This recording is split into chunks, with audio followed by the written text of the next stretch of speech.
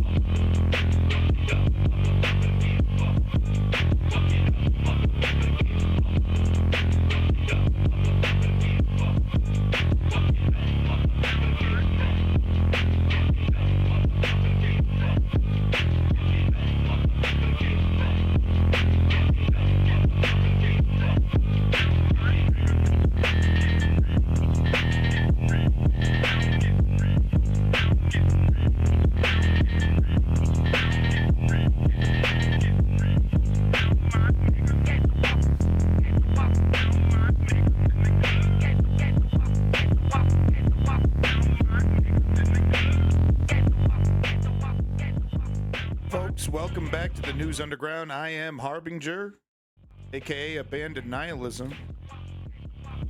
That was DJ Akoza. Money Rules instrumental tape.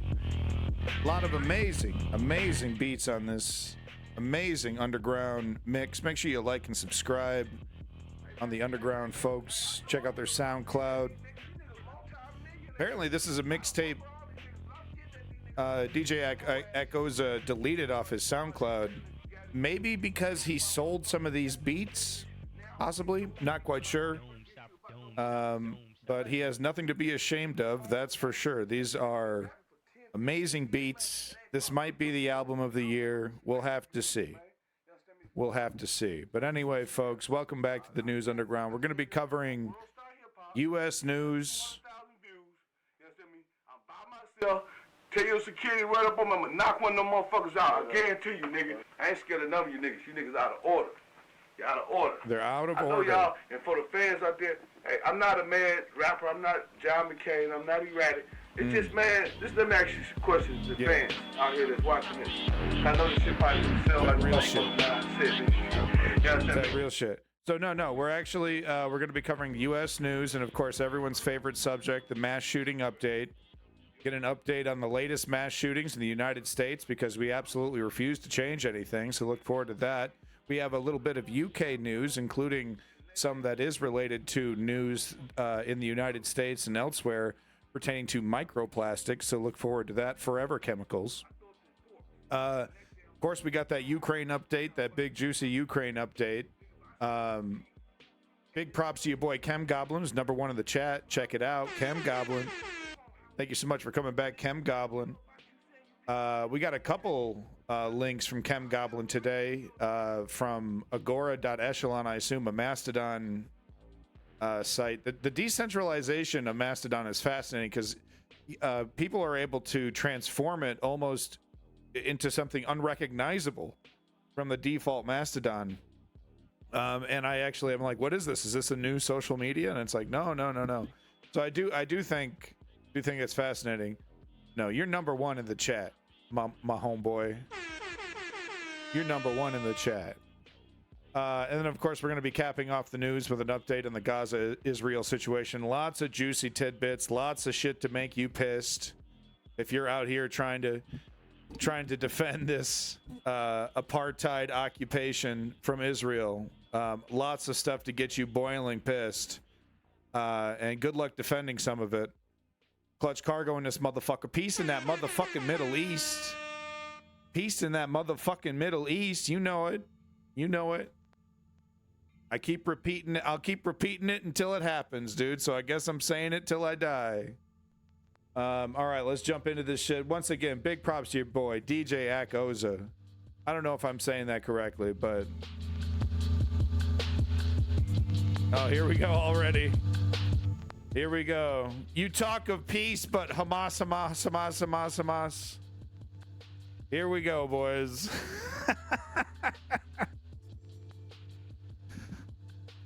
You know, it's interesting every time I run into an apologist for Israel and the right-wing government of Israel, because they immediately start putting words in your mouth. Oh, well, you think this, and oh, well, then you think that, and oh, you must think this. Activity Hub Protocol. Oh, that's fascinating. I totally approve. I think we absolutely need an underground social media, and God damn it, I should get my ass on it. Fuck, man. Blue Sky. Davey gave me a code. I haven't even used it because I'm such a lazy asshole. I don't give a shit. I don't give a shit. All right, so let's get into the motherfucking fun. Let's start with our U.S. news. Welcome back, everybody. Want me to pick my charity for 20E? You give a stream. This is my activism. I'm certainly not making any fucking money. That's for goddamn sure. So I better be doing this for a good fucking reason. Oh, also big props to your boy Amon Animations over here with the amazing Elon Musk. You know, fucking just crazy shit. I don't even know what to call it. Machinima? Are we still calling them machinimas? Doom Shop. Doom Shop.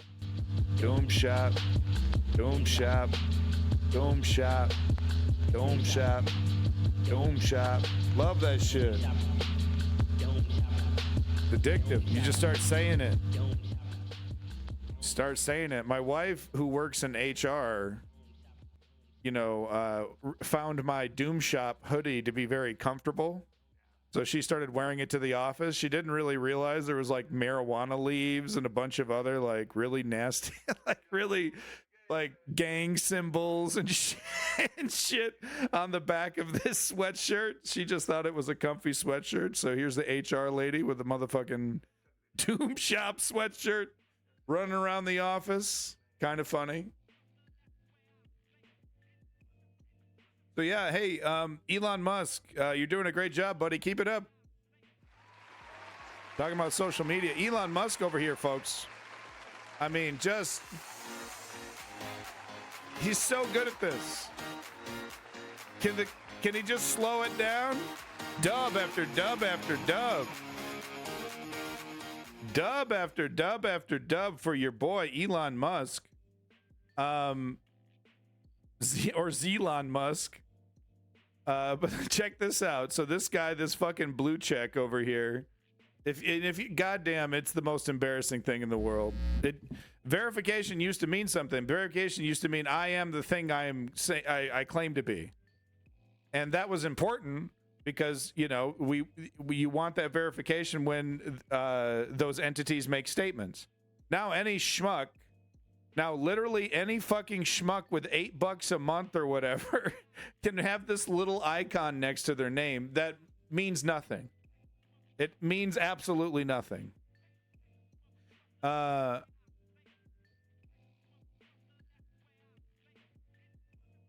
So he's over here asking, is there a list of companies that canceled ads with X? Question mark.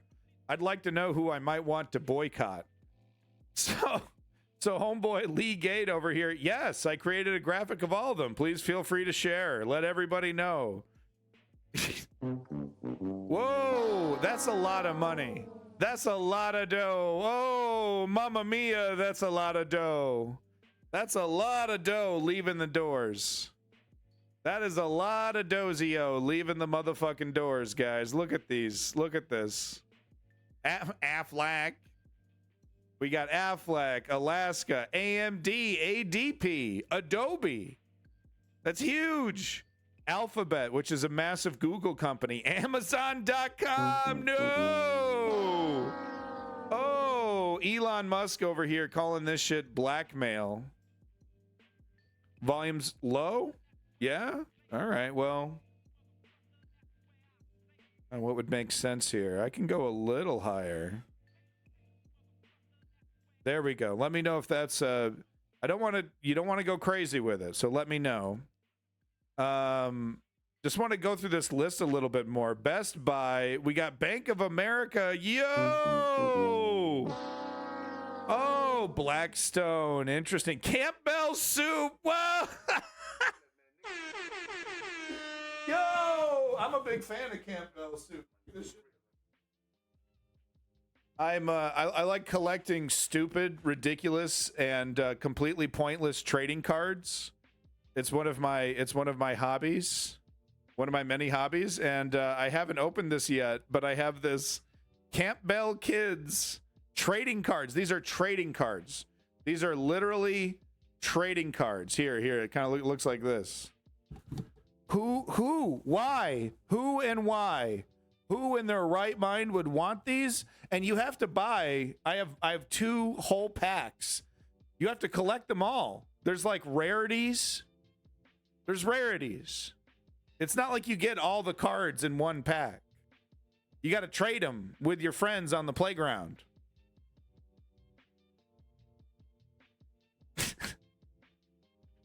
What is this? Oh, Crail, welcome back. What is this list of companies? These are all the companies that have left Twitter, aka X.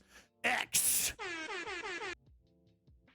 These are all the companies that have left X. CBS, Coca-Cola, Costco. Oof. These are huge companies. Dollar Tree. I'm talking billion-dollar companies, dude. This is money gone, dude. This is billions of dollars in revenue gone. Go fuck yourself. Go fuck yourself, huh?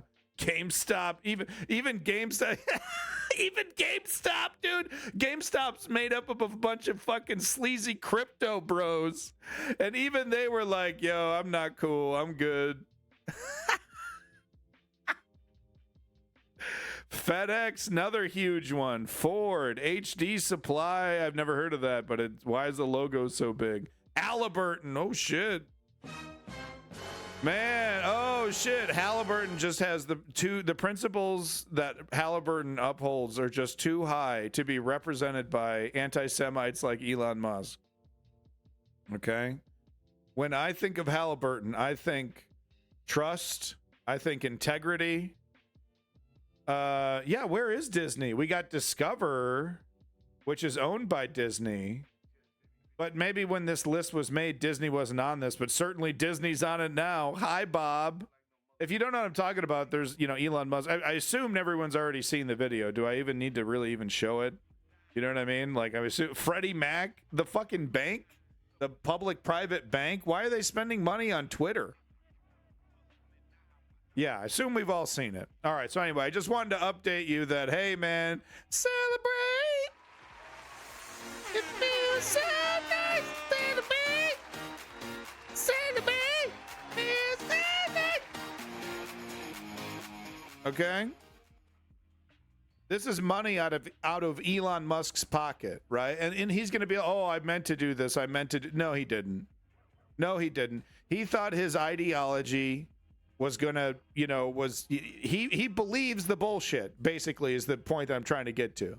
He thought his shit was gonna be a slam dunk. I've never seen such incompetence. And here's the real question about Elon Musk before I move on. When does this start affecting SpaceX, start affecting Tesla, right? Because here's the crazy thing about Tesla, well, SpaceX more, but Tesla as well. It's really kind of ingrained. There are people lining up around the block. They want their goddamn Teslas, man. That it's a very popular vehicle. I don't see why. I don't get it with the Tesla stuff. I don't think they're made very well. I don't think the warranties cover the batteries. There's no warranty for that. And that's not just Tesla. But I think there's a lot of hidden issues. And I think people 10 years down the line with their Gen 1, Gen 2 Teslas are going to be very disappointed, because I don't think that's a car company that wants to operate like a Ford. I think it's a car company that wants to operate like Apple. And it's like, oh, you have an obsolete model. The best I can do is just let you, scrap it and recycle it, turn it in for you have to pay us. You have to pay us to recycle your vehicle and buy a new one, because we just don't support it. Oh, yeah. Okay. Oh, yeah. Oh, yeah, kiddo. Hey, kiddo.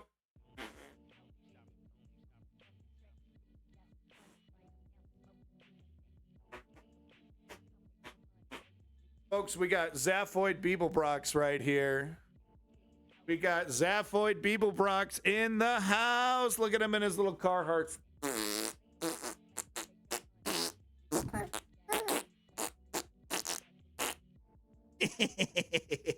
Well, he's going to go off to a play date while I rant about the world.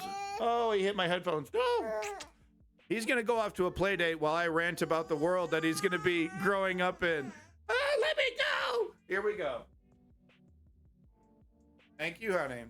Oh, shit. Here we go. He wrote a book. Oh, my God. He's getting me, dude. It's over. My streaming career is over. Boars put a fucking nail in this coffin. All right, let's take a look. He put the work in. It took him a long ass time. By the way, it took him 17 minutes almost.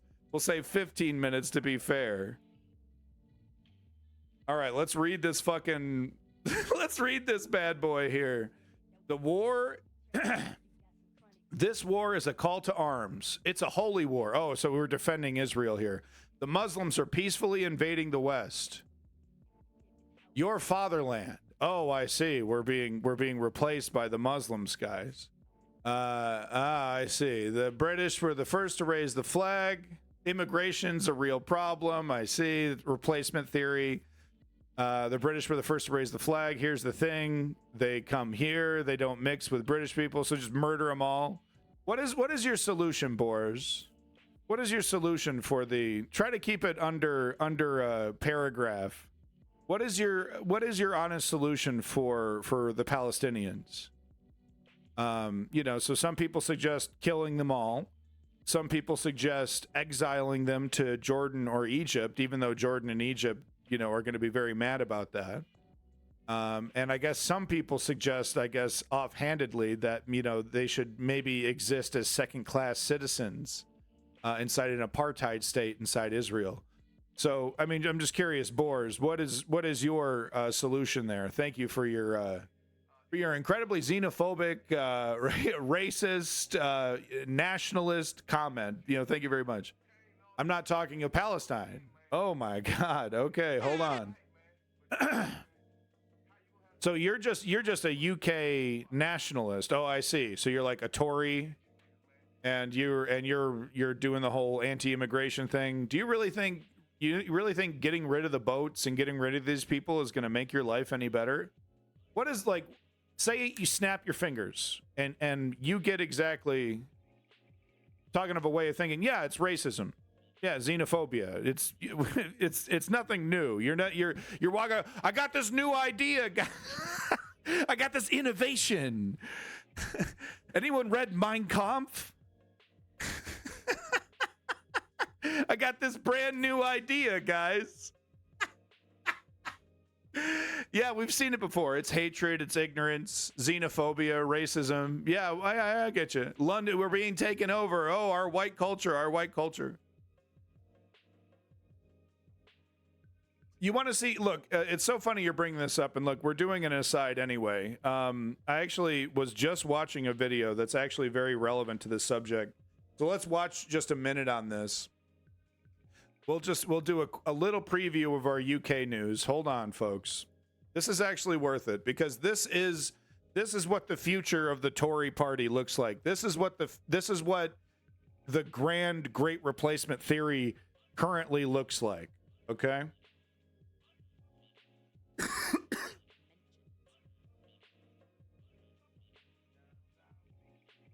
The Conservative Party conference has produced many odd little sideshows. Priti Patel and Nigel Farage belting out Can't Take My Eyes Off You. Toploader doing a special performance just for the Tories. Liz Truss reportedly hitting Canal Street and shaking a tail feather to Kylie. According to TikTok, it was padam padam. But the weirdest bit of all, the weirdest sight of all, has to be the cohort of young Tories who have descended on Manchester. Owen Jones came across a few, starting with this chap who didn't seem to be too upbeat. What are the Tories' proudest domestic achievements the last 13 years that you're proud of, that you've achieved? Not much.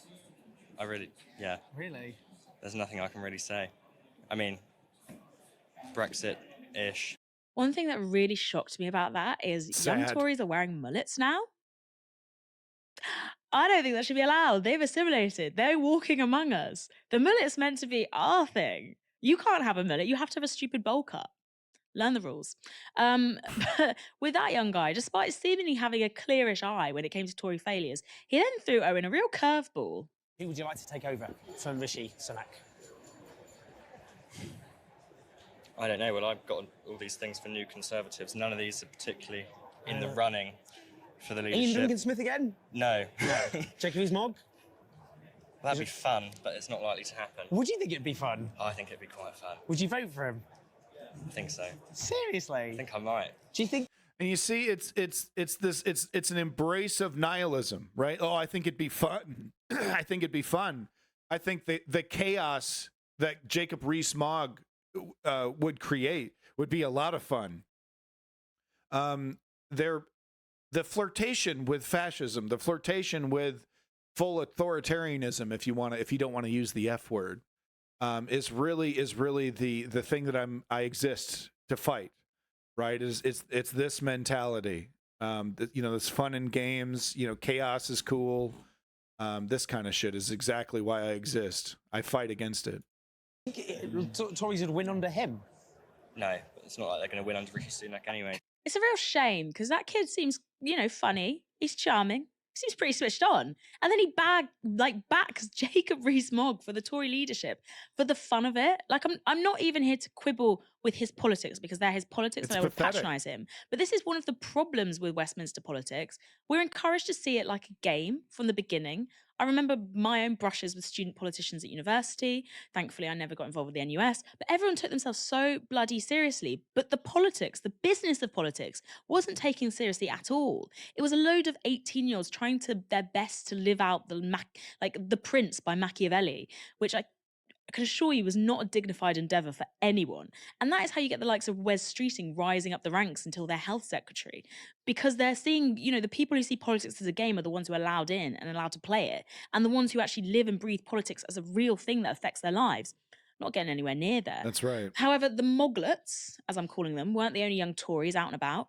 BBC News met one young conference attendee embarking on a valiant campaign to reclaim an old insult. I acquired this badge 2 years ago from the fantastic Deanna Davidson, and it was really reclaiming the narrative of Tory scum and the abuse that gets hurled at us and the derogatory, racist, homophobic and misogynistic labels that get chucked our way, all because... You see what she's doing? People don't see that we align with what they think we should believe just because we're young or just because we're a woman or just because we're part of the LGBT community or just because you're from a certain ethnic background. And really, it's just reclaiming that term as something that's not abuse that you can hurl at me It's right out of 1984. A redefinition of terms, right? The weaponization of the language of social justice. I'm sat there reclaiming it for myself and weaponizing that against you. Quite a feat to weaponize social justice language to defend your right to be a Tory like it's a protected characteristic, especially given the rhetoric that's coming out of Tory ministers across the conference. Suella Braverman's speech alone validates a lot of the isms that's thrown towards the modern Tory party. I just think it's fascinating. And this is why I'm playing this, because here we have this character in the chat right here who's espousing full-blown racism and xenophobia as if it's like a new mode of thinking, as if it's as if it's to see the new generation of conservatives, because these young people are coming of age, like coming of political age, with a very different conservative party than the one I grew up with, for example. From the jump, they are on board with the hardline rhetoric and this sleight of hand, opposite world tactics, where, Rishi Sunak is saying they're making long-term decisions when actually they're making short-term decisions. And Suella Braverman says, woke people accuse us of being this and that, but we're actually the ones who are standing up for minorities, that kind of stuff. And it's all means the opposites. And they're really on board with that. However, that doesn't mean that everyone else is. Here is a sad tale that was shared with The Guardian. The culture wars, it's a real sad situation. I've had a lot of friends that had, and they found out conservative one way or another, and they've just said, I don't want to be friends with you anymore. I go, well, what's really changed in the last 2 minutes from when you found out to when you were my friend earlier? And then one girlfriend. Yeah, just dumped me, but... Sorry, I don't want to laugh at a youthful person's pain, romantic heartbreak, but that little laugh at the end. The thing is, someone is perfectly within their rights to decide that your values don't align based upon your political beliefs. The thing that had changed was they found out he was a Tory. And that is a big weight to carry, because to being a young Tory now, a committed young Tory, and what that entails subscribing to politically, as I said earlier, it's a lot, as proved by this exchange between a young Tory that Owen Jones asked about Enoch Powell. What do you think, Enoch Powell? Enoch Powell's obviously a very divisive figure. Yeah. What do you think of him, though? Personally, what I think of him is a lot of stuff he was saying, although very divisive at the time, has come to pass. What, rivers of blood? Not yet, no. No, but do you think that's... But massive demographic replacement in some of our biggest cities has occurred. His prediction was that would cause rivers of blood, like the River Tiber. The streets of Britain would be... Rivers of blood would be ahead. That never happened. No, I didn't say that happened, did I? What I said is some of what he predicted came true. Welcome so back, Strategy. Think he was right in some things, in that sense. Some cities are no longer diverse. They are no longer diverse in the sense that there isn't a mix of cultures, where it's now been completely replaced by one culture over another. Like where? A lot of boroughs of London, where the white working classes have been moved out in exchange for a lot of people from What do you mean they've been moved out? Well, a lot of the council estates in central London now, in some of those boroughs, have been completely demographically changed to a completely alien culture to what it would have been 50 years ago. But what do you mean an alien culture? I mean, in East End London, it used to be very Jewish. And now it's more Muslim, but that's always been the case. So that's a very alien culture to what it was then, isn't it? No, I mean, they're British Muslims. Yes, but it's an alien culture. What do you mean? It's a different culture. Alien culture means alien as in unfamiliar. Yeah, but it's not alien to being British. Being British means you can be Muslim or Jewish or Hindu. I'm not saying it's to being British. I'm saying it's to the culture of the area, to the beliefs and belief structures of the area, to the institutions that once were there, being replaced by new institutions now, and new beliefs and new ideologies and new cultures, new religions. Well, they're different completely religions, changing it. But yeah, I mean. But a religion is an entire cultural and ideological outlook on the world. There's still white working class people who live there who go to school with people from different backgrounds, and they mix with people from different backgrounds. They're not monocultures. You still have white working class people in Tower Hamlets. I'm talking about whether or not the native people in those areas feel that they are now in their homeland, or if their homeland confronts them as something other, something which distracts them from what they believe themselves to be. Well, I think millions of people are actually happy with being diverse. I mean, London has huge numbers of mixed relationships where people from different cultures quite literally set families up together. I mean, that's a good thing, surely. I'm not saying it's good or bad. It's neither here nor there. Well, diversity is not inherently good. It's not inherently bad. That's not my point. Well, I think it's inherently good. But why do you think that? Because I think you get an interesting exchange of cultures and worldviews, and that makes for a more interesting and dynamic but why does a mix of cultures and worldviews provide something good necessarily. Because we learn from each other. Yes, but why? Well, let's say there's some archetypal, brilliant worldview, the best possible worldview, right? Would you then say, oh, let's make it more diverse and mix it with other worldviews? No. Yes. It's a tough Yes. issue, tough question to answer, really. That kid who It's not a tough issue. It's not a tough question. Okay? It's not a tough issue. It's not a tough question. Read the poem on the base of the Statue of Liberty. Diversity makes us stronger. It makes society more moral to accept those that need help, that, you know, and to accept change in different cultures. You know, America is great because of the fact that it's a melting pot, that so many different cultures live right next to each other and religions. And here's this guy saying, "Oh, we can't have weird people replacing us. We can't have that." It's literally just racism. It's literally just racism. No matter how they try to gussy it up. So I guess we're doing UK news. Might as well just keep going on this UK train. Tunage. There we go. So yeah, this is pretty scary news right here, actually. But it's a reality everywhere. Forever chemicals found in drinking water sources across England, and they're worried that, you know, there was shit that they weren't even able to detect, that there might be even more.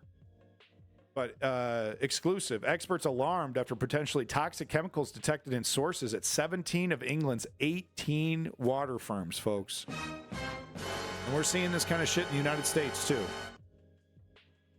Of course, it's classic PFAS. Homie, I'm not registering. Leave me alone. Find a different way to monetize this shit. I'm not signing up. I'm not registering. Get that shit out of your fucking mind. What do you want? Bitch, I'm done with you. I'm done with you.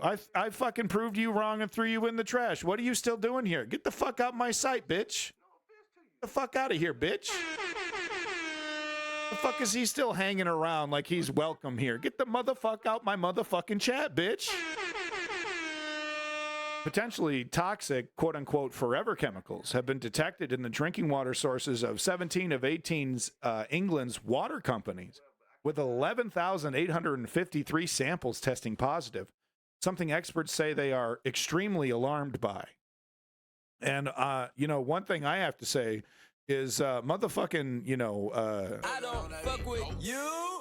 One thing I like to say is, you know, motherfucking hallelujah, right? Hallelujah. We're finally talking about the forever chemicals, the microplastics that are in our drinking water. Finally. So, per and polyfluoroalkyl substances, PFAS. Yeah, you're probably good to go. You want me to get him in the car? No, I got him. Let me get him in the car. Here, we'll get back to this one really quick.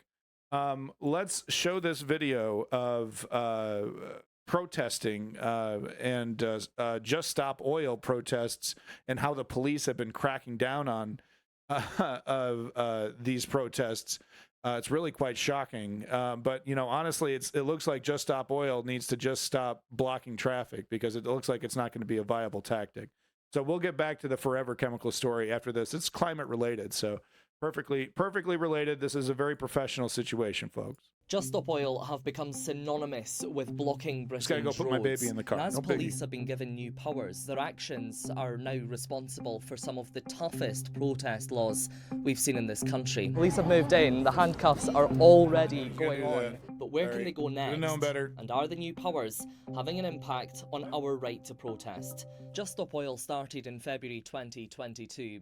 The protesters have blocked roads, motorways, climbed gantries, and even stopped football matches. All, they say, to get those in power to stop allowing new oil and gas licences. And they do this knowing that they'll be arrested.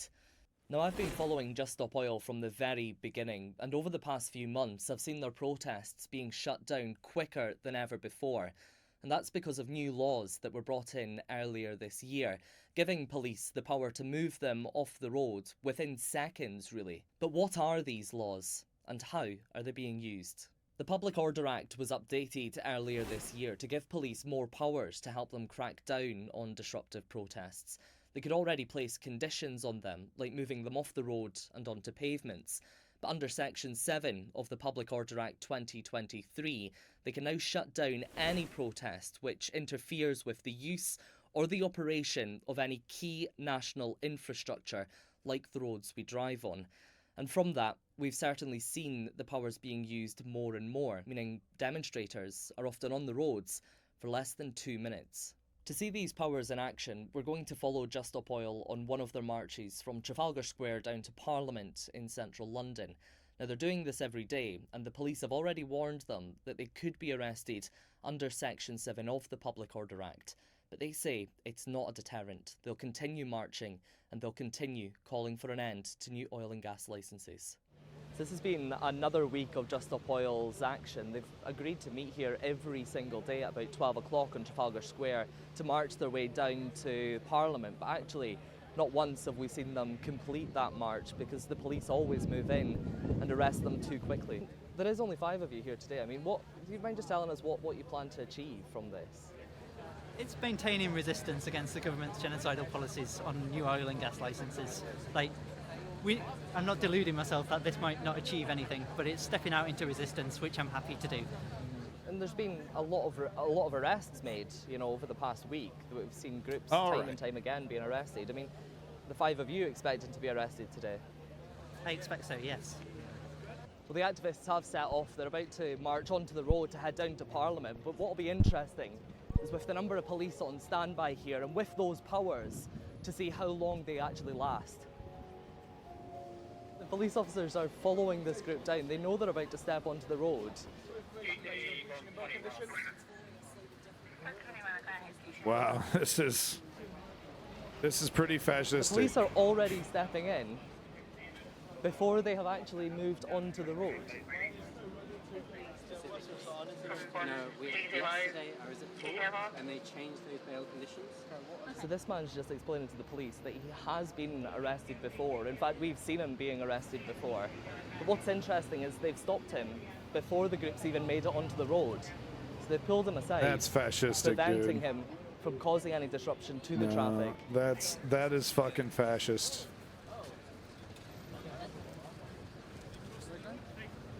The group has just moved its way onto the road, and to give you an idea of how quick the police action takes, I've actually started a timer.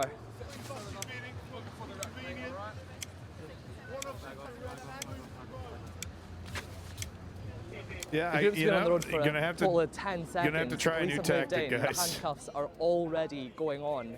So it's just a group of 4. Look at those tattoos on her hand. That's interesting. I think she's a member of the LGBTQ community here. God, that's fascinating. But yeah, no, I think those are like I think that's what it is. Already going on. So it's just a group of 4. That straight away. Either that or she's really, really proud of her gender. They've been detained by the police. Yeah, no, this is fascism. They knew they were going to be arrested. They walked all the way down Whitehall on the pavement to get to Parliament Square. The blocking of traffic strategy is really contentious. I think the whole like blocking traffic of regular folks is counterproductive. I think it's fair to say. If you are going to block traffic, because I mean it is effective, gets headlines, gets you in the news, gets people talking. If you're going to do it, it needs to be targeted.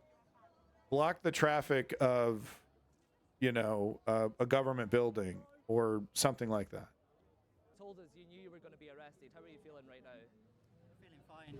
When we started walking on the road, it was still a green person, and we were arrested on a green person. After a second of walking straight, it's ridiculous. But you've again caused a lot of disruption. If you think that's a lot of disruption, you're deluded. You're deluded. How many times is this now that you've been arrested? This is my 31st arrest overall. 31st arrest? 4th this week. 1 o'clock and it's all back to normal again. Just Stop Oil left Trafalgar Square less than an hour ago to march their way down to Parliament. They're doing this, they say, to put pressure on the government to stop new oil and gas licences. It's a protest, but they were on the road for less than 2 minutes. Almost immediately, the police stepped out and gave a warning under Section 7 of the Public Order Act. And then straight after that, the handcuffs came out. It was barely a protest. The police have these powers, and they're using them to their maximum. The effectiveness. And what are they defending? What is the government defending? They're defending the right to kill us all, to pollute us all. Is not just on Just Stop Oil, who obviously are suffering the brunt of these powers by having activists be arrested. But what this contributes to is a wider chilling effect, whereby people feel like they can't protest. Yeah. I'm sure the government and the police would say that people still have a right to protest, that these are merely about minimising disruption. What do you say to that? When you have broad, vague, and severe laws in the statute book that clamp down on protest, they never only impact one protest group. Their effect is always much wider. Well, these marches are getting smaller and they're getting shorter. Just Stop Oil are still shouting loud about their campaign, but their ability to have an impact may be starting to dwindle, with marches being shut down within just seconds. And will Just Stop Oil now be reconsidering their tactics once again, now that their ability to protest has been hampered? Yeah, the mustache needs to be reconsidered. I don't know, man. I don't know what's going on. But no, I agree. I mean, I support Just Stop Oil. I do. I mean, I've criticized Just Stop Oil quite a bit for quite a few things. I find the whole name catchphrase to be pithy and ridiculous. Because welcome back, Lenny from South Boston. But no, I find the whole name to be like Just Stop Oil, but it's because it's just like society needs petrol. We need petroleum products. It's hard, but it's hard to get reform in there. It's like, just tax the oil companies. It doesn't flow very well. Like 3 words, bop, bop, bop, is what you want to hit. And it's very catchy, right? And I get it. And what they're asking for is no new leases. Right? They're saying, okay, fine. We're not even trying to fight the existing infrastructure. Of course, I'm sure a lot of these activists would agree that we need to, eliminate oil altogether, which I don't think is realistic.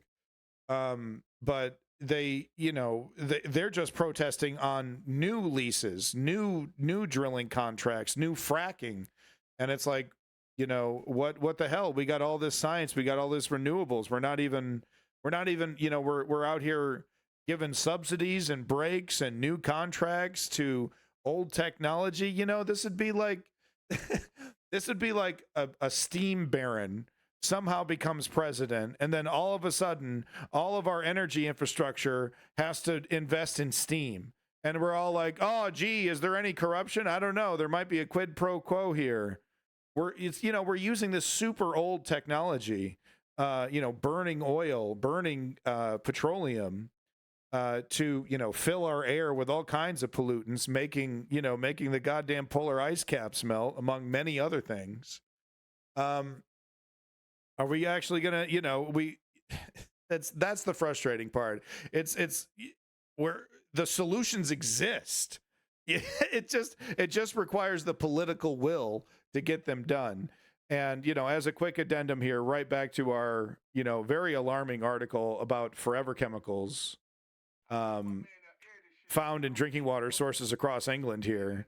Potentially toxic forever chemicals have been detected in the drinking water sources of 17 of 18 of England's water companies, with 11,853 samples testing positive. Something experts say they are, quote unquote, extremely alarmed by. As we all should be. We're drinking this shit. We're all worried about fluoride making our teeth fucking stronger. We should be worried about forever chemicals that are, look, there has to be a reason why cancer rates are just skyrocketing. Okay, it's not just the McDonald's. Okay, if look at the stats, like everyone's catching cancer, and you know what? I think these oligarchs fucking know it, but I can't get into that Alex Jones shit. It's a eugenics. Eugenics are the new world order. They're putting forever chemicals in our water. See, he's not even doing that. You know, that's the thing about Alex Jones. That's the thing about Alex Jones, that, you know, it'd be great. Okay, he's coming at it from a wacko angle. It's a new world order trying to come, you know, kill you, putting forever chemicals in your water. But now we got fucking Alex Jones over here basically defending, you know, the rampant capitalism. Oh, companies have a right to poison. Companies have a right to poison. New World Order says, you know, they're trying to stop you from letting companies poison you. You know, it's like Alex Jones used to be someone who would actually buck the system and fight against, you know, the system, and now he's you know, we got to have Trump. We got to have, you know, Republican corporate fascism. We gotta let companies and corporations do whatever they want to us. That's real freedom from the New World Order. Hello, folks. Seems like we're dunking on Alex Jones. I came just at the right time. Hi, brother. Welcome to the New World Order. New World Order. The New World Order. Okay, last little bit here. PFAS, basically these are the substances. They're called PFAS, P-F-A-S. Look them up. A group of 10,000 or so human-made chemicals widely used in industrial processes, firefighting foams, and consumer products. And I'm talking, this shit's everywhere, folks. Consumer products is extremely broad. I'm talking extremely broad, folks. I'm talking those motherfucking non-stick pans you're using every single day, cans of soup, cans of soda, everything. They're in everything. It's a new world order.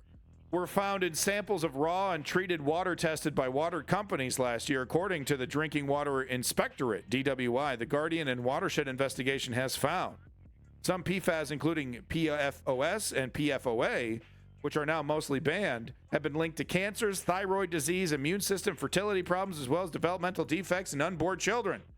We're not fucking around. This is for real, dude. The DWI says that the dangers of PFAS has become a growing concern due to their persistence in the environment, ability to accumulate in the human body, and potential health effects. We have no, like, there's no drink, you know, talk about detoxify, right? These motherfucking crystal hippies trying to sell you some goddamn snake oil. None of that shit works. It's not detoxifying dick. We need some real detoxifants, man. We need something that's really going to get this shit out of our system. That's what I want. I want a shot to get these goddamn forever chemicals out of my body.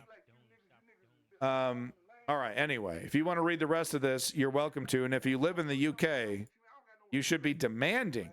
You should be demanding investigations and you know, committees and follow-ups, and start the process of getting to a solution about this situation. Basically, it's gonna you have to regulate these, you know, these fucking chemical manufacturers from using these chemicals. At least snake oil is safer.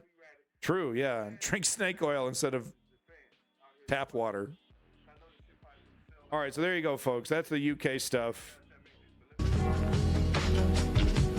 That's the UK stuff. Moving on to the US news. Yeah.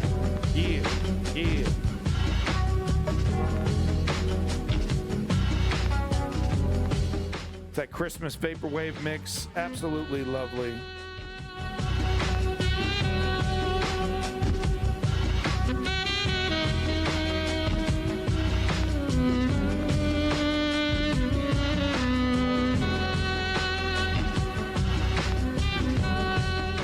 Absolutely lovely. Folks, this is the News Underground, and I am Abandoned Nihilism. We're kicking into our U.S. news. George Santos, folks, there's not much to say. I mean, it's good to see that this fraud is being kicked out. It's good to see that George Santos is being kicked out. On the only fifth number, I think number 5 in history. He's on a list of like Confederate traitors and like spies and shit. Like he's on a nasty list. 6th. Oh, 6th. Thank you. Yeah, he's on a real nasty list. But honestly, I think he's a mentally ill grifter. Oh, I got to change the subject here. You want Smoko? Yeah, what do you think? I'm actually my sobriety starts very soon. I'm smoking through the last of my Smoko, and you're gonna probably next stream. No, I'll have enough Smoko this weekend, but by next weekend I'm gonna be out. Yeah, Chem Goblin will be excited about that. At least the Botox treatments seem to work. I want proof. That OnlyFans chick said, "Oh, I know that guy. I rated his dick." I want proof. All right. I just wanted to show this. You've probably seen it all, but this is him leaving in a huff. We want to get to Manu Raju, who's got someone with him. Manu. Gotta go. Gotta go right now. Gotta go right now. Gotta go. See you later. Bye. No, he was a Republican. We are waiting to see if he says anything there. No, but the interesting thing about George Santos is that it really does show the state of the Republican Party. It really is a party that is not interested in critical thinking, that is not interested in politics per se, which is interesting. Because all George Santos had to do was the usual right-wing shtick, and he got himself right in there. He just said, yeah, he was in there bawling. No, totally. But all he had to do was follow that right-wing script, and he got himself right into office. I mean, he lied about everything. He's such a liar. He's such a terrible fraud. Even the Republican Party, with their slim majority, right? It was split down the middle too, because there were 100. Look at these totals, by the way. Look at this. This is actually shocking, because there were 100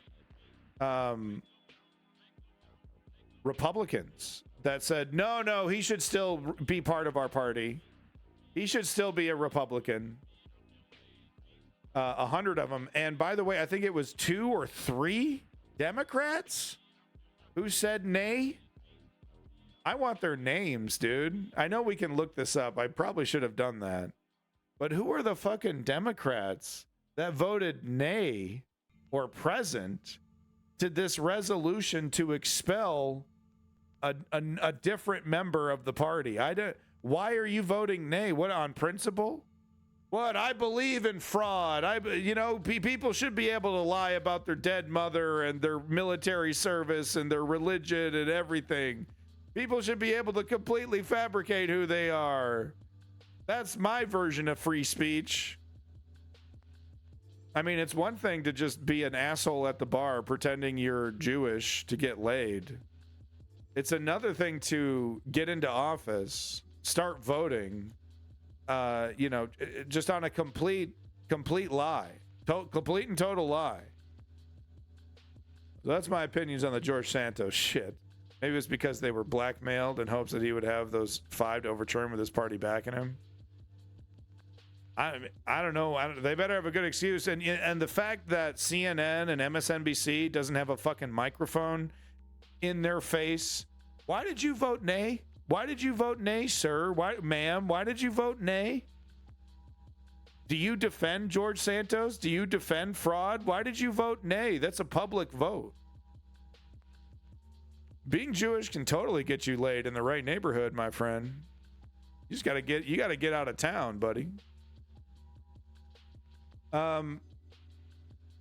So this is, if you're wondering, wow, 100 Republicans, over 112 Republicans said no, George Santos should be allowed to represent our party because we can't lose a vote to the Democrats. Yada. I don't like him personally, but yada yada. Cynical politics is more important than the country, than the office. I care so much about this office and this title, but I'm gonna let a complete fraud operate amongst us. Yeah, Clutch Cargo. So, you know, so you're thinking 112 of those people said, yeah, no, George Santos can stick around. This is who they are. So what we're seeing here, this is really amazing. So what we're seeing here is this guy is not allowing any more debate on these appointments, because there were already two opportunities for the Republicans to debate these people that are being appointed to various offices and whatnot. And what they would normally do is they skip those two debates because it doesn't really matter the debate, but then they grandstand during the roll call, and they make a big mess, you know, and they make a big performative mess, and they, you know, make sure they whip up a bunch of clips for Fox News, and that actually, you know, is something that only the Republicans do.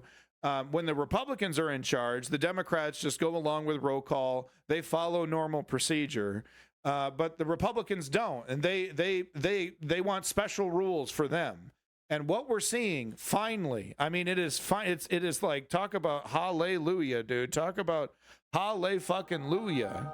We're finally seeing the neoliberal Democrats show a modicum of spine, show a modicum of pushback against these fascistic Republicans who are using every procedural loophole in the book to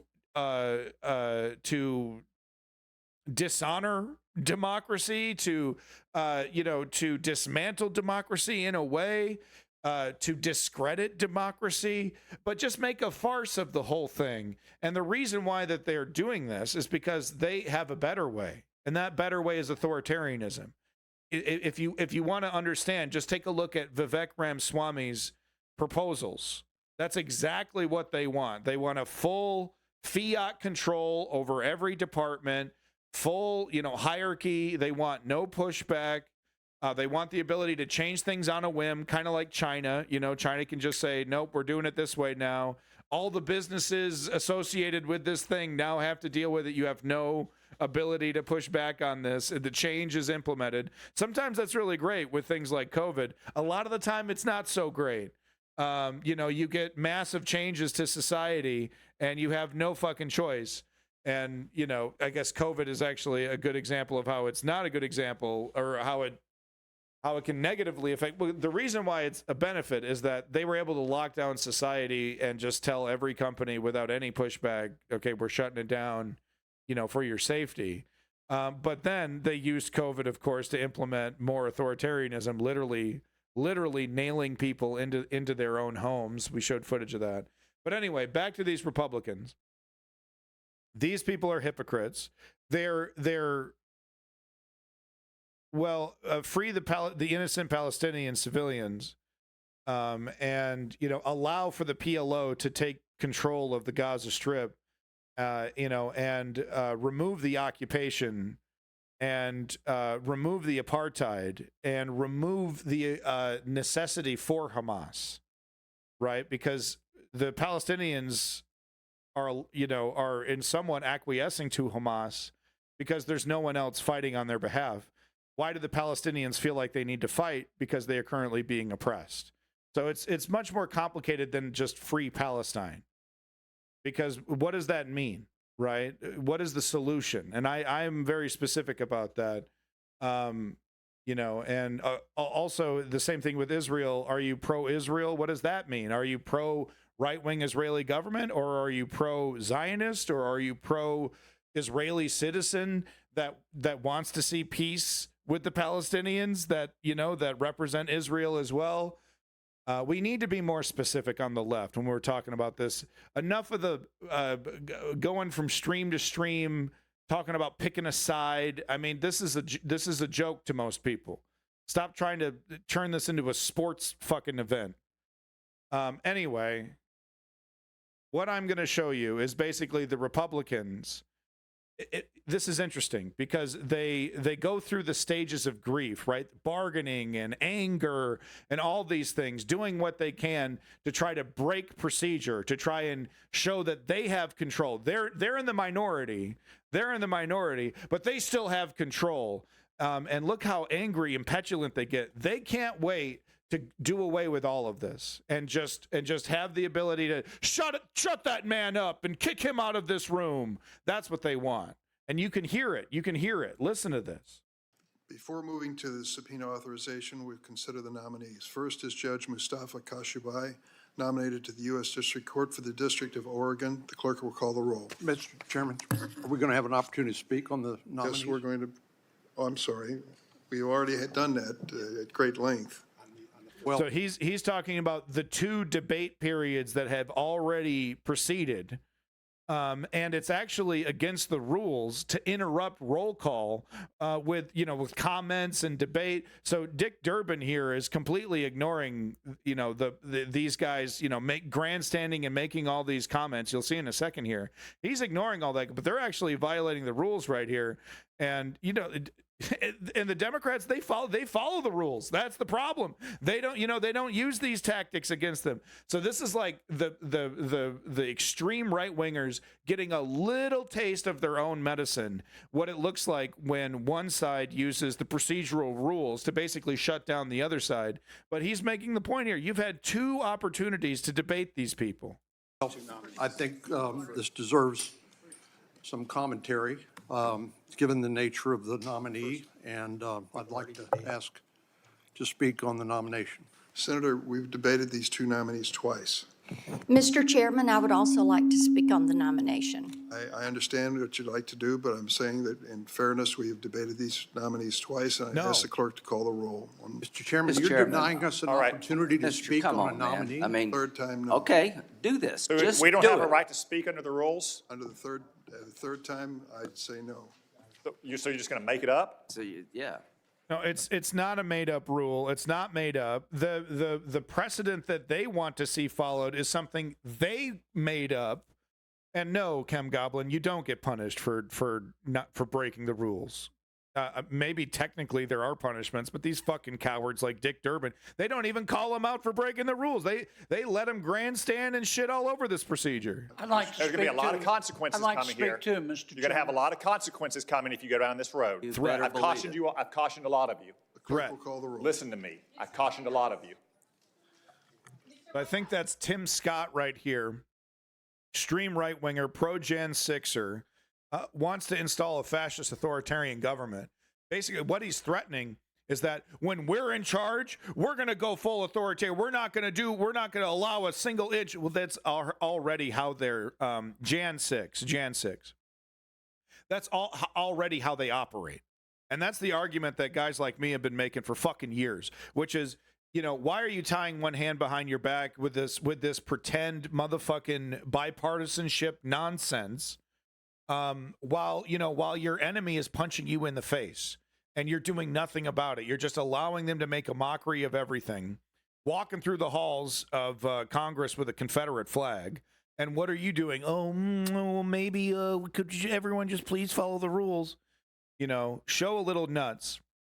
And I swear to God, this is probably the first time I've seen in fucking decades a mainstream neoliberal corporatist Democrat showing even a little bit of backbone here. Mr. Chairman. Mr. Chairman, don't we get the opportunity to speak? We're in a roll call. The individuals you hear speak, Marsha Blackburn and this other motherfucker, this other corn-fed motherfucker over here, can't remember his name at the moment, pro-Jan 6ers, pro-insurrection, pro-Trump, pro-destroy democracy, pro-Project 2025. So you're telling us to shut up? Even though multiple you members want have us asked to to speak? shut up? Is that what you're saying? A lot of people didn't speak on the 2 nominees before. We've done. Would you raise your hand if you did not speak? You should have. I did not have a Senator Cornyn didn't even have a chance to speak. Senator Blackburn had a chance to speak. We've got several folks, Mr. Chairman, who They didn't all have a had chance chances to speak. We want They're to tell lying. you again why these nominees They're are lying. awful. Do you hear that? We want an opportunity to make to shit all over the procedures. Senator Blackburn had a chance to speak. We got several folks, Mr. Chairman, who didn't have a chance to speak. We want to tell you again why these nominees are awful. It's completely pointless. It's total. I mean, it is theater. I don't believe the uniparty shit. I think it's way more complicated than that. There's definitely a divide between the neoliberals and the fascist Republicans. But what we're seeing here is theater. They literally are just complaining that they can't grandstand on this procedure. Or in Senator Cornyn's case, tell you for the first time. You're just going to sit there and ignore us? Senator Blackburn, have you spoken on these nominees? I've not had the Would you like opportunity to speak. I would like very much to speak on Mr. Mr. Chairman, Casabai. I urge you to let Senator Blackburn speak. And they just want to they want to defame him and shit on him and you know, oh, he's woke and he's doing this and he's doing that. Well, Senator Cornyn hasn't had a chance to speak. That's correct. Thank you for the follow, Congress. Point of order, Mr. Chairman. Yeah, exactly. You can't limit debate without invoking Rule 4. You haven't done that. You had 2 opportunities. We've debated on prior occasions when we didn't have a quorum. That vote didn't count. Yes, it did. We got people who are here now who weren't here then. They should have been. They should have showed up. Like to speak. Can we speak on the other They should have showed up. nominees? Or is your plan just to end all debate today? Is your plan to end all debate? Do you have an answer? This is not a debate period. This is a roll call. This is the opportunity to vote. You're going to rely on someone whispering in your ear. What's your plan? Like these guys don't have assistants that help No, we're them. not. Okay, listen, here's the deal. We worked 7 weeks to try to solution Bargaining. the asylum problems. You boycotted the committee. Bargaining.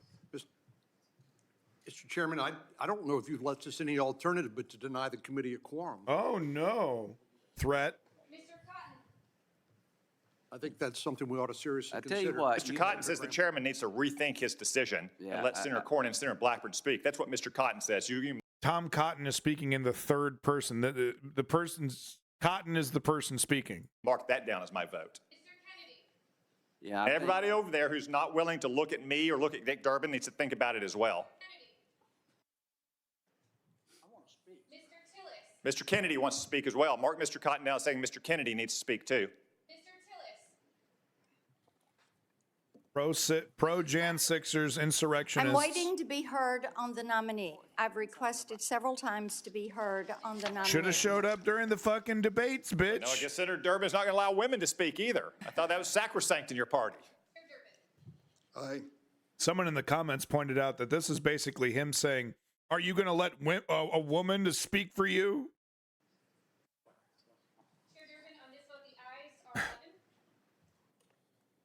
I thought cuck woke Nomination be Democrats. favorably reported to the floor. Up next is Judge Yumi Lee. Let women speak for nominated to the them. U.S. District Court for the Mr. Chairman, who has not been allowed to speak on that nominee? Mr. Chairman, you just destroyed Yeah. one of the most important committees in the United States Senate.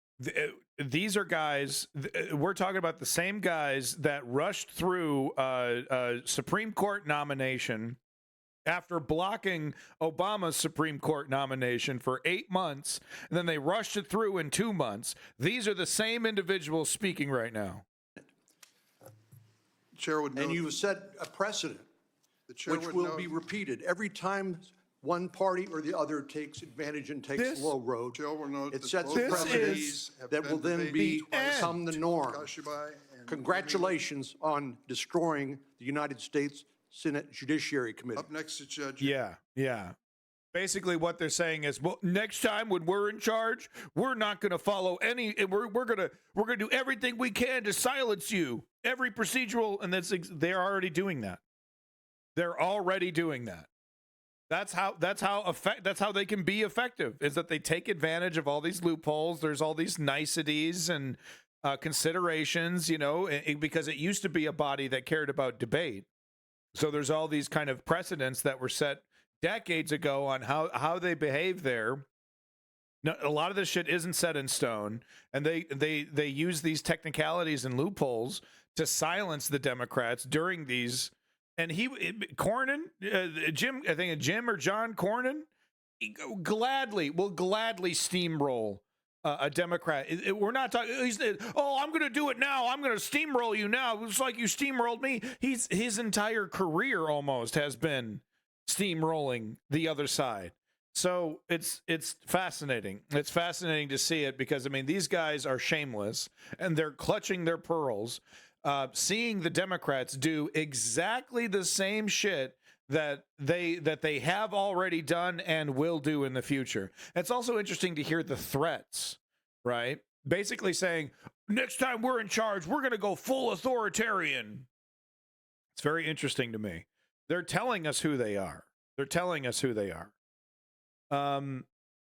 So I'm not going to show this, okay? I just wanted to bitch about it because here we have Joyanne Reed, who, by the way, lied about her interview with Hillary Clinton, lied about giving her the questions beforehand so that she could prepare. Should not be on TV. Journalistic ethics out the window, quite frankly. Joyanne Reed, too connected. We have this placid, puffy-faced neoliberal corporatist out here acknowledging, listen to this, Schiff calls out GOPers in power despite involvement in attempts to overturn 2020.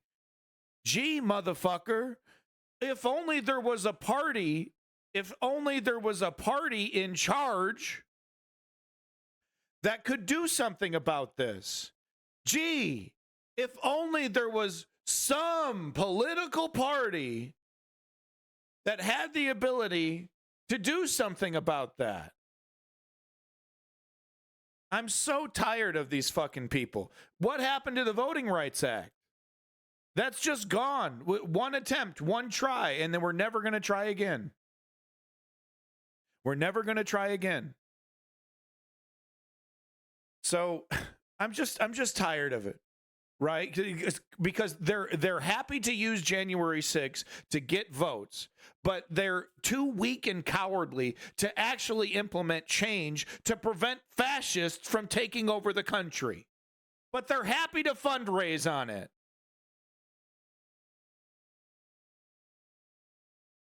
Moving on to the next story. Shocking.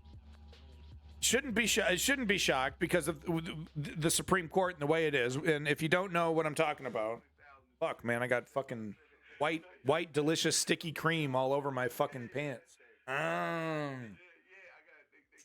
White, delicious, sticky cream all over my keyboard. But if you don't know U.S. politics, the Supreme Court in the United States is incredibly right-wing. And has recently basically banned abortion in the United States.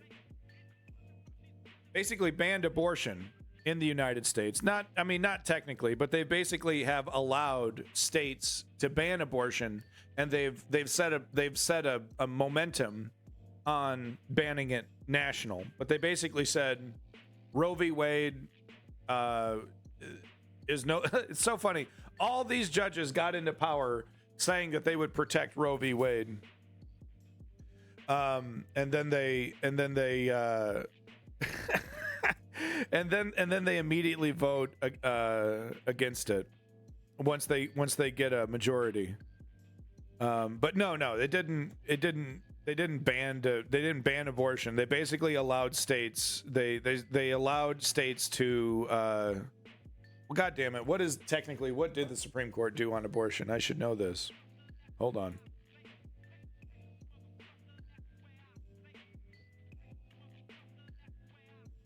I should know this. Yeah, overturn abortion rights. Yeah, okay. Just want to speak specifically here. Supreme Court has voted to strike down the landmark Roe v. Wade decision, according to an initial draft majority opinion written by Justice Alito. Yeah, so this was an article on the leak. The draft opinion is full-throated, unflinching repudiation of the 1973 decision, which guaranteed federal constitutional protections of abortion rights, and subsequent 1992 decision, Planned Parenthood versus Casey, that largely maintained the right. Roe was egregiously wrong from the start, Alito writes. Blah, blah, blah, blah, blah, blah. So we have an extremely right-wing Supreme Court, is what the point I was trying to make. Thank you for that update, Ronald McMahon.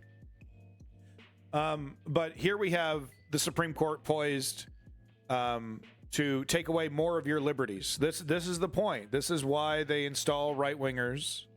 And this is why the neoliberals are cowardly, because they could add more judges to, but the precedent. Oh, we can't do it. The precedent can't do it, even though there's a reason why these things exist, right? Well, if the court gets lopsided and gets unbalanced, one side can just appoint more judges, and it's so fucked up. It's so fucked up because there's only one party that can prevent this. There's only one party that can stop this. And they're doing nothing. They're fundraising. What was the first thing Nancy Pelosi did? She had forewarning about Roe v. Wade getting destroyed by the Supreme Court. Thank you, Ronald McMahon. She had forewarning that Roe v. Wade was going to be destroyed, right? There was that leak, right? That's what we were reading, that article. And what did she do? What was the first thing that she did? She sends out a fucking fundraising email when it's announced. That's the thing I keep bringing up about these guys, is that they're happy to point out the dangers of the fascist dictatorship that is attempting to take over our country. But where's the fight? There are substantive things that they could do. They are currently in power. It doesn't even feel like it, does it? Doesn't even feel like the Democrats are in power. But they are actually in power, and there are substantive things that the fucking Joe Biden administration and the Senate, the Democratic Senate, there are things that they could do. They could at least participate in some more activism, right? Trying to get out the vote, trying to talk to people, doing more news interviews about specific things, and then voting in line with those things. But it's almost... The Supreme Court may be poised to kill the Voting Rights Act once and for all. And if you don't know what the Voting Rights Act is, oh my God. Well, the Voting Rights Act was the goddamn thing that gave black people the right to vote. Federal court said only the government, not civil rights groups or individuals, can enforce the Voting Rights Act. The Voting Rights Act, which Congress passed to enforce the 15th Amendment, has been targeted by the right wing since it was enacted in 1965. It has been the last few years. The Supreme Court has weakened the Voting Rights Act, but has never ruled that civil rights organizations and aggrieved individuals could not sue to enforce its provision. No, wait. What? No, hold on. It didn't give black people already had the right to vote. Hold on. Or did it? Hold on. On November 20th, panel 8 of the 8th United States Circuit Court of Appeals ruled 2-1 in a racial gerrymandering case that only the Department of Justice can file lawsuits to vindicate voting rights under Section 2 of the Voting Rights Act in Arkansas, NAACP versus Arkansas Board of Appropriament.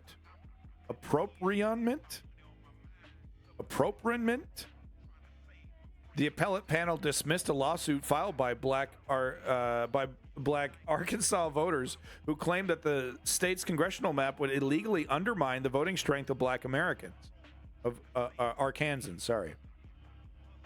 This case is clearly headed to the Supreme Court. Although the Eighth Circuit ruling flies in the face of prior case law, the High Court may use it as an opportunity to gut the Voting Rights Act once and for all. So here we go. The 15th Amendment provides that the rights of citizens of the United States to vote shall not be denied or abridged by the United States or by any state on account of race, color, or previous condition of servitude. Okay, so it is giving black people the right to vote. And it grants Congress the power to enforce the article by appropriate legislation. Section 2 of the Voting Rights Act says, no voting qualification or prerequisite or voting or standard practice or procedure shall be imposed. So this is the thing that they hate. This is the thing that they fucking hate, because they want to do voter ID. They want to do, Vivek Ramaswamy is, infamous now for saying he wants to raise the voting age to 25. No voting qualification or prerequisite to voting or standard practice or procedure shall be imposed or applied by any state or political subdivision in a manner which results in a denial or abridgment of the right of any citizen of the United States to vote on account of race or color. So they're already breaking this. You know, they're just not being challenged on it. They're just not being challenged on it.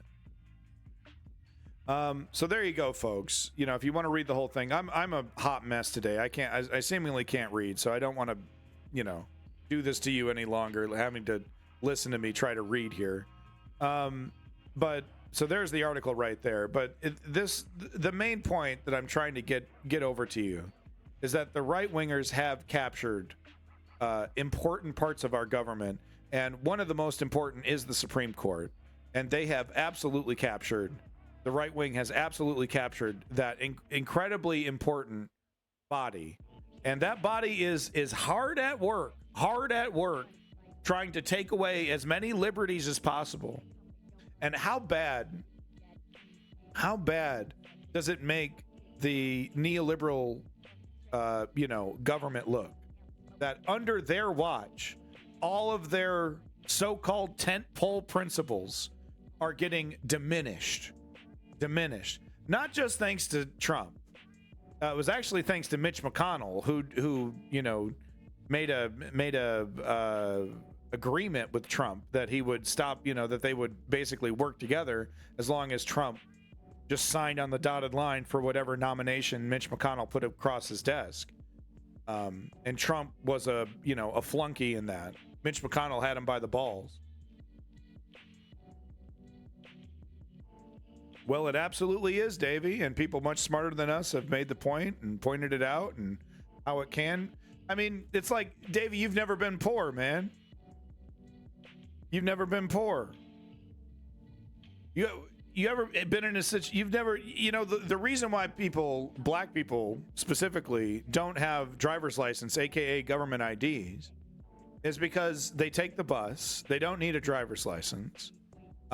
They don't want to go to the DMV. They don't want to spend $100 or whatever it costs. And Republicans know that. Right-wingers know that. And so it is unreasonable to ask for ID requirements because the government is not providing people easy access to IDs. What's the first thing a Republican does when they get in charge? They make it harder.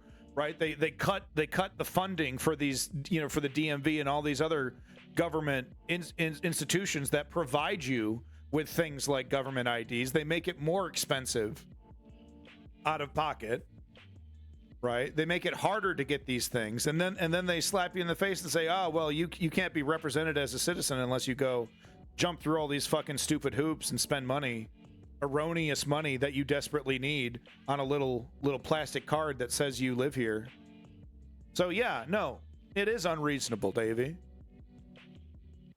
Anyway, the right wing are absolutely trying to destroy this country, and they're kind of succeeding.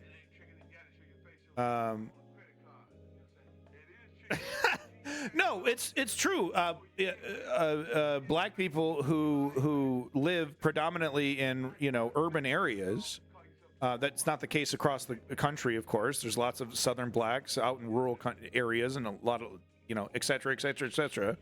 But one of the reasons why black people don't have driver's licenses is because they live in urban areas. They don't need a car. They don't. It's an extra expense. Like if you've ever lived in the city, if you've ever been broke living in the city. Here's an example. Here's a story, and it's not even just black people. It's just poor people in general.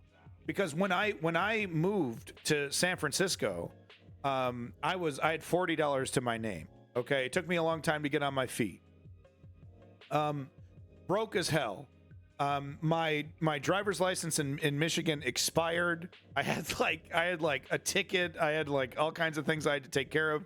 So I had to it was going to cost me $400 or $500 just to fix my legal problems in Michigan, and then I can start the process of getting a driver's license in San Francisco. So I just didn't do any of that because it was too fucking expensive. I didn't want to go through the bullshit. So literally, I didn't get my driver's license back until I met my wife. my girlfriend at the time, who was like, "What the hell is wrong with you? You don't have your ID?" I was like, "Yeah, it's a bunch of bullshit. I don't want to deal with it. It's too expensive." So she helped me fill out the paperwork, and I had to pay all the fees, pay all the fines, right? And then I had to go take a test again, not like a driving test, but just like a written test. Had to do all that, and then I finally got my driver's license back. It's absolutely ridiculous for me to have to go through that process, or I lose the right to vote, right?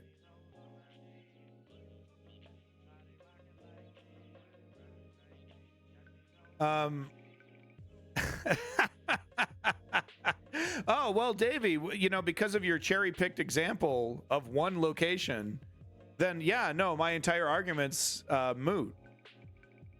My entire argument's moot. Why don't you look up the the average waiting time for the DMV in a predominantly black area currently dominated by a right-wing politician?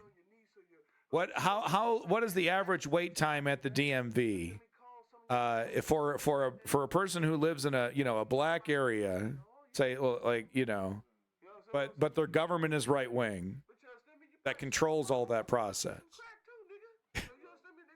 Welcome back, Woke Patriot. Welcome back, Davey. Should the weight of our votes be related to our height in comparison to the No, I actually think the only people who should be allowed to vote are the people who butter their toast on the upside, not the downside. People who butter their toast on the downside should go live over there. We should build a wall, and people who butter their toast on the downside need to go live the fuck over there. That's what the fuck needs to happen. Also, the needed cost of traffic to public transport, the added cost of not being able to work, it's the strategy. There's, you know what I mean? There are people much smarter than me that could easily shit all over Davey's pithy, "Oh, it's so easy. Just go get your ID. What's the big deal? Let's just add another hurdle to voting." No, look, I'm okay with showing up with, a letter, right? Or some kind of verification, something, right? Maybe. I don't know. I don't know if I'm okay with that, because honestly, all you should need is a social security number. That's really all you should need, is to say, "Yep, I'm a citizen. Here it is right here." Because with a social security number, they can check if that person's dead. They can check if that person's voted twice, right? There's plenty of checks and balances for fraud with just using the social security number. And I think that's really all you should need, because really your social security number is basically your citizen number in the United States. And I think that's all you should need. Folks, I am just tickled pink to once again, after 2 whole months, bringing back America's #1 news section. Folks, it's the mass shooting update. It's the mass shooting update. How many people have died in the United States because we simply refuse to regulate guns? How many folks? Well, let's find out. Let's just go down the number. Big thanks to the mass shooting tracker. 705 U.S. mass shootings in 2023. 5,840 mass shootings since 2013. Those are rookie numbers. And 3 whole days since the last mass shooting. Well, thank you. So I would like to personally, from the heart, thank every good guy with a gun for the last 3 days of relative peace. Now, it is good to note that you have to kill or maim, more than 2 or 3 people to be considered a mass shooting. So it's not like people didn't die of gun violence in the last 3 days. It's just that we haven't had a quote unquote mass shooting in the last 3 days. So once again, big props to the good guys with guns, keeping us safe. Over there in Lexington, North Carolina, I think that's what it is, NC. 0 dead and 5 injured. Gunman unknown. Freedom ain't cheap. Let God sort them out. Yeah, woo! Chicago, Illinois, 1 dead and 3 injured. Domestic victims every single time. We see it every single time. Husband flips out. getting a divorce, wife cheating on him, kills the whole family. I'm sure the gun was perfectly legal. Domestic victims, 1 man killed, 3 women wounded in domestic shooting, gunman unknown. New Orleans, Louisiana? New Orleans, Louisiana? Yeah, L.A.? Is that Louisiana? That's it, okay. I'll never learn all these. 1 dead and 5 injured, gunman unknown. Washington, D.C., 0 dead and 4 injured, gunman unknown. Over there in Autryville, North Carolina, 4 dead and 0 injured, gunman unidentified, died from self-inflicted gunshot wound. Ooh. So we have two family slaughters on today's mass shooting update. Thank you so much for tuning in to America's #1 news segment, Mass Shooting Update. Mass Shooting Update is, of course, brought to you by Garbage Fuel. Garbage Fuel is the #1 drink mix company in the world. I'd like to remind you that this is never going to change. Not without you, folks. Not without you. Garbage Fuel hopes it doesn't change. Garbage Fuel likes chaos. They send me texts at 4 a.m. talking about The Purge, okay? I swear, I think they're just doing coke off their cell phone. All right, folks. This is the News Underground. We're moving on to Ukraine.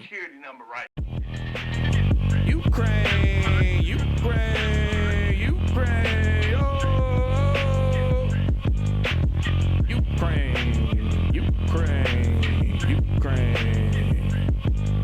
Oh man, I didn't use this. Shit. Sorry. Ukraine, Ukraine, Ukraine.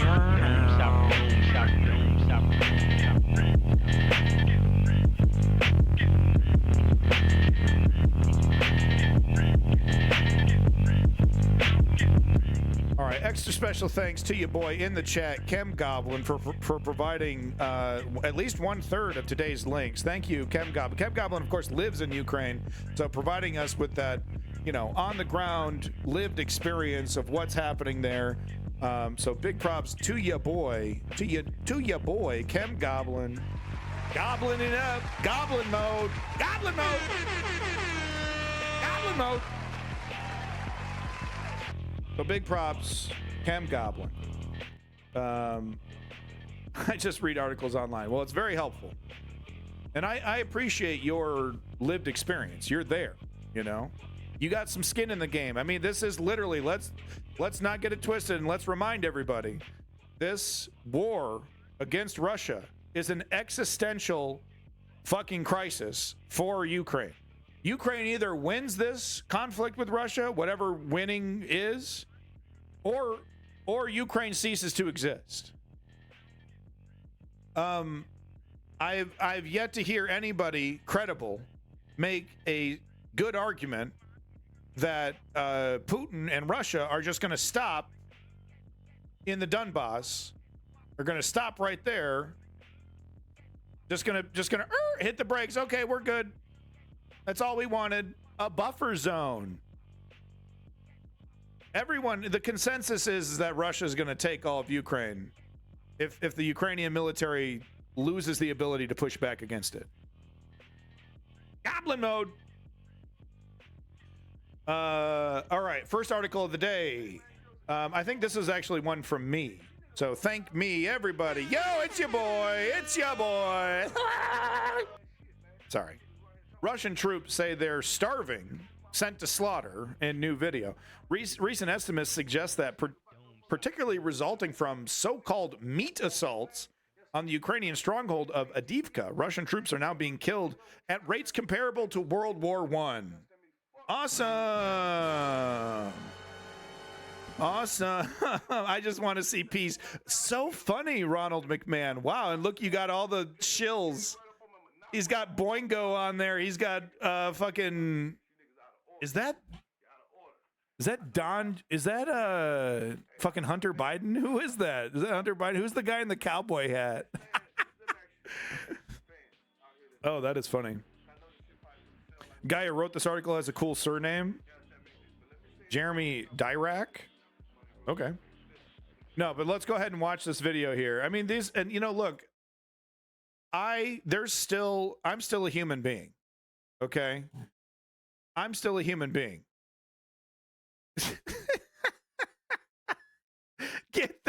Get that fucking crackhead off my fucking screen. No, okay, look, I'm still a human being. And when I see these sons of bitchin' Russians getting slaughtered by the hundreds, by the thousands, but just drone strike after I don't even watch them anymore. Right? It just boom, boom, it was shattered, exploded, guts flying everywhere, fucking pain and suffering, shrapnel. You know, I'm still human. I still feel bad for these invaders, right? Because I'm still human. With that said, I'm going to show you a video that is going to make you very, very angry at Russians for their heartlessness. But it's just, you know, I still feel a little sad. Sorry, I guess the word is, I still feel a little sorry for these poor sons of bitches over here.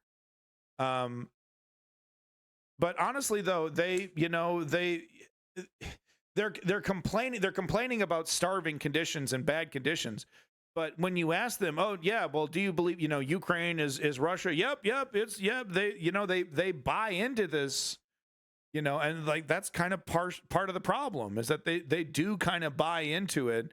Not all of them, of course. It's not that, you know, it's not fanatic. It's not that kind of fanaticism like, you know, that one place in the 50s. It's not that like that kind of fanaticism. 40s and 50s, right? Embarrassing myself.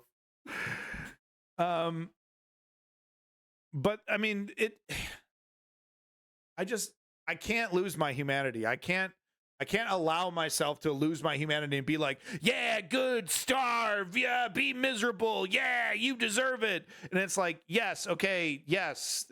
If you are invading a country and you are miserable in the country you're invading, you kind of do deserve what you get. Technically, yes. Let's be real. With that said, I don't like to see any human being in this situation. So what I'm trying to get at is, Putin, I know you watch. I know you're a fan. You bought the merch. You're a big garbage fuel guy. Do me a solid, baby. Chill out. That's all I'm saying.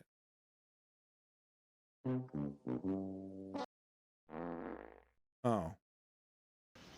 По факту мы узнали о том, что мы сейчас находимся типа в России, в Российской Федерации. Каким образом мы это узнали? У некоторых военнослужащих начали блокировать счета судебные приставы. Судебные приставы делают запрос в Министерство обороны. Министерство обороны отвечает, что мы находимся не на СВО. А на островах люди просто бывает по 10 дней остаются, по 7 дней запускают. Пьют из реки Днепр, жрут, что под этими, под ногами находят. Парни нашли одну банку тушенки. Я разговаривал с людьми, которых недавно вытащили оттуда. Они нашли одну банку тушенки. So this is pretty wild. He found a can of fucking, you know, Dinty Moore beef stew, and to make it last, he put the beef, he would 5-liter bottle, poured water from the Dnieper River, boiled it, and added canned meat. So he would dilute it. He would just like super dilute it, and he made one can of beef stew last like 5 days. That's the situation these guys are in. Разрезали пятишку, налили воды из реки Днепр. So I do not suffer from Trump derangement syndrome, huh? Really? Is Trump the president of the United States right now? Is he the president? Yeah, Pizzagate. Yeah. Is he the president right now, or did he lose the election? Or did Trump lose the election? Добавили туда тушенку и по очереди хлебали. Просто чтобы не сдохнуть с голоду хотя бы. Нас бросили, получается так. New World Order. Дает ложную информацию. Чем ты лечишь людей? Лечу людей. Yeah, Chem Goblin, and that's what I'm trying to say is that, you know, this is just so many Russian lives have been lost for Putin's ego. Yeah, no, jackass. Go back to your fucking safe space, you fascistic piece of crap. Yeah, I know you want Trump to be your authoritarian dictator. It's pretty fucking disgusting that you would hand over democracy to an 80-year-old diaper-wearing fascist on his way out, on his way into the fucking grave. And you're like, yep, that's worth destroying democracy over. Was stolen, huh? Yeah, okay. You're pathetic. You're pathetic. And I exist to destroy your movement. So you better come after me, man. You better be getting ready. I know you're getting ready. But don't think you're not getting a fight back, dude. Don't think you're not going to get some pushback. Yeah, I don't know the definition of fascism, guys. If Trump and what he is saying and what he plans to do in Project 2025 and the Republicans that support him and January 6th isn't fascism, then the term means nothing. The term means nothing. Yeah, we will have a revolution because, you know, you guys are fucking winning. The right wing is winning. That's what's crazy. Is that look at the poll numbers. Joe Biden and Trump basically neck and neck. Joe Biden, he's celebrating that the polls, you know, I'm like 1 or 2 points above Trump. I'm 1 or 2 points above Trump. Homie, how is Joe Biden bragging about that shit? So we have these goddamn maniacs, these fascists who want to change America irrevocably forever, hand it over to a dictator, and they're winning. They're winning. Собственными препаратами за собственный счет. Еду, покупаю за свой счет уколы, шприцы. Промедол вообще не так давно начал. You're delusional, Fathad, if you don't think Trump is fascist.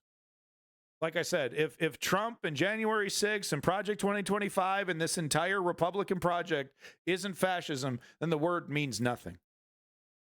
Okay, you want to be soft. Oh, you want to have a debate about the fucking definition. Fine, use authoritarianism. Either way, the goal, the Steve Bannon approved goal, is to destroy our democracy, to destroy the electoral system, to destroy the checks and balances between the Senate and the House and the executive branch, to install a dictator. Oh, if people want to fucking wring their hands and have a fucking debate over what the fucking definition of fascism is, while these sons of bitches are absolutely motherfucking doing it. It's sad. It's sad to see the left, just punching itself in the face, having a fucking debate with a wall, while these assholes are destroying our government. Выдаваться. Это еще полбеды. Каждый из нас, кто имеет военник на руках, может показать то, что вот разреши твой военник, пожалуйста. Я его достал. 3-я страница. Служба по контракту. Поступил на службу военную по контракту. Она пустая. Все по факту пустое. В вооруженных силах РФ не служил. Это у человека, который находится на передовой, который выполняет боевые задачи, лезет под пули, под минометами бегает. Прохождение военной службы в период мобилизации, военного положения и военного времени. Пусто. Значит, вывозим раненых из-под минометного огня, из-под прочих стрелковых боев на личном транспорте. Личный транспорт заправляется за личные деньги. Our own money? They have to buy their own fuel? They have to buy their own fuel? Собираем либо бригадой, скидываемся. Oh my God, there's a goddamn George Santos icon. That's cool. I wish I could do that, but I'm not interested in taking Twitch's money. But these icons do seem pretty nifty. На бензин и на масла в том числе. Вот. Либо это переводы от наших жен, то есть так как у нас-то денег нету, и зарплата не приходит, то есть мы уже просто тянем из дома последние деньги. They gotta buy their own shit on the front lines. Только на АК достаточно. You know, Davey, that's a good point. That I'm over here laughing at Russia when I have vivid memories of soldiers on MSNBC, on CNN, talking about how, if you could donate, I'm trying to buy some body armor. Yeah, that absolutely happened. They were fundraising so that they could get armor panels for the bottom of their motherfucking Humvees to prevent their legs getting blown off from IEDs. And that was in the United goddamn States. But that just tells you how George Bush wants to run his military. There was this big push for privatization and this whole concept of doing all this shit on the cheap, right? Finding like a corporate for-profit solution that'll pay for itself. God. I'm not nostalgic for Bush and the Bush era, but those were definitely some times. Вот. Минометного прикрытия нет. Разведки воздушной нет. Прикрытия никакого нет. За тех, кто в тельняшке вообще по 300 тысяч, говорят, долларов дают. Ну, опять-таки же.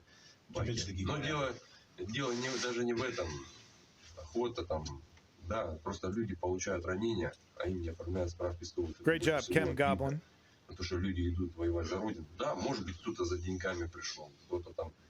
Я здесь не за деньги, как бы, они нужны, как говорил мой товарищ, деньги догонят.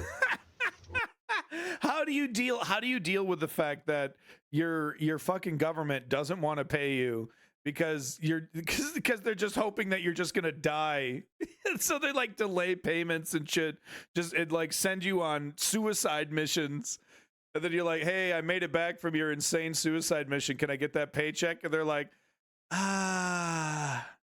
would you do one more suicide mission? Then we'll do it. They were just a little delay. They got money. The Russian government has money.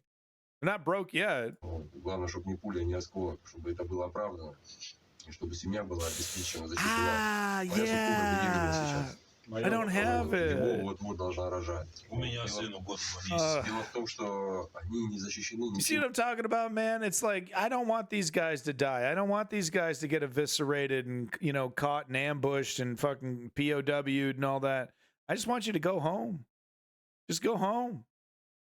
Well, and it's like, it's not that easy. It isn't that easy. And that's a situation that the Russian government has built intentionally to make it very difficult for these guys to just give up and put the guns down.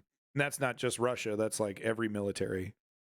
With that said, God, I would rather deal with, being a deserter, going through that process than, dying in some cold ditch from some $50, drone dropping a fucking, a grenade on me. You know what I mean? It just doesn't. Your life is so precious. You get one chance to throw it away so callously. It's just. Они не получают денег. И у меня 4 детей. Да, кто-то многодетный отец сидит.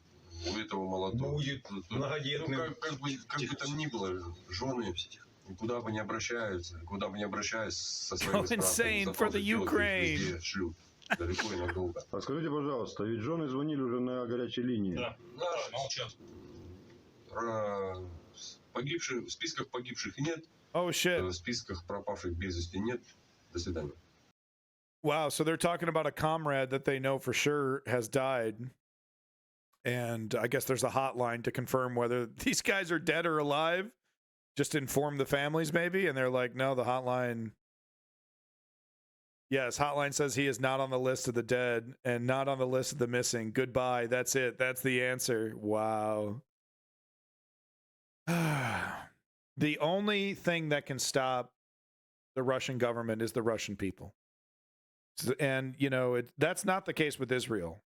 But it would be interesting to see. It's happening. I actually have some evidence that the Bibi Netanyahu government is on some very shaky ground right now. But these governments derive their power from the people. But honestly, the only entity that could get Russia to stop outside of economic collapse is the people. Все, весь ответ. Я понимаю, там уже горячая линия перекалена, телефоны расплавились. Ну так людям не отвечают. Это по-скотски. И как вы хотите, чтобы люди воевали? За что? Jeb! We got Jeb in the chat. Jeb! You got to say it like that. You got to put the exclamation point on it. Jeb. All right, moving on to our next Ukraine story here. Whoops. Whoopsie daisies. Ukraine, Russian general blown up on mine. Whoopsies. Toasty. Toasty. This motherfucker got jabbed. He got jabbed. Goblin mode. Low energy jab. A Russian general has been killed after being blown up on a mine in Ukraine, several pro-Kremlin sources say.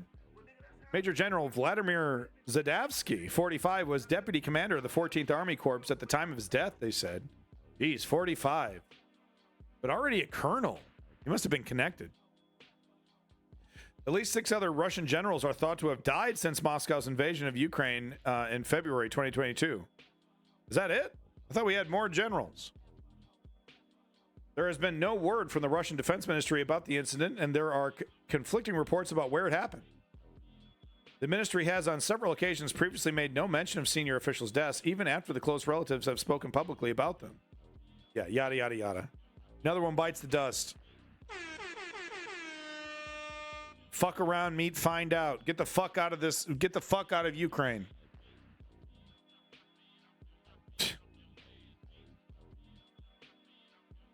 Yeah, I'm taking a look at the link. Let me see. Take a look at the link here.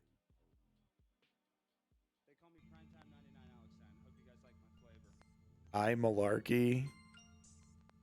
What the fuck?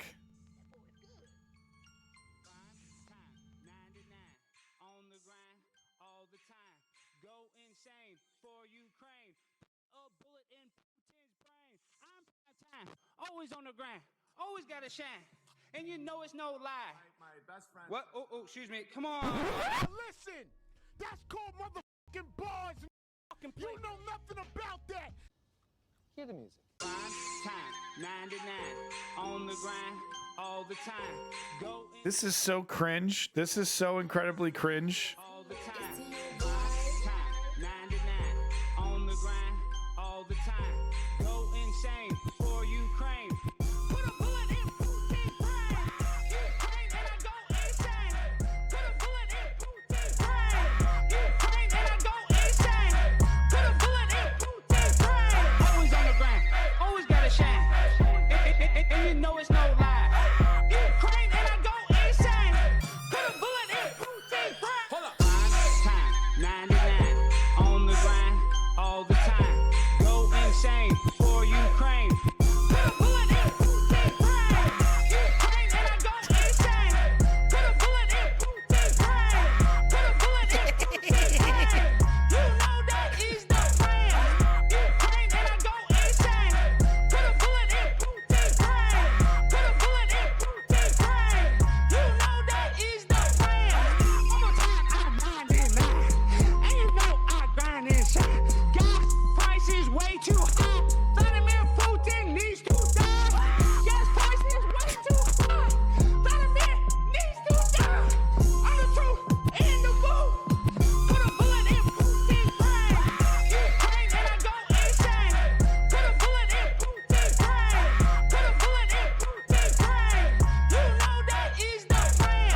Ukraine and I go insane. Put a bullet in Putin's brain. Put a bullet in Putin's brain. You know that is the plan. Hold up. Ukraine and I go insane. Ukraine and I go insane.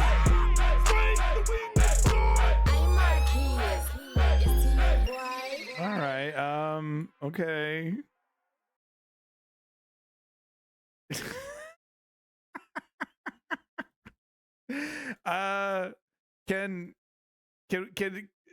Can this, whoever's making these videos, can they stop helping, please?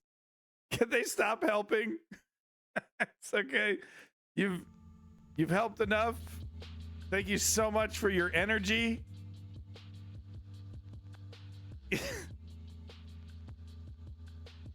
White guys in suit and tie should not be rapping in front of bodies of any kind. Here I am. I'm rhyming now. That was really cringy, but you got to give him credit for having the balls. He did the whole thing. He did like a whole song. What if they can't stop? I know, if you can't stop, it won't stop. It won't stop because it can't stop, and you won't stop because it can't stop. I get it. And Tim Pool. Have I ever been on Tim? If I was on Tim Pool's show, it would be about 10 seconds before I'd go, fuck you, bitch. So no, I've never been on Tim Pool's show. What, you a Tim Pool viewer? It's pathetic. Tim Pool is a pathetic person. He's a pathetic person. He's not a role model.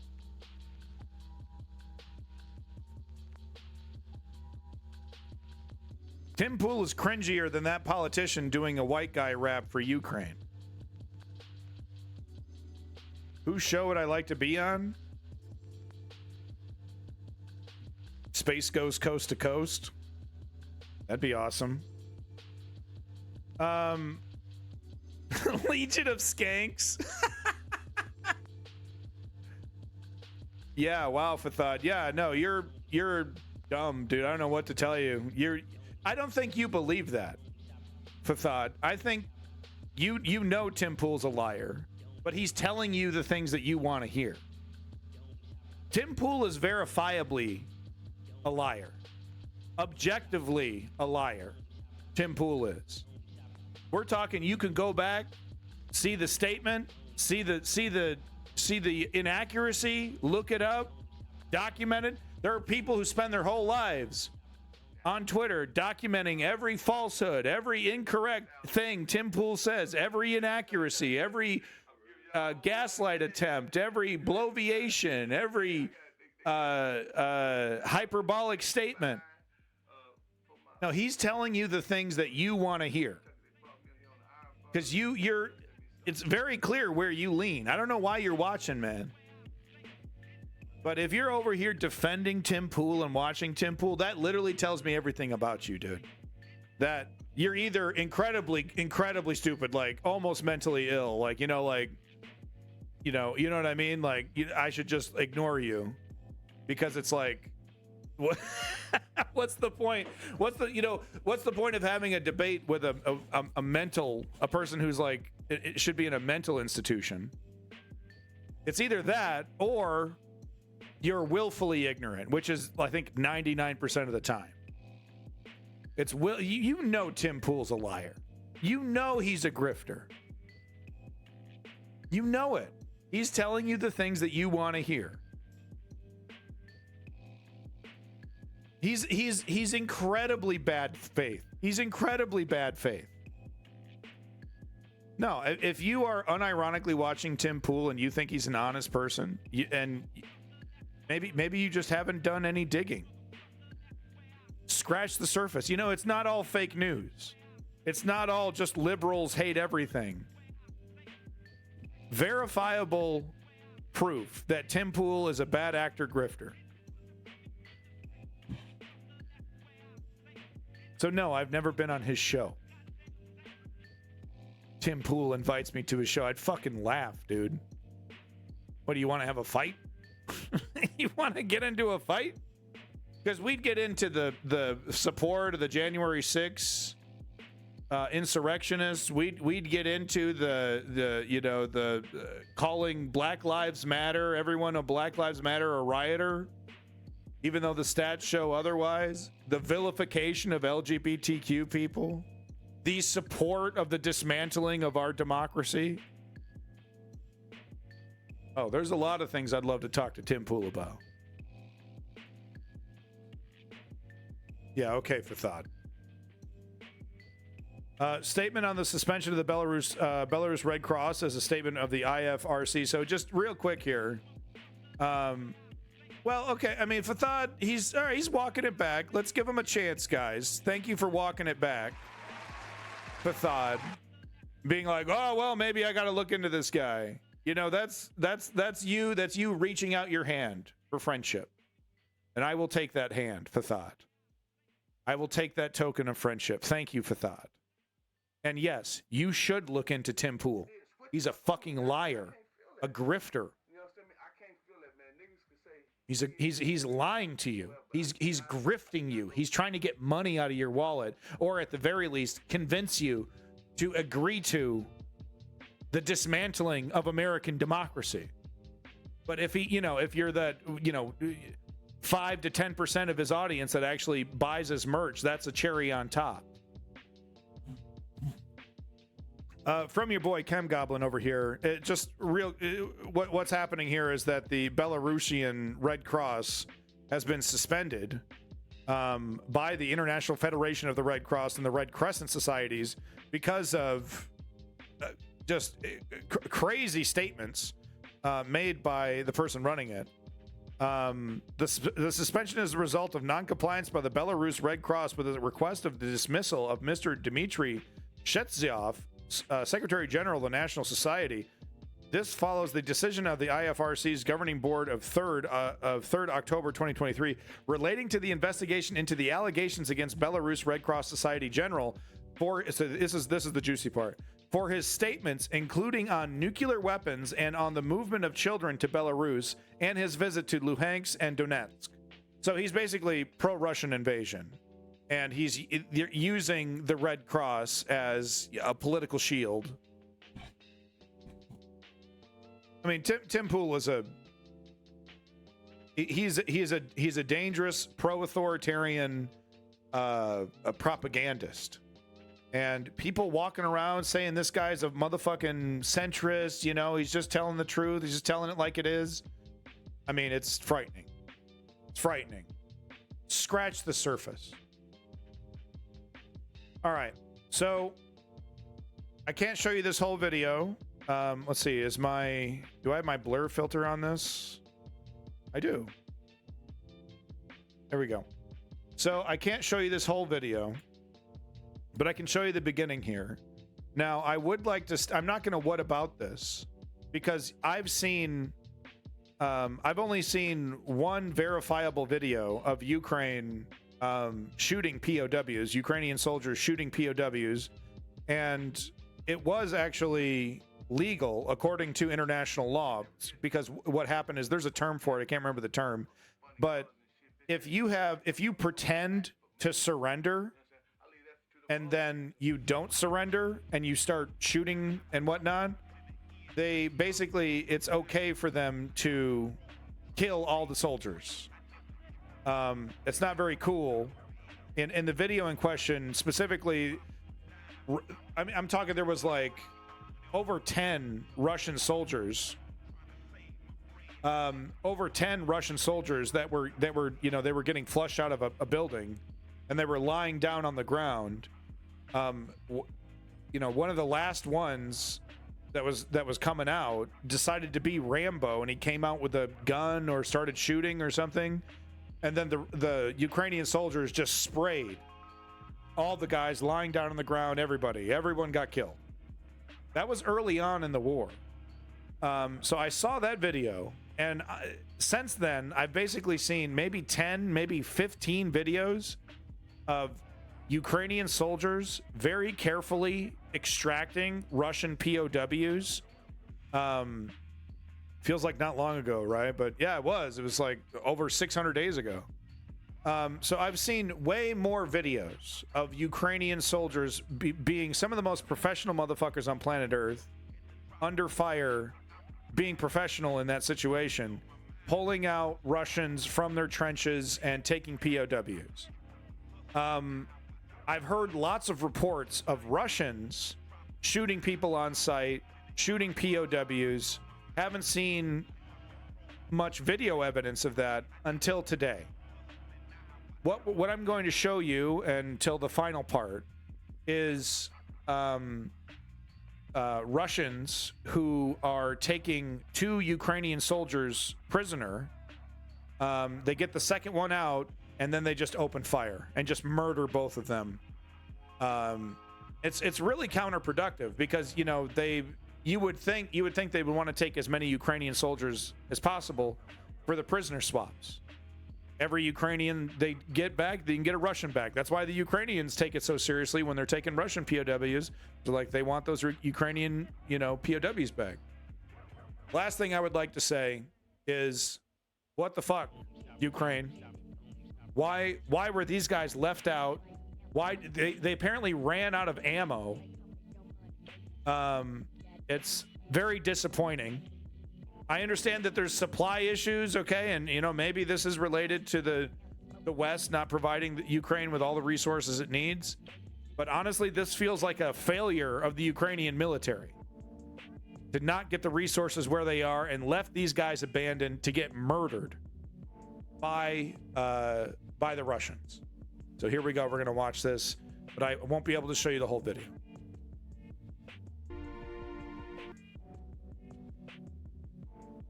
This is the location right here, right on the front lines. So here we have Russians right here. Here's the first POW, Ukrainian POW coming out. They tell him to get on the ground. All right, they get the second guy out here.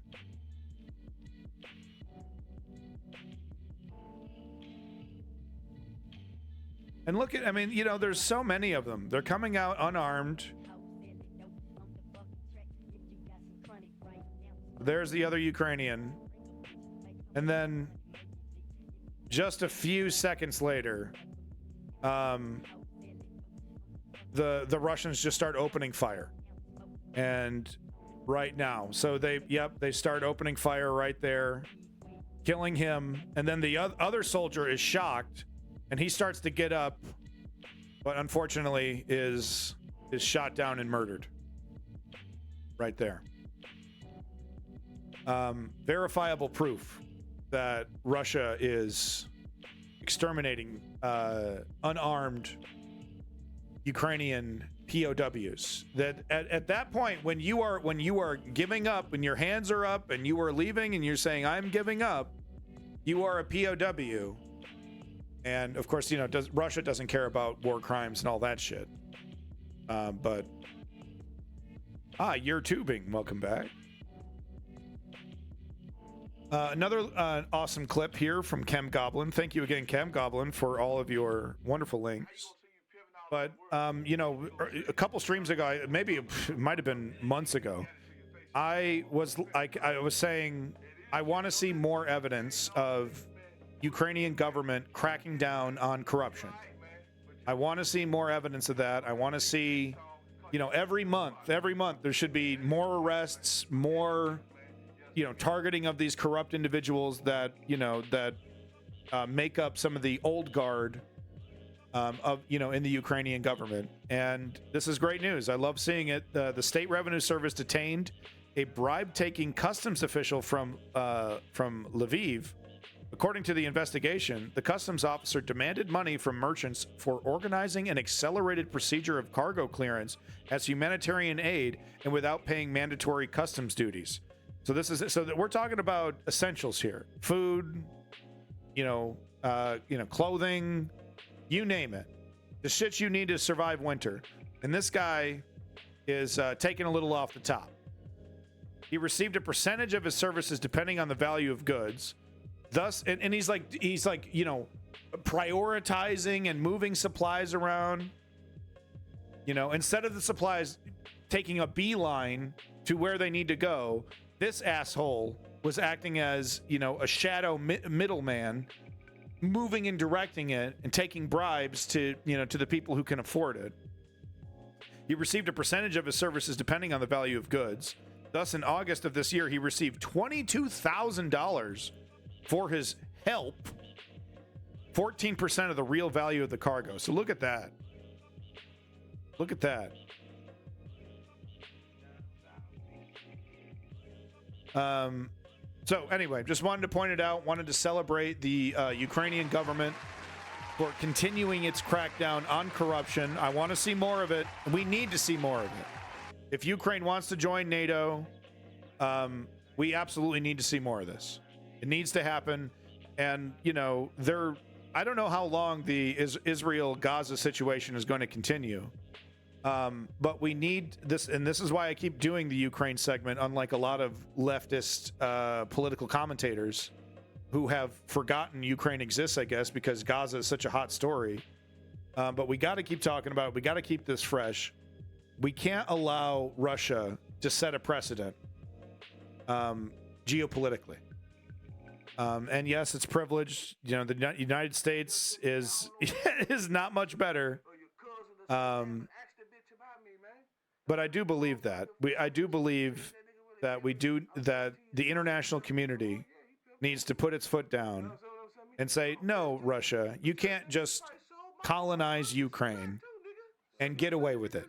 And everyone's just going to pretend like you did nothing, and we're going to cover our eyes and ears and mouth, and basically we're not going to allow you to treat Ukraine the way that we're treating Palestine.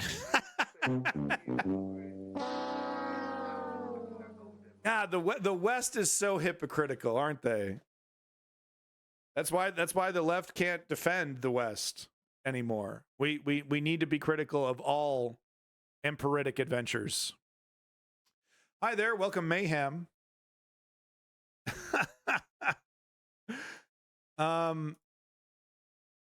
This is so good. One more time. So speaking of the West, the hypocritical West, here we have proof that the EU is still buying cereals and grains from Russia. I thought we were sanctioning these guys. I thought we were against this. Now look, I mean, push comes to shove though when you got people to feed. It's all rhetoric and fun and games until bread is like $15 a loaf, and you're like, I'm in charge here. Bread is really expensive. Cheerios are $20 a box, dog. I don't know, man. This isn't making me look good. About the siege of Mariupol, very Gaza-like. Yeah, Klitschko, what with like a systemic destruction of the entire, flattening of the entire area, then going in. But yeah, here we have Russian state media boasting Russia returned to the top 5 largest suppliers of cereals to the EU. And they're right. European Union countries do import grains from Russia. In case of durum wheat, that made 23% of imports. Second largest volume. The first largest was Turkey, which I suspect could be partially also of Russian origin, stolen from the occupied territories of Ukraine. What? So you are telling me grain and cereal stolen from Ukraine is being bought by European Union countries?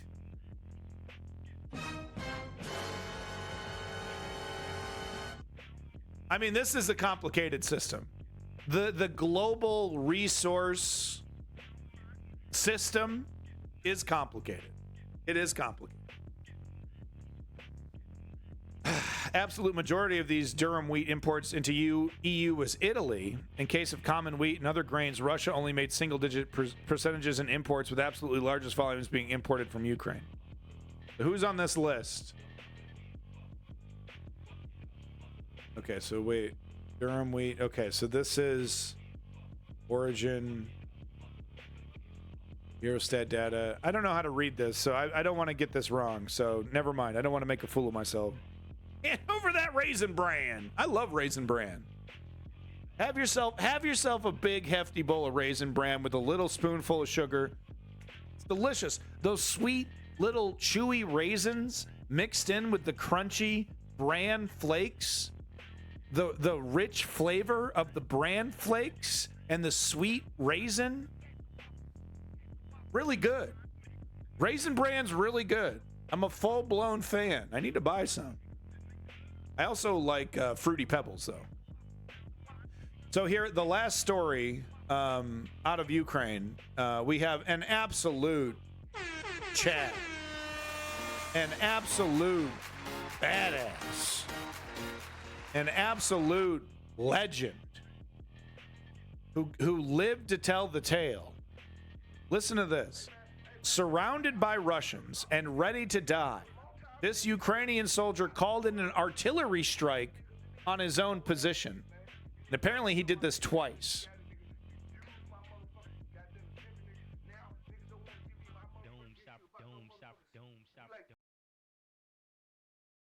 I don't think this is the same video. Enemy drone dropped a grenade in a soldier strike. No, it's not the same video. Ukrainian soldier Sirty sits on his hospital bed in a public clinic in central Ukraine. There are small pieces of shrapnel embedded in his legs that the doctors can't retrieve. Despite the pain, he says he is feeling good. I can't believe that now I'm in the hospital, not in the trench. I did not think I would survive, says the 36-year-old. Okay. Music, please. Sirhay is an infantryman in the 80th Air Assault Galatian Brigade. He joined the army soon after Russia invaded Ukraine in February 2022. That's how you do it, boys. How you do it. Real patriot right here. Leaving Finland, where he had been living and working as a handyman for the previous 10 years to enlist. In a nod to his past, he was given the call sign Finn. So, I mean, this guy, this absolute hero, left a comfortable life in Finland, one of the happiest, nicest places on planet Earth. And he leaves to go to the front lines to get his fucking, legs blown up, to protect the existence of Ukraine. Absolute hero.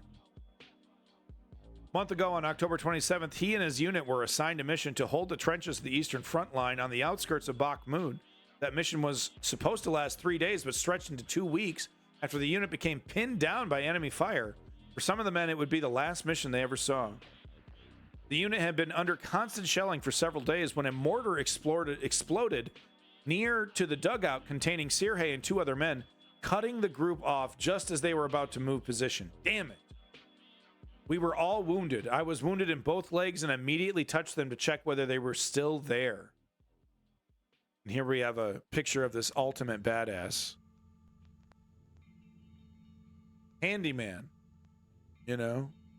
Repair guy. Fix your door. Fix your cabinet. Here he is with a fucking sniper rifle. The 2 other soldiers had broken legs and jaws. One of them was so shocked that he asked to kill himself. So the others took his weapon away. When the evacuation team arrived, Sirhay insisted that they take the other men first and that he would wait for the next opportunity. Yeah. I don't know if that donation link for your friend is still active, but feel free to put that in the chat, Kim Goblin. Kim Goblin's friend, unfortunately, a soldier on the front line.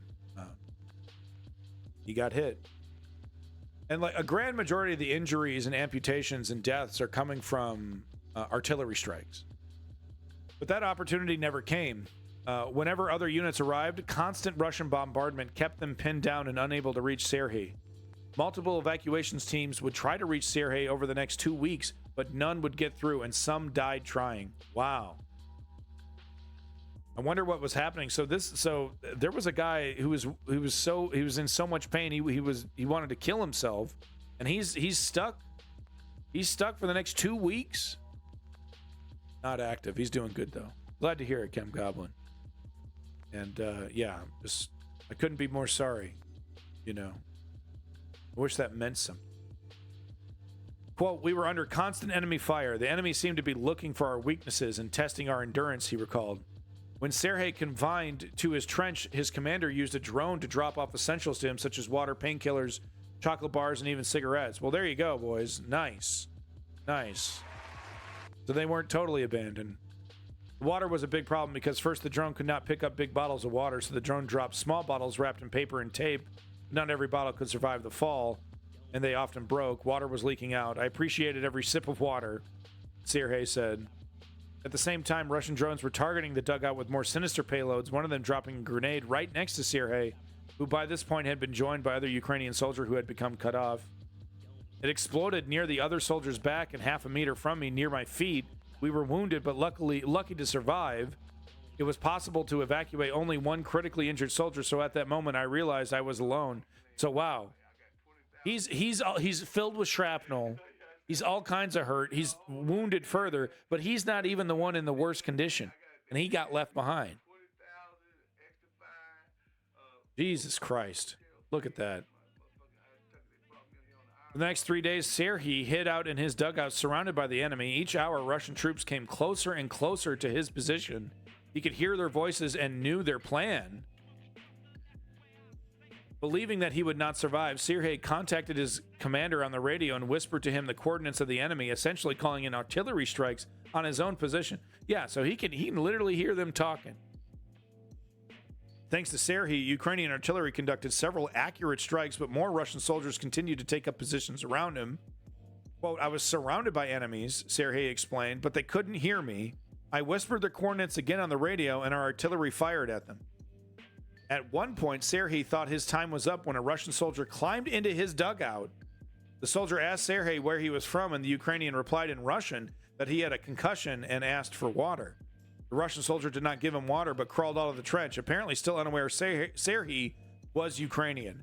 Holy shit!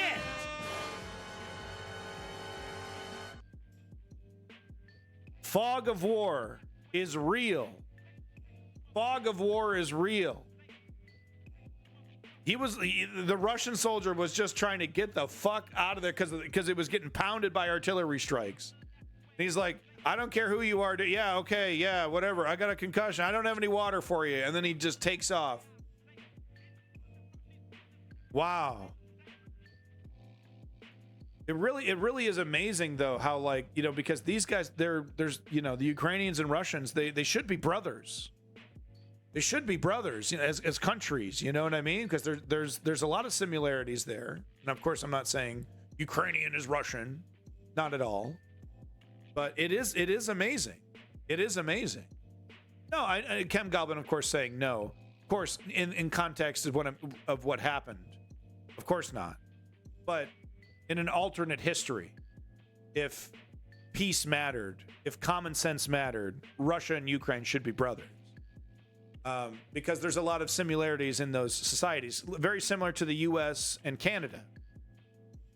Well, that's what I'm kind of saying, Chem Goblin. That's what I'm kind of saying. But yes, I agree with that. Wow. Let's see here. I still can't understand how he didn't realize I was from the Ukrainian Armed Forces. I was wearing a Ukrainian uniform. My pants were in pixels.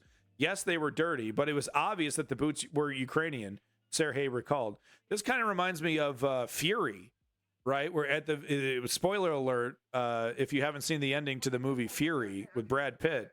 But at the end there, you know, there's a soldier, a German soldier, you know, who sees a vulnerable U.S. soldier, and he doesn't kill him. Because it's like, I just want all this to be over with. I don't want to kill anybody else. I'm exhausted. Maybe that's the case. But honestly, I think the Russian was disoriented and panicked. And just, you know, he was just in there for cover. And he wasn't thinking straight. I think that's what was going on. With all efforts to evacuate Serhiy exhausted, his commander eventually told him the only way out was to crawl and pray. I had to crawl through the dugout where Russians were, holding the radio in my left hand on my knees. I started crawling. I came across a tripwire with a grenade on it. I could hear the commander on the radio correcting me, but I could not contact him myself. The battery was almost dead. The commander shouting at me that I should move. So finally, I got to the Ukrainian positions. Finn kept moving. They kept telling me. Finn, keep moving. They kept telling me. Jesus Christ. I mean, that is amazing. That is amazing, dude. Serhiy has now been recovering for more than 2 weeks, sitting in the warm hospital ward. He remembers how he licked rainwater from his trench and would dream about every sip. Telling his story to CNN, Serhiy sees nothing heroic in his actions. You should see what our guys are doing on the front line, how they fight, evacuate, and rescue their dudes. Our guys are paying a very high price. They pay with their blood. All I want to do is go fishing with my dudes, drink some beer, and sit in silence. Well, I certainly hope he gets an opportunity to do so. Yeah, Fathad, I agree. I mean, not only is Ukraine holding on, you know, they are gradually and slowly pushing back Russia, and where they can't push them back, they're making Russia pay dearly to take whatever small amount of territory that they can. So yeah, this idea that Ukraine is losing, I mean, look, at best you can call it a stalemate. And if you think about the discrepancy between the two powers, that is an achievement all its own. When you think about Ukraine versus Russia, we're talking Russia, dude. Russia is in 11 time zones or something like that. A massive country. Massive. Goblin mode. Massive. Versus Ukraine. Small in comparison. And yes, Ukraine has the help of the West. But as we've seen in Afghanistan, as we've seen in Vietnam, right, when we were trying to prop up the Southern Vietnamese government, U.S. weapons and U.S. logistics and U.S. training only gets you so far. Only gets you so far. Oh, thank you, Krail. That's so nice. You know, I've been looking to get a handy at a production of a campy movie from the 80s, 90s. I've been looking to get a slick handy. That'd be pretty cool. It's really wild to me that this guy, they met on Tinder. They met on Tinder. This like super, like, I'm not going to say celebrity per se, but like an extremely well-known person. You're like, oh, Lauren Boebert. And then you go on a date, dude, and it's going so well. She's like fiddling your fucking kibble and bits, dude. You're like, oh shit, dude, she's fucking, she wants that. She wants that shit. All right. Once again, absolute hero, hero of the week, activist of the week, and then blows it up online. Yeah. But no, activist of the week, badass of the century. Badass of the century. Sergey. Don't have his last name. Let's see if I can get his last name here. Nope, just Sergey. Maybe his last name was kept private for privacy reasons. But yeah, ultimate badass, Sergey. Can't say enough positive things about this guy. He heard the Call of Duty and that motherfucker showed up. He left the lap of luxury. I'm talking, Finland is one of the most desirable countries to live in the world. Happiness levels through the roof.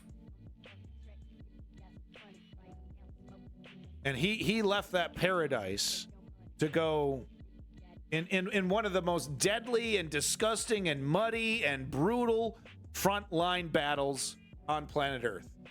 So just an absolute, I can't stress this enough, true hero. And he, of course, he would disagree, but that's too goddamn bad. All right, folks. Our final segment. Final segment. Everyone's favorite subject. Everyone's favorite. Everyone loves this. Happy Good Times. Happy Good Times segment.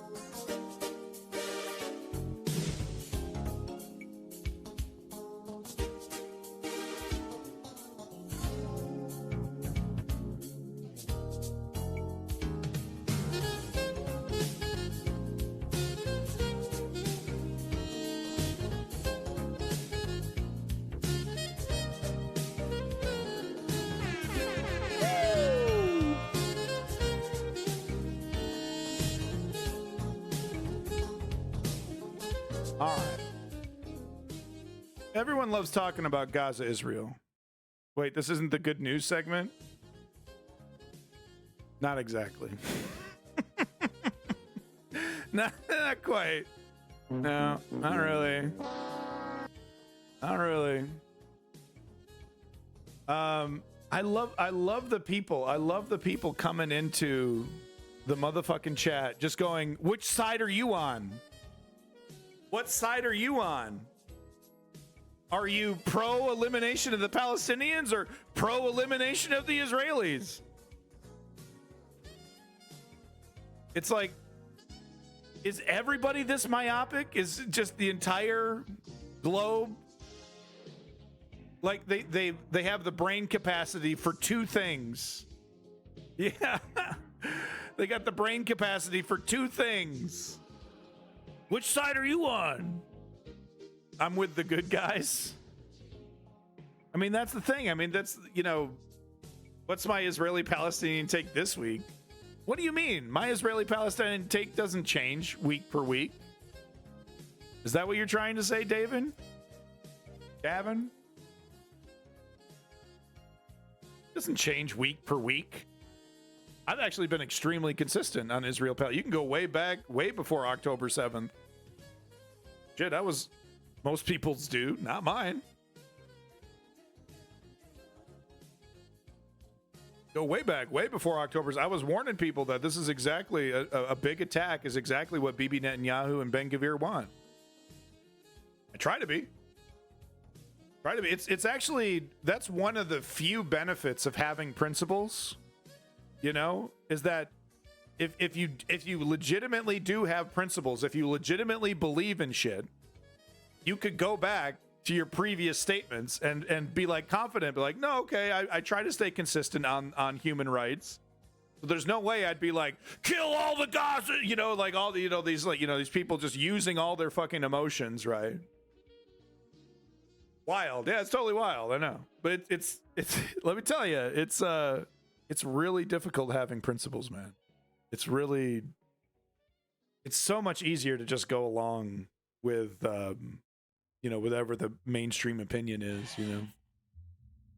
So this was, recently saw Sam, yeah, Sam Harris. Boy, another really questionable character there. You're just full of those. So this is an article from your boy Woke Patriot. Thank you, Woke Patriot. Yeah, I'll say. Especially when it comes to Muslims. A mass assassination factory inside Israel's calculated bombing of Gaza. So I don't have time to read this entire thing. It's an amazing article, and I heavily recommend you do that. And if you would like the link, it's right here, 972 Magazine. Never heard of it before. What I found interesting about this article right off the bat was the author, who, you know, very pretty clear headline about what he's talking about and where he leans in terms of human rights and, you know, personhood, the citizen, you know, the existence of the Palestinian state. You know, that pretty much tells you a lot right there. But he's a journalist, an activist based in Jerusalem, and this is like what I'm talking about when people say, do you support Israel? It's like, well, what are you talking about? I don't support the Israeli right-wing government. I don't support the extremists that, you know, want the Israeli right-wing government to push even further. But I do support the Israelis that want to see a compromise with the Palestinians and want to see an end to the bloodshed. And they do exist. I don't think they're the Democratic majority in Israel, though. Well, it used to be, Chem Goblin. Used to be. But there are millions, I believe millions, of Israelis that want to see peace with Palestine. That would, and I think there's millions more that would accept peace with Palestine, even though that they're, you know, saying, oh, kill them all, or whatever they're saying. Eject them all, whatever they're saying. I think a lot of Israelis would, if there was a guaranteed, like, okay, no more rockets, no more Hamas. The problem with Hamas, though, is, you know, you can't destroy terrorism with a bullet. It doesn't work that way. So the Israeli citizens would have to accept a reality. It's a jam. They'd have to accept a reality of coexistence with the Palestinians that I think a lot of Israeli people are not ready to accept. Anyway, Permissive airstrikes on non-military targets and the use of an artificial intelligence system have enabled the Israeli army to carry out its deadliest war on Gaza. A plus... That's your name? Plus 972? What? What is that a reference to? What? No one gets this. This reeks of lefties way up their own ass. Okay. A plus 972 and local call investigation revealed.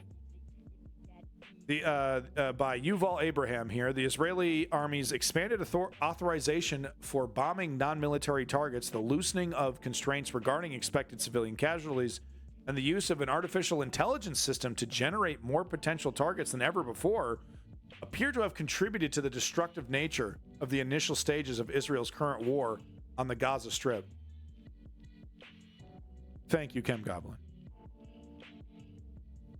It's dumb. Plus 972.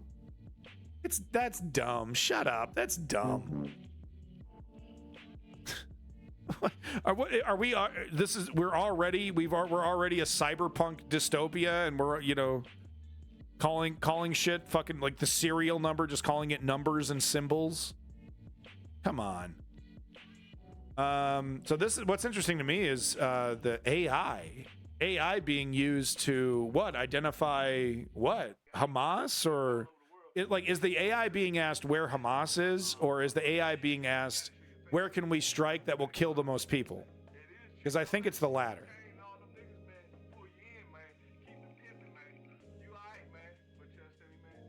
Chem Goblin, pass that shit over here, dude. What are you fucking smoking? Give me that. I'm gonna smoke that. Might change my Twitch name to Numbers now. Just numbers and symbols. Sounds like someone who read 972 magazines and have concluded there must be more. It seems like a fine publication. Go check them out. Go subscribe. Give them money. Tell them I sent you.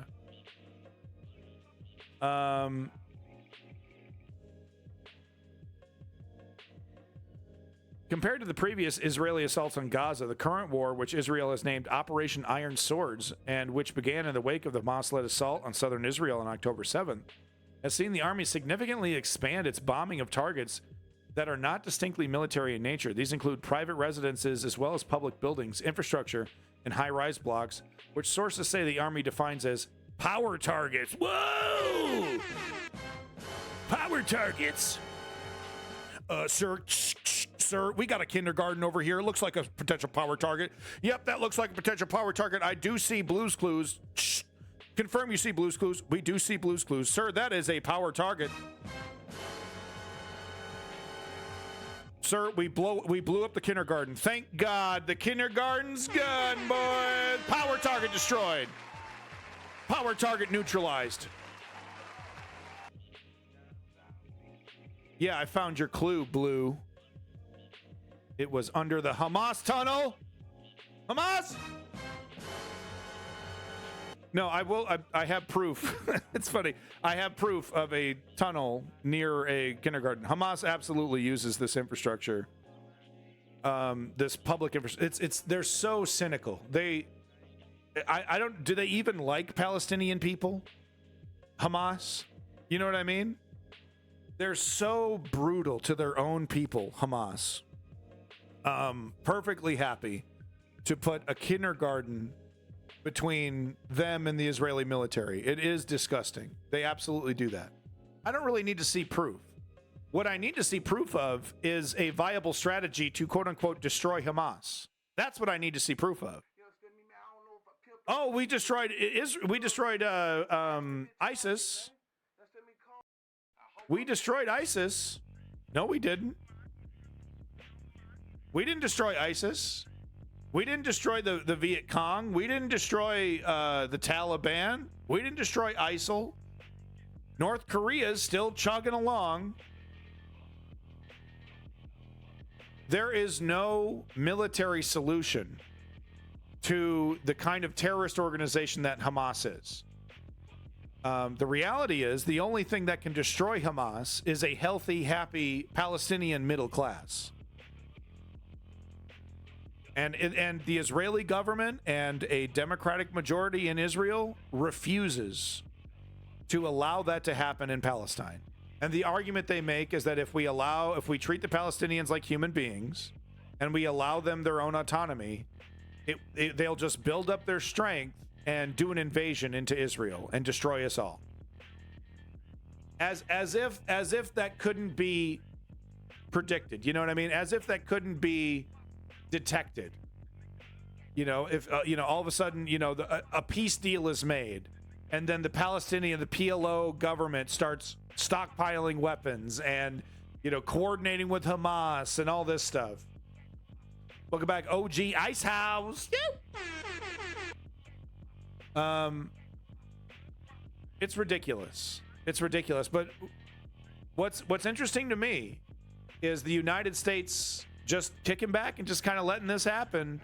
In the background, they're like pressuring him. Oh, please stop. Please stop. You're making us look so bad right now during an election year. Please stop. We desperately need the Muslim vote. Please don't do this. Please just get out of there. Don't take it. They have that consideration, the democratic, people consideration, but they also have the military industrial complex's demand that the Israeli military have, everything it needs and then some because of Iran. Because of Iran. We need a military satellite. It is disgusting, Ice House. I mean, we have a so-called liberal, neoliberal government in Joe Biden full-throatedly supporting a hardline extremist right-wing government in Israel. It's pretty sad and cowardly. Well, Clutch Cargo, the end game is to push all the Palestinians out of their land and take over the entire area. If it isn't apparent already, that is obviously what is happening here. That this is colonization. It's slick. It's slick, and the gaslighting propaganda has never been better. People don't know what to believe, right? Do I hate Jewish people if I don't agree with killing Palestinians? People are all scrambles right now. A very effective gaslighting that we're seeing. And Israel has always been very good at that. The Israeli right-wing Israeli government has always been very good at that. All right. Another one from Woke Patriot, and this one's kind of. So this is insane. This is insane. The U.S. Let me show you here. The U.S. House of Representatives passed a resolution equating anti-Zionism with anti-Semitism. Why is this wrong? Why is this wrong? Believe it or not, it's actually anti-Semitic to assume every Jewish person agrees with Zionism. And you'd have to understand what these terms mean. A lot of people don't know what these things mean.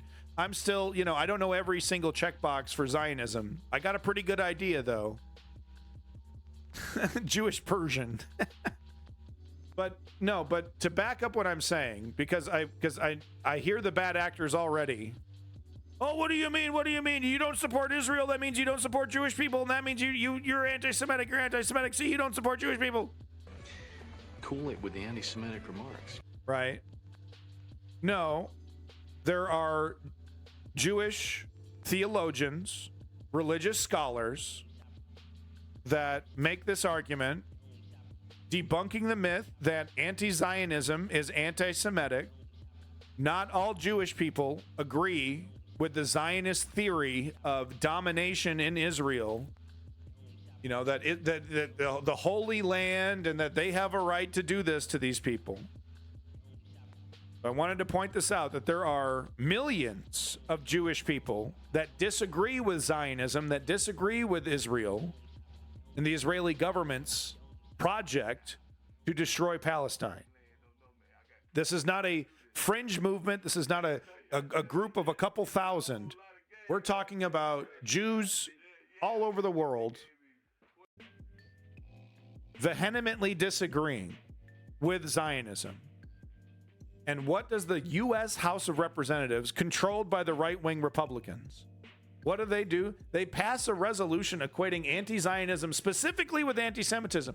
Just literally passing a resolution that denies reality.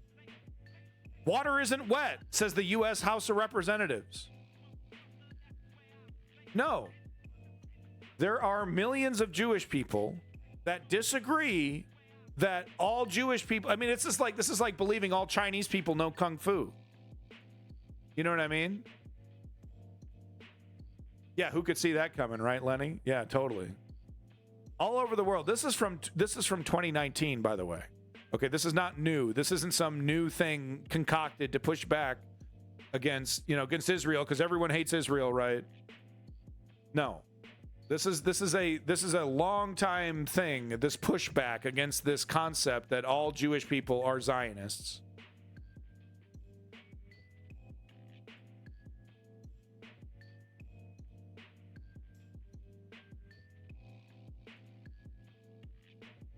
Yeah, I think so, Fathad. I think. I'm hesitant to agree with anything on you. I really don't trust you, but I appreciate you sticking around. All over the world, it is an alarming time to be Jewish, but conflating anti-Zionism with Jew hatred is a tragic mistake. Uh-oh. Cool it with the anti-Semitic remarks. I gotta cool it. It is a bewildering and alarming time to be a Jew, both because anti-Semitism is rising and because so many politicians are responding to it, not by protecting Jews, but by victimizing Palestinians. On 16th of February, members of France's Yellow Vest protest, oh boy, that brings me back, protest movement hurled anti-Semitic insults at the distinguished French Jewish philosopher Alan Finkielkraut.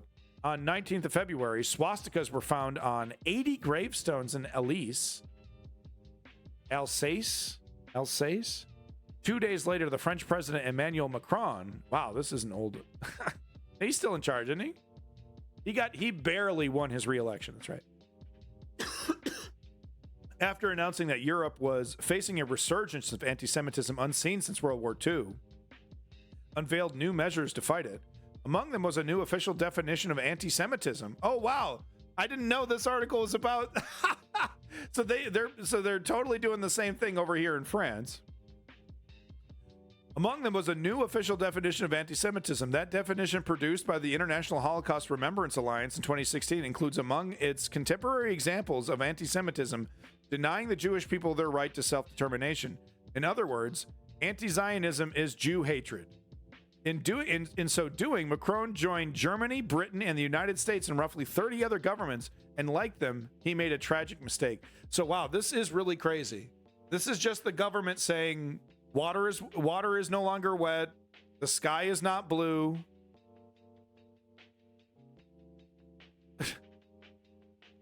Literally. You are not allowed to make this argument. You're literally not allowed to make this argument that no, by government decree, all Jewish people agree with Zionism. By decree. Anti-Zionism is not inherently anti-Semitic, and claiming it is uses Jewish suffering to erase the Palestinian experience. And that's the crux of it. It's basically saying because this horrific thing happened to Jewish people, we're allowed to erase the existence of another people. That's what all this is. This Zionism stuff. Yes, anti-Semitism is growing. Yes, world leaders must fight it fiercely. But in the words of a great Zionist thinker, this is not the way. The argument that anti-Zionism is inherently anti-Semitic rests on three pillars. The first is that opposing Zionism is anti-Semitic because it denies to Jews what every other people enjoys, a state of its own. Quote, the idea that all other peoples can seek and defend their right to self-determination, but Jews cannot, declared U.S. Senate Minority Leader Chuck Schumer in 2017, is anti-Semitism. As David Harris, head of the American Jewish Committee, put it last year, to deny the Jewish people, of all the peoples on earth, the right to self-determination surely is discriminatory. Yeah, of course it is. But being anti-Zionist does not inherently mean you don't believe the Jewish people deserve their own state. All the peoples on earth? Question mark. The Kurds don't have their own state. Neither do the Basques, the Catalans, the Catalans, Scots, Kashmirans, Tibetans, Uzbekistans, Ostensians, Lombards, Abigo, Amaro, Uyghurs, Tamils, and the Quebecois. Oh man, these guys are something else. Nor dozens of other peoples who have created national movements to seek self-determination, but failed to achieve it. Yet barely anyone suggests that opposing a Kurdish or Catalan state makes you an anti-Kurdish or anti-Catalan bigot. It is widely recognized that states based on ethnic nationalism, states created to represent, protect one particular ethnic group, are not the only legitimate way to ensure public order and individual freedom. Yeah, so what this person is saying is that Jewish people can have Israel without Zionism. Zionism doesn't necessarily mean being anti-Zionist does not necessarily mean you're anti-Israel, because those two are not inherently connected. You can be anti-Zionist and still agree that Israel deserves to be a country. Sometimes it is better to foster civic nationalism, a nationalism built around borders rather than heritage, to make Spanish identity more inclusive of Catalans or Iraqi identity more inclusive of Kurds, rather than carving those multi-ethnic states up. Yeah, and we've seen plenty of examples of how creating a north and south of something, putting a wall and just saying, okay, well, these people can't live with each other. Let's just have them create their own ethnic state.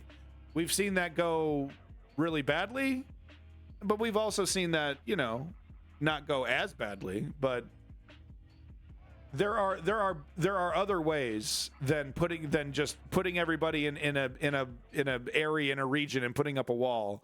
There are other ways to create a nation, to create proper borders. You'd think Jewish leaders would understand this. You'd think they would understand it because many of the same Jewish leaders who call national self-determination a universal right are quite comfortable denying it to the Palestinians. And there you have one of the core hypocrisies. One of the core hypocrisies of this. Yeah, because, I mean, of course, it's hard to disagree. Of course, Israel, quote unquote, deserves to defend itself. Do the Palestinians? A lot of Israelis who support the Israeli right-wing government would say no. How is that not inherently hypocritical? We have seen it go wrong so many times, though, ever since Hadrian tried to make his empire safe from northern tribes. Yeah. It is tricky because I believe in liberty, and I believe in, having the right to self-determination, having the right to choose, to democratically choose your governments and whatnot. I disagree fundamentally with theocracies. So, I'm just trying to admit my biases here when it comes to these, ethnic national states. Would Iran be a good example of that?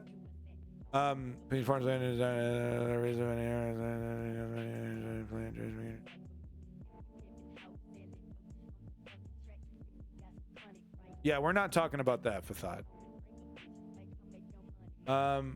Nobody's talking about destroying Israel and killing Israeli people, and no one's talking about that. We're talking about coexisting with the Palestinians. And bringing up previous grievances, I guess, what are you trying to justify Israel's stance that they'll never work with the Palestinian people? The Israeli government stance?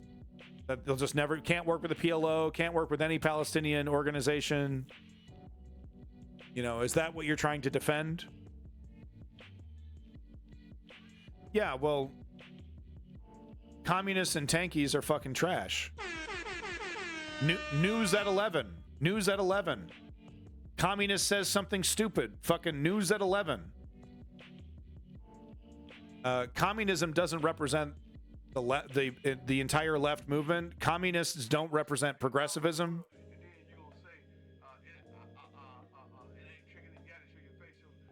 In some cases, it's complicated. It's complicated because there's a lot of communists, self-prescribed communists that understand that they're not going to get a Bolshevik-style revolution and that they're happy with, you know, trying to change and reform using socialist ideas. So it's complicated, but if you are 9 times out of 10, if you're running around Twitter with a fucking hammer and sickle in your name, you're a hot mess express that has some really sick and gross views. Talking about how Stalin was so great and we need another Mao. Yada, yada, fill in the blank, right? Defending Russia. Why, Tanky? Why defend Russia? Why? Because you just fucking love that hammer and sickle so goddamn much. I said it before and I'll say it again. The motherfucking Communist Party needs to drop all the Soviet iconography. All of it. Throw that shit in the trash. Stop running around with your motherfucking Che Guevara beanie and your motherfucking hammer and sickle shirt. Walking around with your red goddamn manifesto. Drop that shit. All right? You know, make communism palpable for the modern mainstream audience. Don't try to give us a fucking history lesson of the Stalin era.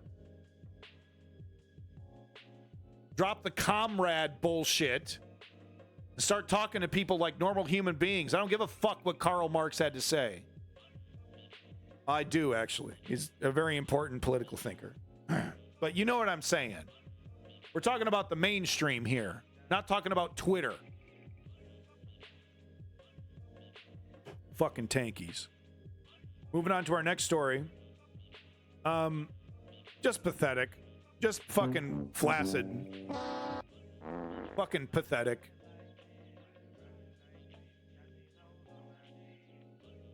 Yeah, wow. Mirgl Schmiergl. I think I agree with you. How the hell did you do that with your text? It's fucking awesome.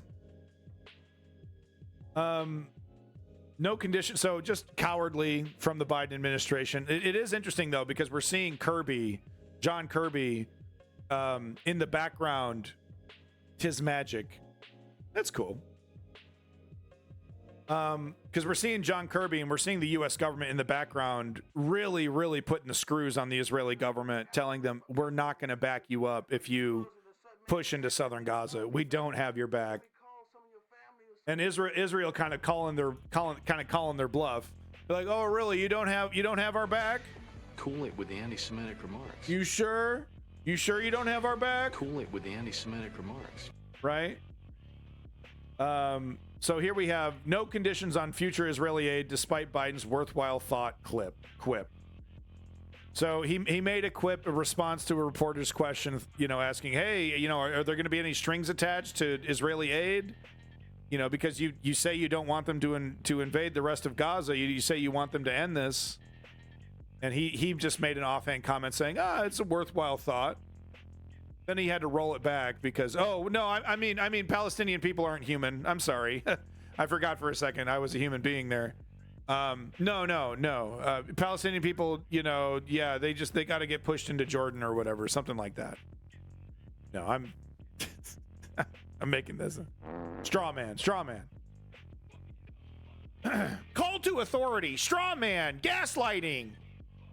President Joe Biden suggested that conditioning future military aid to Israel was a quote-unquote worthwhile thought. But days later, administration officials are shutting down any talk of that happening. We can't do that. Senior U.S. officials hit the Sunday shows to rule out the proposal, hinting, but not outright saying, there wouldn't be a shift in the administration's Israeli policy.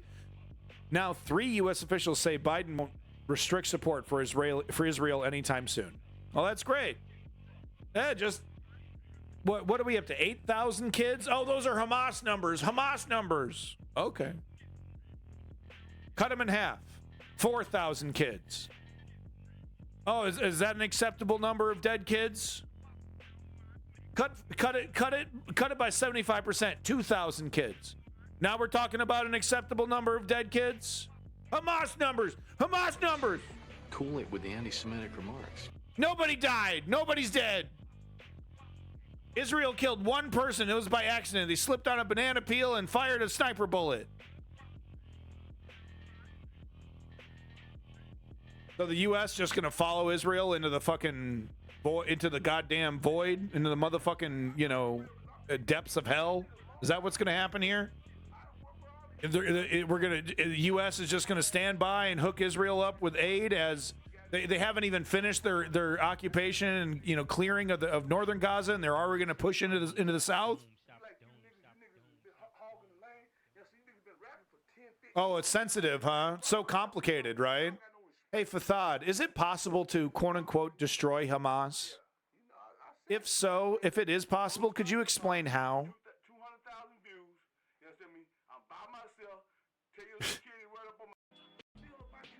Is it possible to destroy Hamas? And how does one destroy terrorism? Of course, without addressing the sources of that terrorism, right? We can't do that. We can't talk about the occupation. We can't talk about apartheid. We can't talk about the settlers. Kill Hamas fighters. Just why did that not work in Afghanistan, Fathad? Why was that strategy a complete, total, dismal $4 trillion mistake in Afghanistan? Why is that strategy going to work in Gaza? The United States spent $4 trillion in Afghanistan. What did we get out of it? Dick. We killed so many Taliban. We fucked them up, man. We fucked up Taliban bases from here to Kingdom Come. And yet the Taliban run Afghanistan. So what is the IDF going to do that the United States military wasn't capable of doing to destroy Hamas? Right. Hey, Fathad, should Israel give back northern Gaza to the Palestinians? Should the IDF give back northern Gaza to the Palestinian civilians? Might get ourselves a ban here, boys.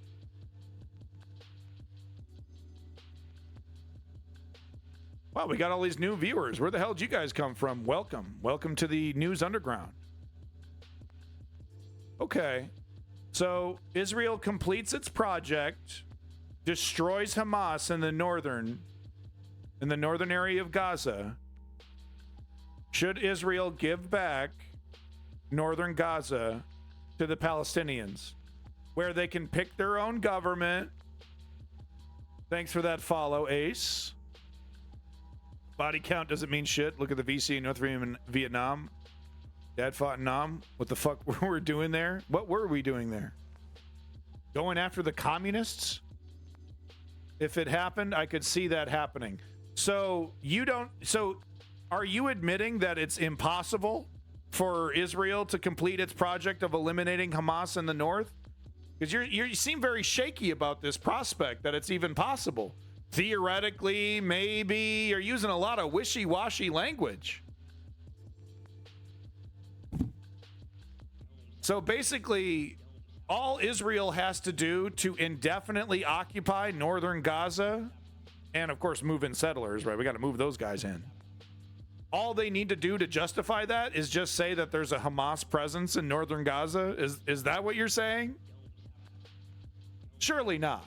Surely not. Fathad, last question, Fathad.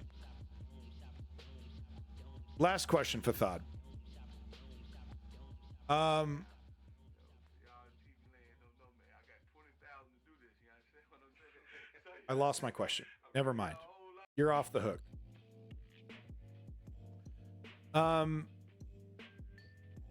What do you have to say? If there's an armed Hamas people in the area, then yes, Israel can take them down. So does anybody who picks up a gun and fights against Israeli oppression, are they automatically Hamas? It sounds like a never-ending cycle. It sounds like a never-ending cycle of violence to me. It sounds like it sounds like you don't think Israel's going to give back northern Gaza at all. And that's okay. So if Israel were to leave northern Gaza and then one Palestinian person picks up a gun Israel should reinvade. You know, because it's all justification to never leave, right? And I've said that from the very beginning, that Israel is going to use the excuse of Hamas to not leave northern Gaza. They're going to say, we simply can't let these barbarian Palestinians, these barbaric Palestinians, we simply can't let them to their own devices. For our own safety, for Israel's own safety, we are going to continue to occupy northern Gaza and eventually, of course, take southern Gaza. It never ends. And it's all just buying time. It's all about buying time for people to forget about the last atrocity, to forget about the last land grab, to forget about the last settlement that was put down, and move on to the next one. It's worked extremely well in the West Bank. Look at the West Bank. It barely exists. It barely exists. But no, I mean, hey, you know, extreme right-wing Israeli government defenders, what do you got to say about this shit? From the New York Times, not exactly a pro-Palestinian publication. Headline here: Israel knew Hamas's attack plan more than a year ago. A blueprint revealed by the Times laid out the attack in detail. Israeli officials dismissed it as aspirational and ignored specific warning. Israeli officials obtained Hamas's battle plan for the October 7th terrorist attack more than a year before it happened. Documents, emails, and interviews show, but Israeli military and intelligence officials dismissed the plan as aspirational, considering it too difficult for Hamas to carry out. Approximately a 40-page document, which the Israeli authorities codenamed Jericho Wall, outlined point by point exactly the kind of devastating invasion that led to the deaths of about 1,200 people. The translated document, which was reviewed by the New York Times, did not set a date for the attack, but described a methodical assault designed to overwhelm the fortifications around the Gaza Strip, take over Israeli cities, and storm key military bases, including a division headquarters. Hamas followed the blueprint with shocking precision. That's really amazing to me, that they didn't even change it up. The document called for a barrage of rockets at the outset of the attack, drones to knock out the security cameras, and automated machine guns along the border, and gunmen to pour into Israel en masse in paragliders, on motorcycles, and on foot, all of which happened on October 7th. I don't know. Pterodactyl Productions, I don't know about that. I mean, I made my conspiracy theory about the Bibi Netanyahu and Ben Gvir government and Hamas. I do think that Bibi Netanyahu is using the shock doctrine to take advantage of the situation, but I need to see some real hard evidence. Basically, I need to hear a recording or a video recording of Bibi Netanyahu or Ben Gvir saying, yeah, let's let Hamas do this. Because I think anything less than that is not going to be good enough to say, oh, they wanted this to happen. The fact is, though, is that this is exactly, and I said this before October 7th. Look it up. Look it up. It's on the YouTube. I said this before October 7th, that a major terrorist attack by Hamas would be a massive, massive benefit for the right-wing Israeli government. And at the time, I was commenting on the newly formed Bibi Netanyahu and Ben Gvir government. And I was talking about how frightening and extreme Ben Gvir is, and how troubling it is, and how, like, no, Ben Gvir is not going to be happy with peace in the Middle East. He wants escalation. But in this article, I read the whole article. The article is not suggesting that Bibi Netanyahu knew that he wanted this to happen. The article is suggesting that the Israeli intelligence and the Israeli government made a call, and they basically thought, well, Hamas is incapable of doing this. They don't have the manpower, they don't have the money, they don't have the capacity to go through with this. This is just fantasy. That's what this article is basically saying. They're basically saying incompetence, and you know, they're not saying malfeasance. They're saying incompetence. Yada yada yada. Yes, we've heard all these terrible things about October 7th. It's absolutely devastating. Hamas is a terrorist organization, and quite frankly, there's little negotiating with Hamas outside of a military context.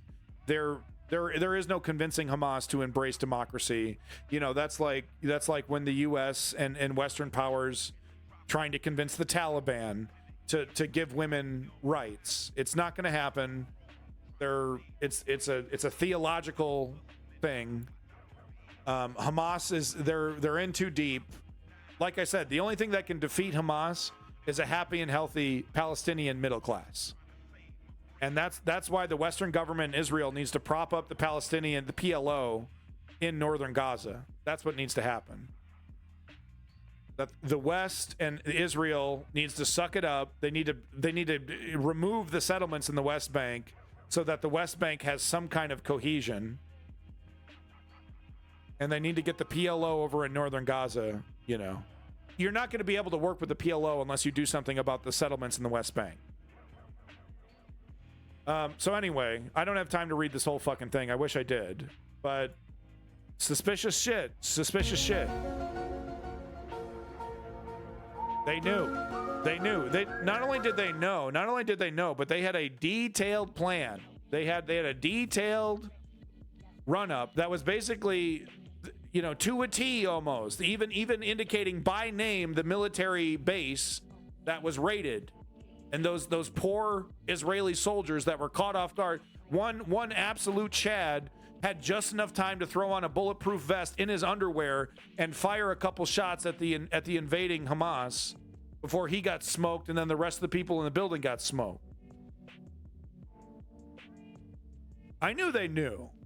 I knew something was up, because Israel is well known as one of the greatest intelligence, you know, gathering operations. Their airport security is second to none, and they brag about how they don't have to use metal detectors; they just use profiling. I did kind of call that shit, but it's like I said, it's a total conspiracy. I don't know. Right. I don't know if he like, oh, it's definitely happening. And, oh, let's, you know, I don't know. And I don't think we'll ever know. I do know that it was incredibly beneficial for the right-wing Israeli government. I do know that. And the shock doctrine is a real thing. Politicians take advantage of it all the time. Look it up. Naomi Klein. I think this was either Woke Patriot or Chem Goblin who provided this picture here. Devastating, absolutely devastating. So we have Palestinians. Yeah, they're regular people. They're not savages. Okay. Look at that. Gaming PC, having a great time. Family, you know, great time with family. And here's the next image. Israel is this guy, was this guy Hamas? Was this guy Hamas? Was this kid a Hamas? Was she Hamas? Who's Hamas?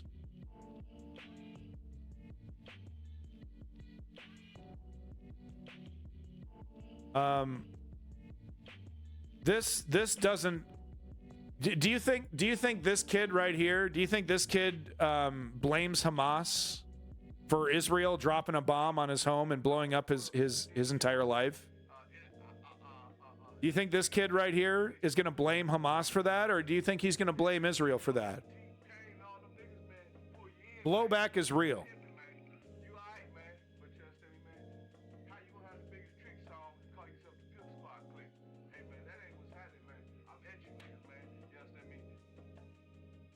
This isn't going to get rid of Hamas. Yeah, okay, Ace, whatever you say, buddy. I found that super sus. Cool it with the anti-Semitic remarks. So I wanted to show this here. IDF uncovers terrorist tunnel in Gaza kindergarten. So let's before my commentary, let's just go ahead and watch the 44-second clip here from Israel, showing showing a tunnel right next to a kindergarten. גן ילדים תמים באמצע עזה, של ילדים בני 4 ו-5 שמשחקים, זהו שלו. Yeah, clearly, Chem Goblin. You nailed it.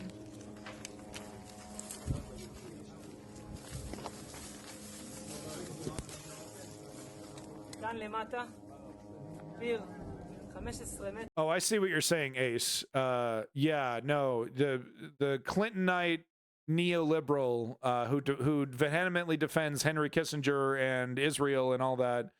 It can be a very difficult discussion. It can be very difficult to get them to admit. So you agree with the genocidal actions of the Israeli government? And they're like, well, no, I'm still a progressive liberal and that, but every human rights except for the Palestinians, blah blah blah blah blah. Yeah, it can be very very frustrating. So yeah, tunnel right there. I mean, not really showing inside of the tunnel, not really even getting close to the tunnel. It's just, it could literally be a lid propped up on the tree. All that aside, I'm just going to take his word for it. Okay, tunnels exist. Yep.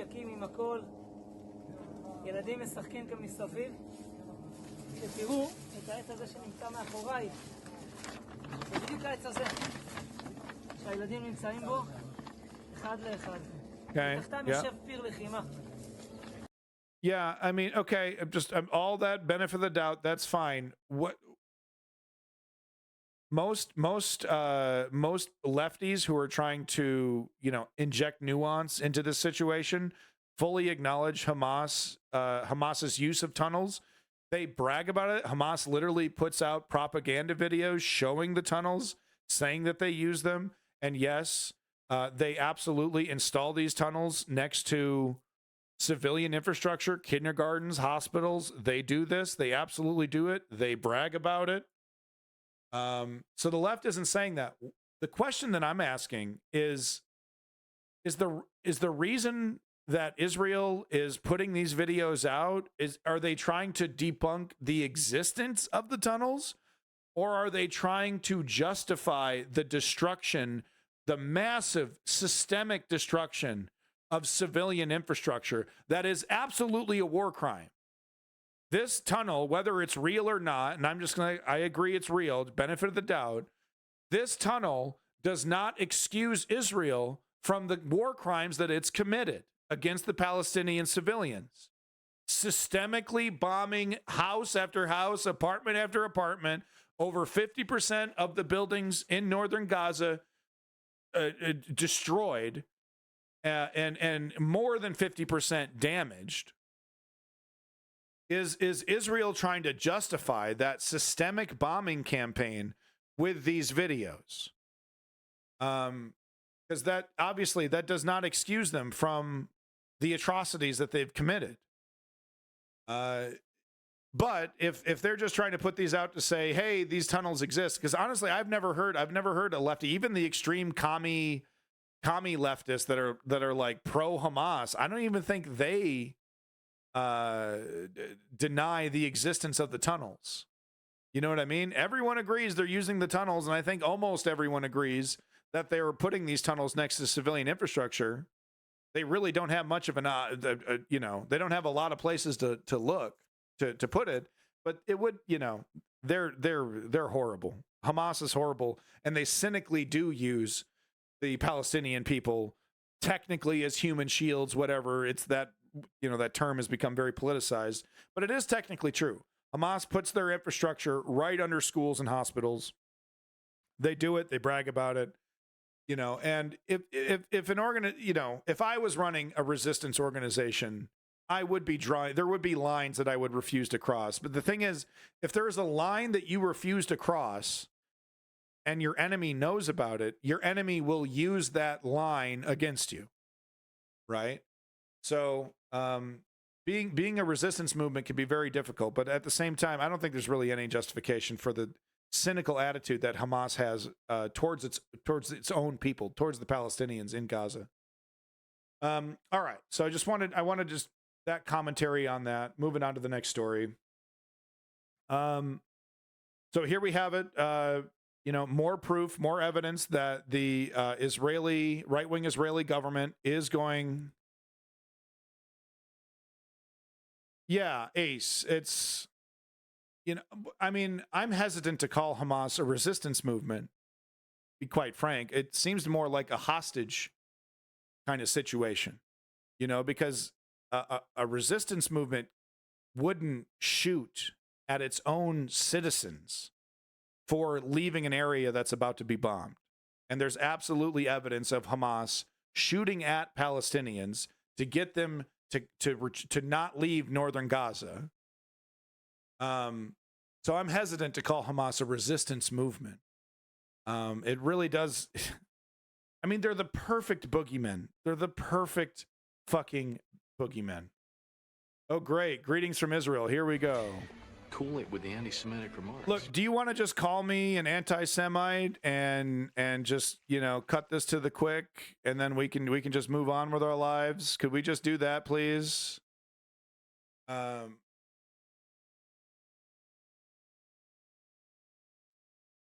Mergle Schmergle. Hard to disagree with your blue text there. Yeah, Advil plus. I need some aspirin. Yes, I am talking to you. You want to just call me a anti-Semite and get over it because I believe the Palestinians are human beings and they deserve their own country? I don't know though if you're an you're not sure. The Palestinians the innocent Palestinian civilians do deserve their own country. They deserve to share Jerusalem. Okay, yeah, here we go. Sure, okay. All right.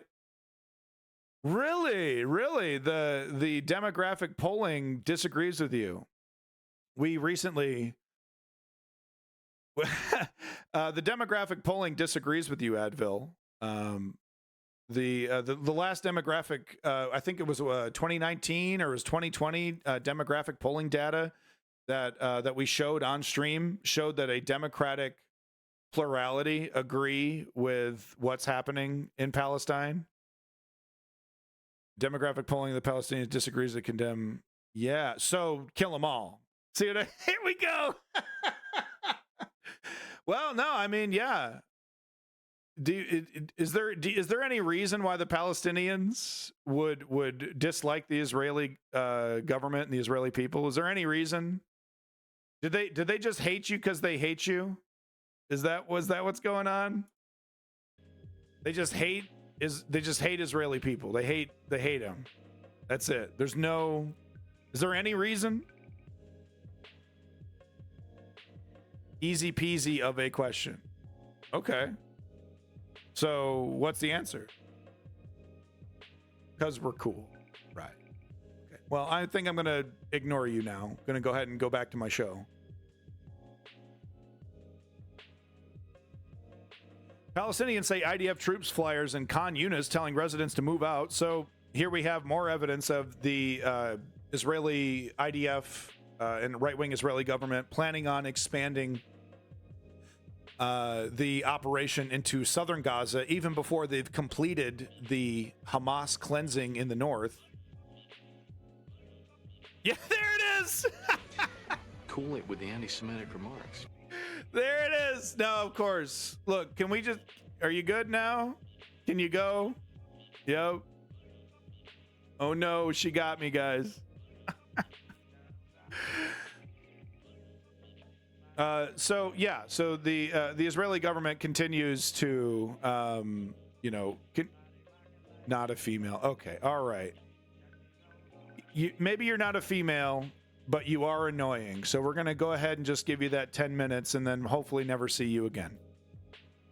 So yeah, I do think the goal here from the IDF is to get the IDF entrenched, to get them in northern and southern Gaza, to get them in there, to make it very difficult to get them out. Because as we've seen, so we're already having this conversation in northern Gaza before they've even completed the occupation, the cleansing of Hamas. We're already having this conversation of like, are they even going to leave? Oh, we can't leave. We can't leave because that will put Israel in danger. We can't go.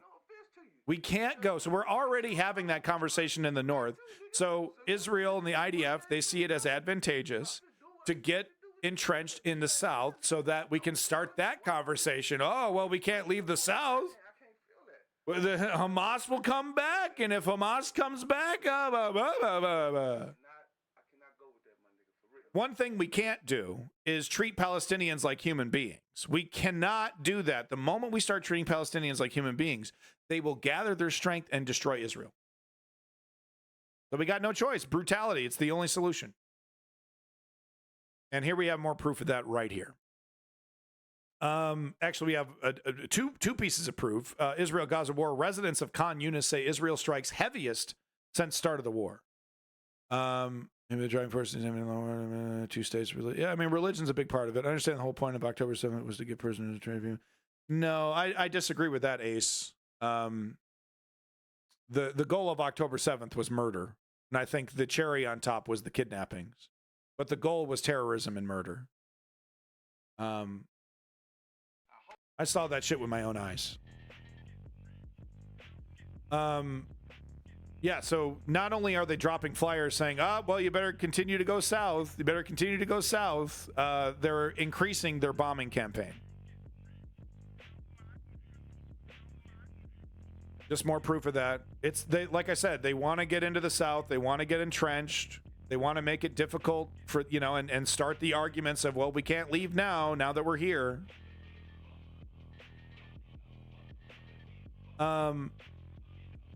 Just more evidence of this. So now they're not, I mean, the apartheid is so real. I mean, are you kidding me? IDF posts map of Gaza to guide civilians away from bombings. So they've split up Gaza into a bunch of little mini regions. And they're like, okay, well, we're going to bomb the shit out of 89. You better get your ass into 94. Then they're like, okay, well, we're bombing the shit out of 94. Better get your ass into 93. And so on and so on and so on.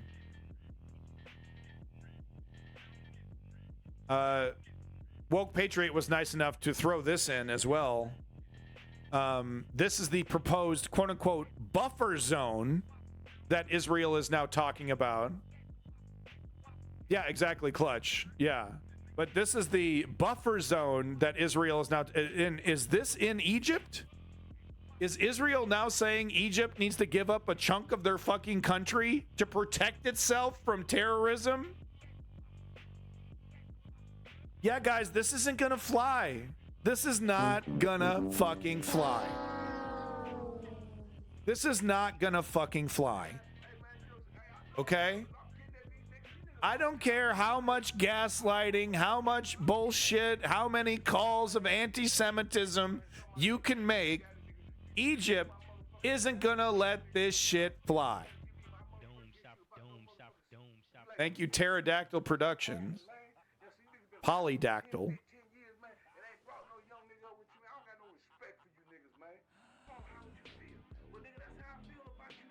Okay, trigger warning. This is extremely offensive and cringy. This is a Israeli invader, I guess, be the right terminology, inside a Gazan person's home. Looks like they have dragged prayer rugs into the bathroom, which is a big no-no. You're not allowed to have things like this in places where you have to defecate and that kind of stuff. There's all kinds of rules about how you should handle the prayer rug. You shouldn't be walking on it. So they basically intentionally put this and intentionally put it in a very offensive place and are walking all over it, in an effort to say your religion, your culture is lesser than. So we're doing a TikTok video, and he's going to show everybody how to shit in a toilet that doesn't have running water. And the reason why it doesn't have running water is because this military either destroyed the infrastructure or turned it off.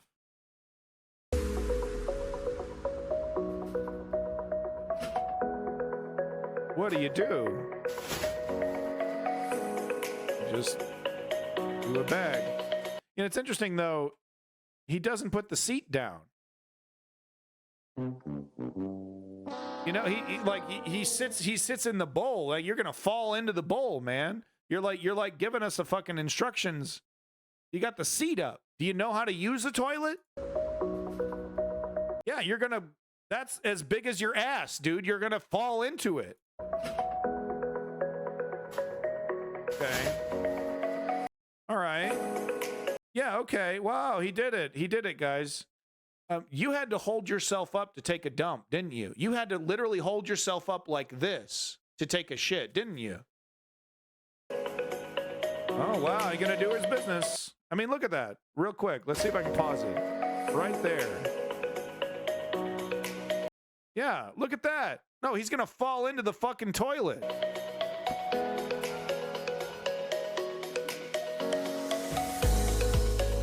Okay, puts the plastic bag in another plastic bag.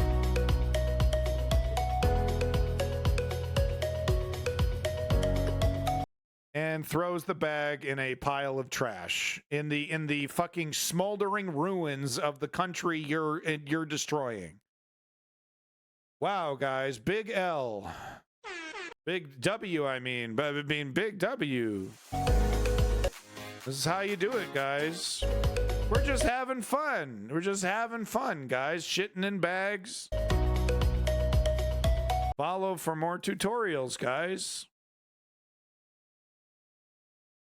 Oh, they do not realize that they're slowly exposing all their atrocities for all the world to see. This isn't what victims do. I remember they did the same in Lebanese houses in the 2006 war. Shame is not a word for them to say. Nobody is better at destroying Zionist propaganda than actual Zionists. They're showing the world their true colors. The mask is coming off. Yeah. It's really, it's just tasteless, man. It's a TikTok video. You know it is, baby. All right, so Captain Sexy of the fucking Beef Patrol over here has got an update for us. This is a really good one. So Mehdi Hassan, one of the only half-decent journalists on MSNBC, has been relegated to the bleachers. His show has been canceled because he was telling the truth about Israel. So MSNBC has done this before. What they will do is you sign a contract with them, and they don't fire you. They don't relinquish you from the contract. And they just they fulfill the bare minimum of the contract that says that you have to be on air like a couple visits or something like that. So they'll take your show. No, we're talking about Michael Walker here, fucking Beef Patrol over here. Look at this sexy son of a bitch, motherfucking jawline you could cut cheese with, motherfucker. Woo! God damn it! Look at this motherfucker. He's so hot. I'm just making fun of the fact he's putting his face on the thumbnails of his videos, and I'm just making fun of that. So anyway, yeah, the technique is to you sign, you're slightly progressive. They tried to do this to Cenk Uygur. This is what they wanted and tried to do the Cenk Uygur. They get you to sign a contract, and then your show is done. And you can't get out of the contract, so you can't really go on any other network. So it kind of silences you for a little bit, and they've pulled the trigger on Mehdi Hassan. Stream host in the Western world who has put proper scrutiny on Israel's actions in Gaza. That's included highlighting the genocidal statements from Israeli leaders, as he did here. When it comes to quote-unquote intent in the context of the Genocide Convention, listen to what Israeli politicians and generals themselves have said. Cabinet ministers like Yoav Gallant, the defense minister, who said Israel was fighting human animals and ordered a complete siege on the Gaza Strip. No electricity, no food, no fuel. Yes, I am Liberace's newspaper boy. That's a good one. That's a good one. Or Energy Minister Israel Katz, who said no electrical switch will be turned on in Gaza, no water pump will be opened, and no fuel truck will enter until the Israeli abductees are returned home. Or Heritage Minister Amichai Eliyahu, who said blow up and flatten everything in the north of Gaza and give that land to Israeli settlers. And if you think that's bad, just listen to the man in charge of Israel's government and military speaking on Saturday. You must remember what Amalek has done to you, says our Holy Bible, and we do remember, and we are fighting. That was Prime Minister Netanyahu invoking a biblical story in which the Israelites were told to exterminate, to literally kill all the men, women, and children from an ancient tribe called Amalek. Not a great reference when we're debating accusations of possible genocidal intent, I think we can all agree. Yeah. So statements like that won't be new to you guys. We've been highlighting this stuff for weeks now. Yep. But not many people in the mainstream media have. You don't see many segments like that in the mainstream media on True, MSNBC, true. on the BBC Yeah. here. No, on- we're seeing some flirtation with Palestinian personhood, with the idea that Palestinians might be human. We're seeing some flirtation with that on Morning Joe, but never an outright calling out of the genocidal intent of the IDF. You're still not seeing that on CNN, MSNBC, ABC, and on Fox News. It is like wall to wall pro-Israeli, propaganda. I mean, I watched a couple hours of Fox News, I think on Thursday or Friday, and it was depressing. It was just depressing. An alternate reality on Fox News. It really is as bad as you think it is. on CNN, for example. Mehdi Hassan has also been an exceptionally tough interviewer. So 2 weeks ago, he put questions like this to Netanyahu advisor Mark Regev. Why did your military spokesman on Monday point to a calendar in Arabic and say these are the names of terrorists on them? That's false. Can you accept that here and now? I'm not aware of the incident. Let's put up the image. We have the image. You have no I can't read Arabic. It doesn't help me. He's got an excuse for everything. No comment. I'm not familiar with the incident. Does your spokesman but, read Arabic? hang on, I have a question, Maddie. You're a journalist. Have you made a professional mistake ever? Not intentionally, but have you made a professional mistake? I haven't seen that document. Here it is. Here it is right here. Here's the document. Well, I can't read it, so I don't even know what I'm looking at. So I don't even know what it is. But even if it was true, I mean, have you ever made a mistake? I mean, come on, man. Exactly, and I own up to it. Have you made a mistake? So can you own up to the mistake? So if I've made mistakes, you've made mistakes. But there's a difference between making an honest mistake and between Hamas that deliberately exaggerates numbers. So was that CGI video that depicted a motherfucking G.I. Joe command bunker underneath the Shiva hospital? Was that a mistake? To suit its propaganda purposes. There's a huge difference. So it sounds like it's like hold on. You said propaganda. Can we just deal with your colleague Ophir Gendelman's tweet? It's still up 7 days later. Why has it not come down? It's a Lebanese short film. We can put it on screen. It's not Palestinians faking their own injuries. Can we own up to that mistake and take that down? Is that not propaganda? Crisis actors, guys. It's Hamas's numbers. I bet you Israel hasn't even killed a single kid. There's literally comments in pro-Israeli subreddits that are going, no military has ever gone to such trouble to try to prevent civilian deaths. No military is as humane as the IDF. I mean, it's just extreme. It's just the hyperbolic comments are just extreme and ridiculous. Okay, there's clear evidence of dozens and dozens and dozens of men, women, and children getting pulled out of these buildings. And like I said, okay, you don't believe the 8,000 number? Let's cut it in half, 50%. Is 4,000 enough dead kids? Oh, that's still too high. Okay, 2,000, 1,000, 500, 100. How many is an acceptable number of dead children for this operation? Once again, I understand that was also a mistake. And so why is it still up 7 days later? I'll speak to Ofer about it if you like. I'll speak to Ofer about it if you like. He's a friend of mine and a colleague. I quite like him. He's a good man. He's actually very effective. Why is he effective? Well, he speaks mother tongue level Arabic. He's really effective in his misinformation campaigns, guys. He's a really nice guy. I agree. He made a mistake. Mark Regev is not the kind of guy who usually admits to making mistakes, and Mehdi Hassan got him to admit twice there that Israel had made mistakes when it came to pushing out fake news. Right? I haven't seen many other journalists do that over this period. Obviously, we don't get to interview people like Mark Regev on this show. Those were tough questions. And as I say, forensic interviews like that are all too rare in the mainstream media. Yet, what is Mehdi's reward? Well, he's had his show taken off air. The news was reported in Semaphore magazine, and they write this. Two people familiar with the move, which MSNBC privately announced to Star Thursday morning, told Semaphore that Hassan will become an on-camera analyst and fill-in host. Over the past several years, Hassan became a cult favorite online for his tough interview style and impassioned monologues, but these never translated to rating successes on the weekends or during fill-in appearances on prime time. His show was like an internet show. It wasn't even broadcast on the main MSNBC channel. It was on like the extra online stuff. He couldn't get ratings, guys. I was shocked. I mean, I made comments about this in the past. I was shocked he was even on MSNBC at all. It was almost like they were, they needed somebody to point to say, oh, see, we're progressive. See, we got Mehdi Hassan. I shouldn't be surprised. I really shouldn't be surprised, but it is pretty blatant. It's pretty obvious what's happening here. Shows. The decision has provoked outrage among progressives. Noura Erakat is a Palestinian human rights lawyer. She said this: MSNBC cancels Mehdi Hassan's show.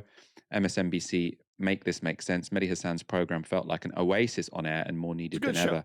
His program with Mark Regev was a whole class on journalistic method. He should be amplified, not shut down. Yeah. And Cenk Uygur from the Young Turk said this. And look, and Cenk Uygur actually has absolutely has a right to talk about this because he was in this situation. MSNBC hired him. He started, pushing against the establishment and the neoliberal status quo. They set him aside and say, you better act right. And he said, I ain't acting right. I'm going right back to TYT.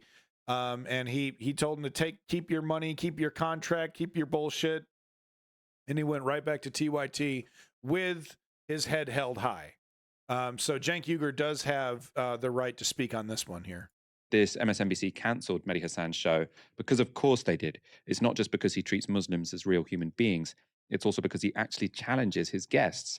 And that is the biggest heresy in mainstream media. Access must be protected. And yeah, that is essential. If you don't exactly know what he's talking about, there's this concept of access in mainstream journalism. Basically, we can't push back on you too hard, or else your party or you and the people around you will refuse to do interviews with us. And we need you to do interviews with us, or else our ratings will dip. We won't be seen as serious if we can't get Nancy Pelosi, or Hakeem Jeffries or Lindsey Graham or all these people to actually accept and do interviews with us.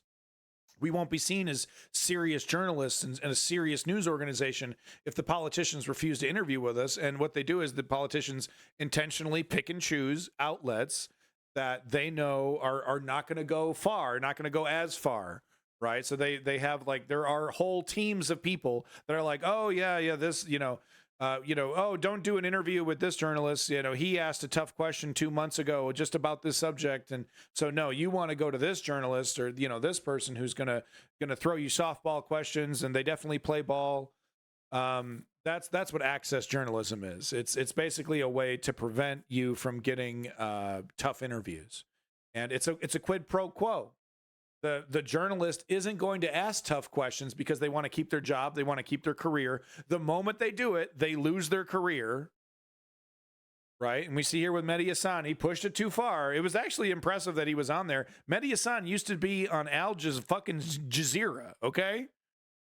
So it was kind of amazing at all that he was on anything associated with MSNBC, but it shows you the quality of his work. Mehdi Hassan's quality of work is actually really, really good. Rock solid journalism. With that said, capitulated to the neoliberal status quo somewhat. But, obviously, talked enough shit to get his ass fired, which basically tells me, you have the right enemies. That tells me that, sure, I disagree with some on some level. I'm sure there's a lot of things I disagree with Mehdi Hassan, but on a fundamental level, he's one of the good guys in my eye. His work on Al Jazeera was really great as well. I mean, he did an amazing 5-6 part series on Gaza, Palestine, way in 2019, way early.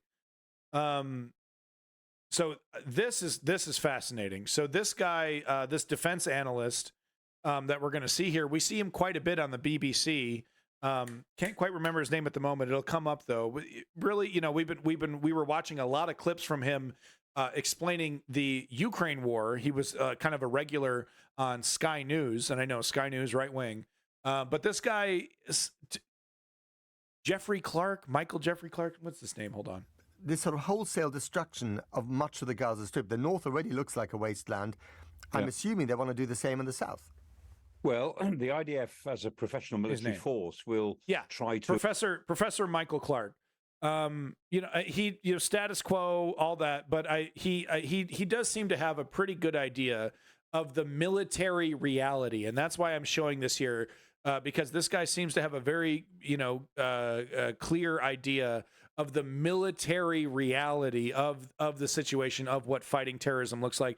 Davey, if you're still watching, I would like you to pay extra special attention to what this person has to say, and I guess Fathad as well should maybe open their ears up a little bit, because this idea that you're going to be able to destroy Hamas is pretty fucking naive, pretty fucking silly, okay, to put it mildly. South. Well, the IDF as a professional military force will try to execute the orders they've been given, which is to destroy Hamas. And in the north, they've been able to... Clutch Cargo, to answer your question, I'd say a little bit of all those things. I think it's a multi-layered pressure campaign to capitulate to the right-wing Israeli government's propaganda that it can do no wrong and that it's all justified. Move in with 3 or 4 armored divisions and take down all of the buildings which they thought were important. They've actually destroyed a lot of other buildings where they think there's something underneath them. And as you say, the north of Gaza, north of Wadi Gaza, is almost a wasteland. They know they can't do that in the south. From a military point of view, they can't just do that. And of course, international pressure on them, particularly from the United States, is now very high. So they're beginning a second phase. They can't do it because there are just too many people there. It would involve in killing even more civilians than they've killed so far. Yeah, with 2 million people crammed in, even if they're prepared to kill even more people, it won't work because, they know they're not even half done with this operation yet. They think they've accounted for about 5,000 Hamas terrorists out of the 25,000 they think that really exist. So did you hear that? You hear that number? So after all this chaos, these dead people, all this fucking death and destruction, they've killed maybe 5,000 out of 25,000.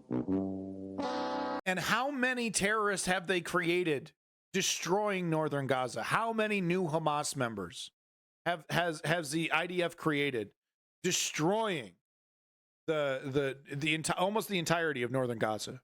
Hamas terrorists out of the 25,000 they think that really exist. So we assume that 20,000 Hamas people are in the south, either hiding in the tunnels or more likely, as it were, mixed in with the civilian population. So going after Hamas like that just means an open-ended counter-terrorist campaign, which will get very messy and very long. And the IDF have said... if you want an example, there was one quite recently. It was a $4 trillion boondoggle called the Afghanistan War. Look into it. Tell me how successful that enterprise was. Yeah, the military-industrial complex got rich.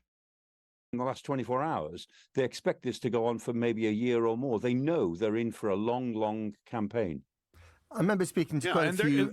But they don't have they don't have that. The West is not going to back this up for months and months ongoing into years, especially when the presidential election starts getting really, really close and Joe Biden is looking at those razor thin margins and he's like, I need every Muslim person's vote. I can't afford to be pro-Israel right now.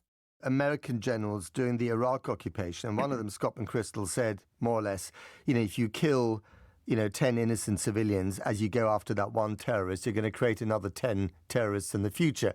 Is that a fair calculation for what's going on in the Gaza Strip? It's called blowback. Well, I don't know if it's 1 in 10. Nobody does. But the numbers are fuzzy. But in terms of, you're creating a problem for the future that you have to deal with. Everyone. I worked out that the number of men of, if you like, Hamas fighting age among the population is about 600,000. And so they're looking for another 20,000 somewhere among that 600,000. They're going to find them, aren't they?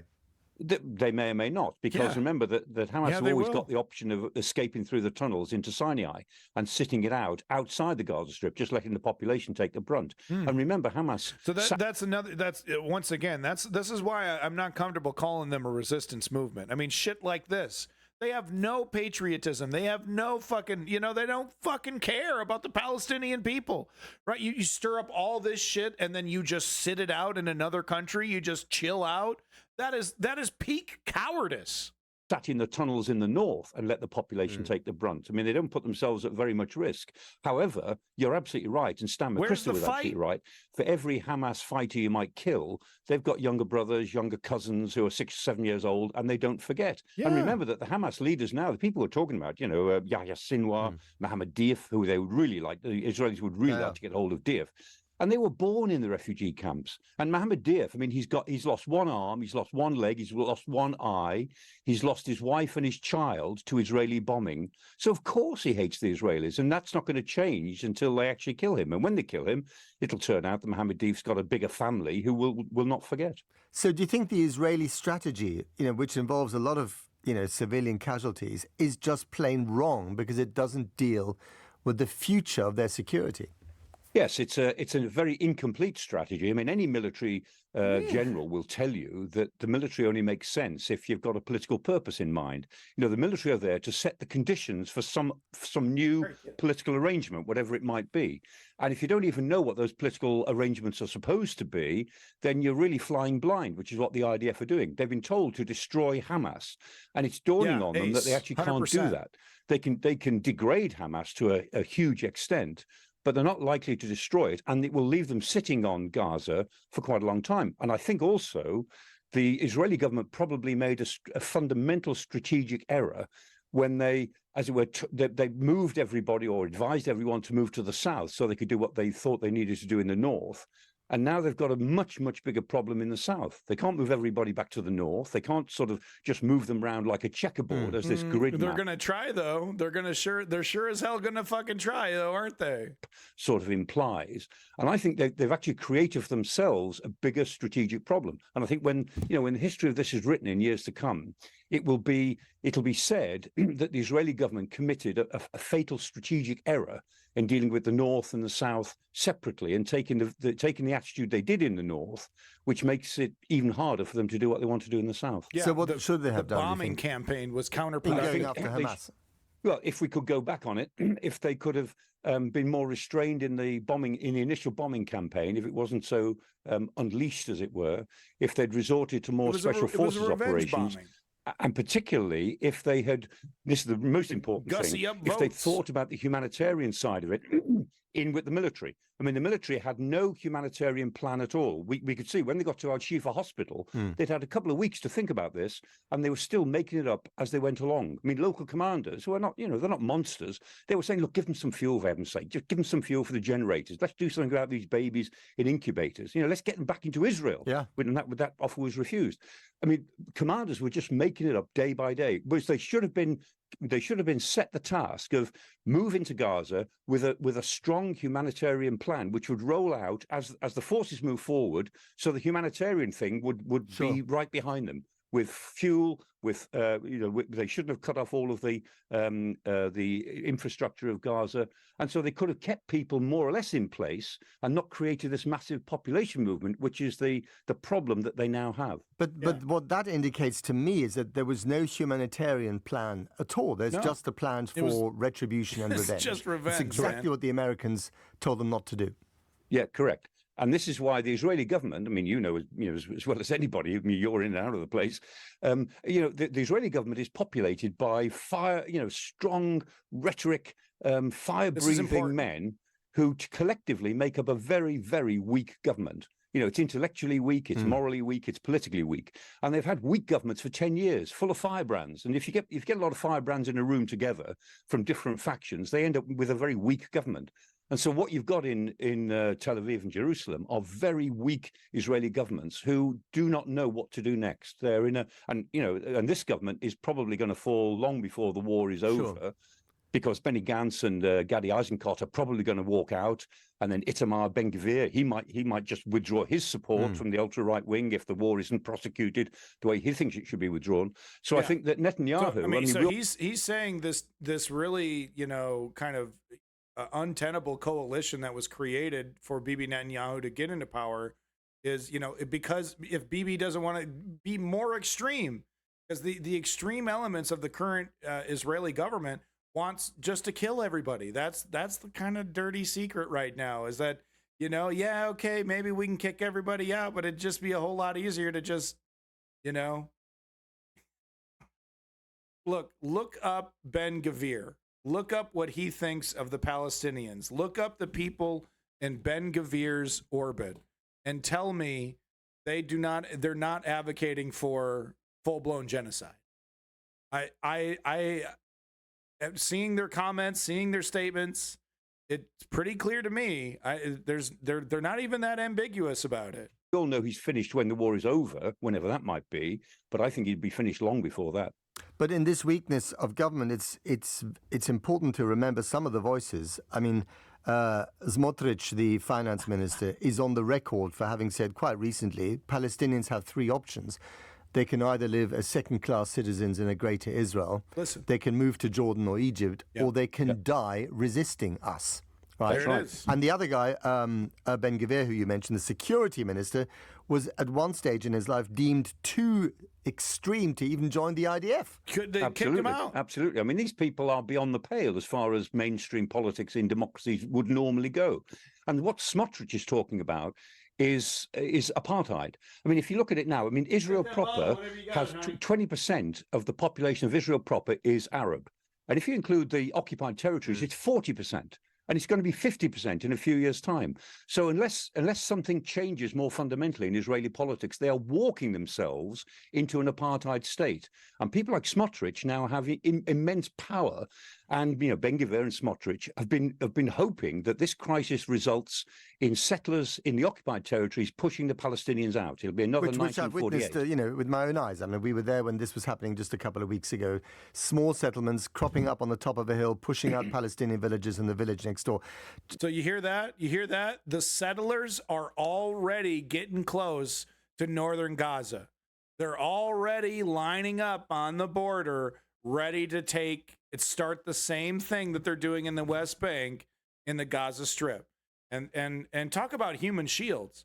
These settlers are the definition of human shields. They immediately move in, their women and children, and immediately start playing the victim. Oh, you're invading my home. You're invading my home that I just stole. I'm just protecting my home. I'm just protecting my property. That's why that's why I'm being aggressive towards you. All right. So settlers are indeed Israel's human shields. Yeah, I mean, if we're going to use Israel's definition of human shields, then yeah, the settlers would qualify. Yeah, and official policy, yeah, it's wishy-washy on that, right? Because there's certain elements of the settler program that are official and there's certain elements that are not official but are allowed to happen, right? But technically they're illegal so that they can continue to get that, Western support. So if you want to disagree with this jackass Twitch streamer about what he's been saying about the Israeli government, I have more proof. I have more sources in today's final video. This is what Israel has planned for Palestine, a clear breakdown of what is the actual goal here. And the actual goal is the complete eradication of the Palestinian country. Maybe not the complete eradication of all Palestinians. Maybe not the complete eradication of all Palestinians. That'd be nice to avoid a full-blown eradication of Holocaust, I guess. I can't. No. Cool it with the anti-Semitic. Don't be saying that. But the goal is to completely remove the Palestinians from what is now known as Palestine, whatever is left of Palestine, to remove them and have the entire area be officially Israel and have that be internationally recognized and all that. What is the state of Israel's plan for the Palestinian people? How does it see them? Here is Israel's former Minister of the Interior, Ayelet Shaked, in a new interview. There is a consensus in Israel that the war has to continue. You just said that. I've seen that in all the polling I've seen. There's a question of what comes after. People say Hamas must be destroyed. Yes, right? it must. But then what? There's some who said maybe the Palestinian Authority can be the governing entity. No, they can't. No, can't do that so either. I know that you repost. They can't because they're educated for hate. You know, but they're not educated. Hamas, right? They are not Hamas, but they are educated for hate. But then who? And they are paid for slay, so they can't. Who? Okay, so what we want to do first is to eliminate Hamas, and then to have a buffer zone. Okay. You know, in order to keep our villages safe, and then there should be like maybe international allies from countries like Egypt, like the UAE, that will come and manage their lives there for a few years. We need to do, denazification. They got to do denazification. It's unrealistic and vague because that's not the actual plan. They know that they need to get entrenched and they need to buy time.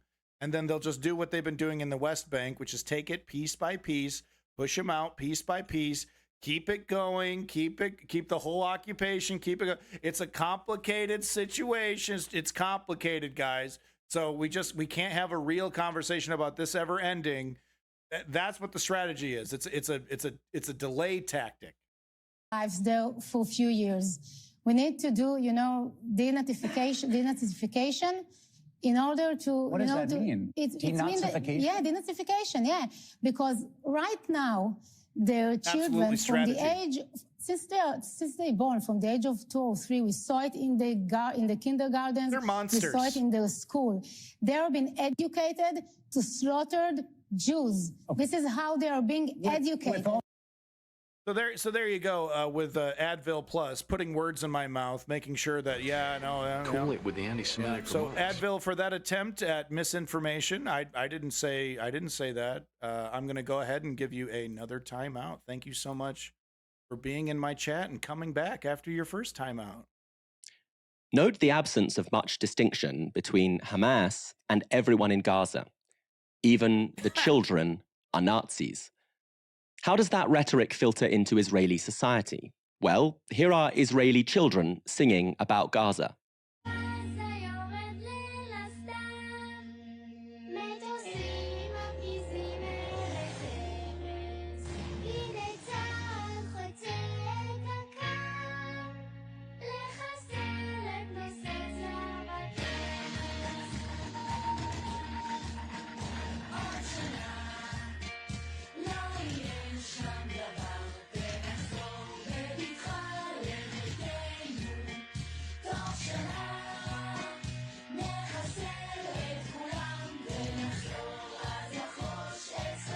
We will annihilate everyone, and then we will return to plow our fields. Wow, dog.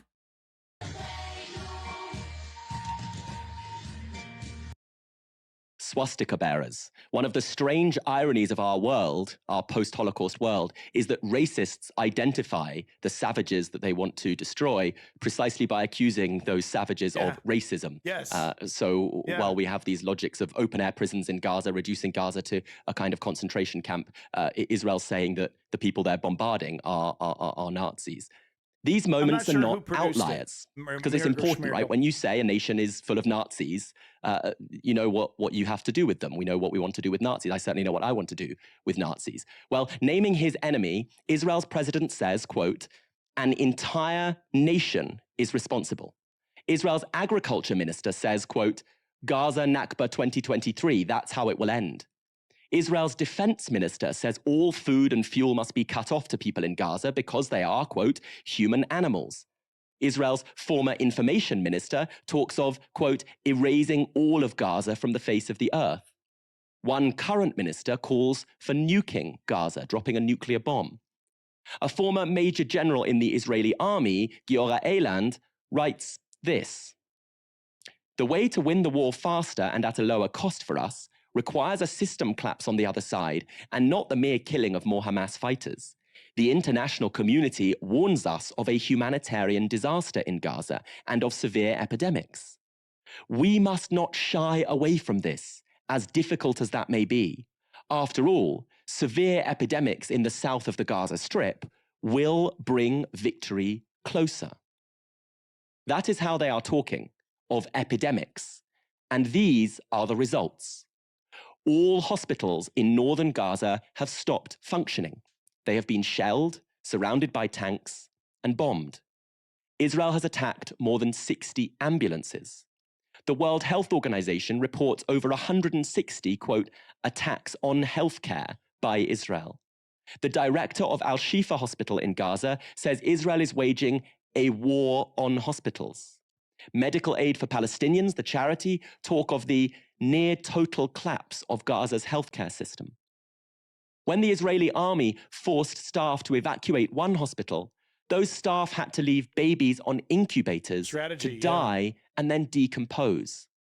Meanwhile, as Moin Rabbani has pointed out, Israel has killed more UN workers than Hamas commanders.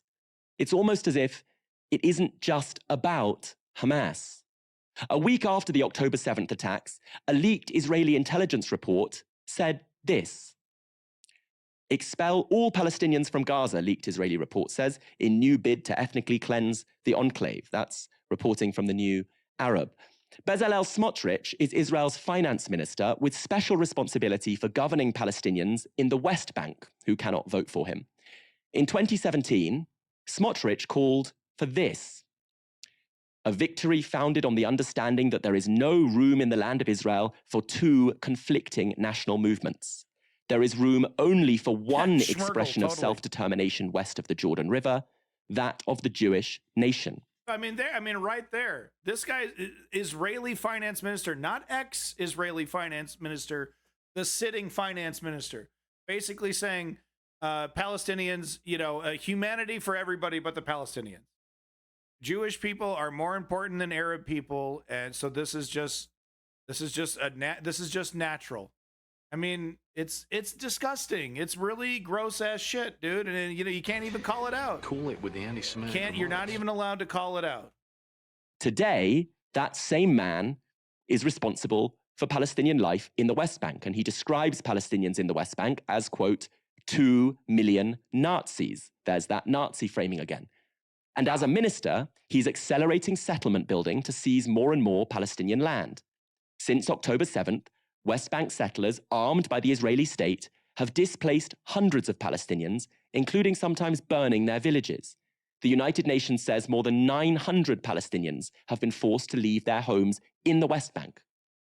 The world-leading Israeli Holocaust historian Omer Bartov issued this warning about Palestine. We know from history that it is crucial to warn of the potential for genocide before it occurs, rather than belatedly condemn it after it has taken place.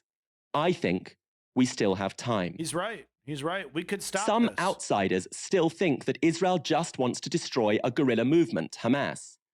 But here's Israel's bind.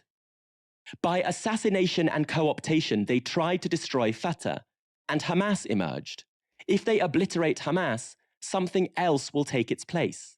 People who are dispossessed and penned into open-air prisons will not surrender in silence. And so the colonizer must destroy not just a political movement. Their enemy is not really communism or Arab nationalism, as they said in the past, or Islamism, as they say now. They must destroy the Palestinian people. They must destroy them not just in Gaza, but everywhere, to coin a phrase, from the river to the sea. Ultimately, every single settler colonial project says to the natives, leave or die. Moya, is this a war between two equal sides or a colonial project that must be defeated? I think any regular viewer of Navarra media will know the answer to that. So I want to just focus a little bit on this label that we're increasingly seeing applied to the Palestinians, that of the fact that they're Nazis. This idea, first it was IS, and now it's the Nazis. Recently, we've seen this frequent invocation by Israeli officials. And there's several aspects here to unpack. One, as you mentioned, calling Palestinians Nazis dehumanizes them en masse They go from this people living under oppressive occupation to a rump territory on the side of Israel. That's a malevolent, aggressive presence. Yeah. That I mean, it fully justifies it. We know how dangerous that is. All right, folks. Big props to Navarra Media here, doing great work. Check them out. Like and subscribe, everybody. Like and subscribe to Navarra Media, okay? Good ass journalism right there. That is some good ass journalism. You know, I've made my opinions pretty clear today, so I don't need to reiterate too much. But the basic gist is, look, to the people that are like, it's so complicated, there's no solution. No, that's not true. The solution is for Uncle Sam to leverage its incredible power on the Israeli government and the IDF, quite frankly, both those institutions, to leverage its power on those institutions to force them to come to the table with a legitimate offer for peace to the Palestinians. But that means concessions. That means removing some of the settlements. That means making a corridor. And these are things that the Israeli government doesn't even want to fathom. They don't even want to talk about, because they're on the cusp of completing this project. They're on the cusp of totally destroying the Palestinian country and taking it over completely. A colonial dream. They're right there. And, you know, if the cowardly politicians, the cowardly neoliberal politicians continue to do what they're doing, they might get away with it. And if the Republicans get into charge, if the right wing gets into charge here in the United States, then they will absolutely be able to complete this project against the Palestinian people. The right wing Republicans will have no problem letting Israel do whatever the hell it wants. No problem. So those are my thoughts. Free the innocent Palestinian civilians from Hamas, but also from Israeli occupation, apartheid, and ethnic cleansing. Doesn't exactly fit on a t-shirt, does it? And quite frankly, free the Israeli citizens from the undemocratic, authoritarian, right-wing Bibi Netanyahu government. That really doesn't fit on a t-shirt either. Shit. We need better slogans. So those are my thoughts on Israel-Palestine. But folks, this is the end of the News Underground for today. And I'm sorry, I know. We could just go all night, couldn't we? We could just do this all night. But folks, I am Abandoned Nihilism, a.k.a. The Harbinger. This is the News Underground, the realest, the truest, best news program on Twitch, bar none. Put me side to side with your favorite Twitch streamer and tell me they're covering more news than me. I challenge you. Find one other political streamer on this platform covering the amount of stories like I cover. Big props to your boy, Chem Goblin, motherfucking Chem Goblin, for all your contributions to the Ukrainian segment. Big props to Strategy member, relatively new user who keeps coming back. Thank you so much, Strategy. Big props to your boy, Mergle Schmergle, over here with his colorful text. Welcome, new viewer, Mergle Schmergle. Big props to your boy, Davin Siski, coming back, relatively new user. Big props to new viewer Ace Fram over here. Big props. Make sure you check out Clutch Cargo's Twitch stream. Check him out. Big props to you, Clutch Cargo. Thank you so much, Clutch Cargo, for coming back again and again. Big props to your boy Lenny from South Boston. Number one financial contributor to the stream and number one fan of that Garbage Fuel merch. If you want that Garbage Fuel merch, Garbage Fuel is, of course, the number one drink mix company in the world. Garbage Fuel brought to you by your local dumpster. Juice from the local dumpster outside of your Denny's. Please drink it today. Please drink my garbage. I am the only sponsor. They're my only sponsor, and I am the only streamer they sponsor. So, love of God, help them out. But big props to you, Lenny. Advil Plus. It was so wonderful talking to you, Advil Plus. Thank you for being exactly what I expected you to be, and literally calling me an anti-Semite. Big props, Lenny. Big props, Davin. Big props to you, Woke Patriot. Thank you, Woke Patriot, for all your contributions in the Discord. If you want to check out the Discord, it is right here. Check it out if you want to help contribute to the stream. We got the Discord right there for you, folks. Who else in the chat? Who else in the chat? Fathad. No, I'm not giving Fathad props. Straight up. Sorry. I'm not. No. Well, that's the wrong button. Pterodactyl or Polydactyl Productions. Thank you for that follow and welcome, Ronald McMahon. Thank you for coming in. I appreciate you coming back, Ronald McMahon. Thank you so much. Yeah, look, man, you start spamming links and like it's not the meme show. Where I'm not. This isn't like Ms. Kiff. Okay, I'm not fucking forcing. All right, we're not gonna sit here and watch funny videos. Okay, this is the news underground. We watch the news. Maybe a couple funny videos here and there, but come on, all right? Don't be spamming a bunch of fucking meme videos and expecting me to pay attention to you. Big props to everyone else. Big props to you lurkers out there. Number one not in the chat.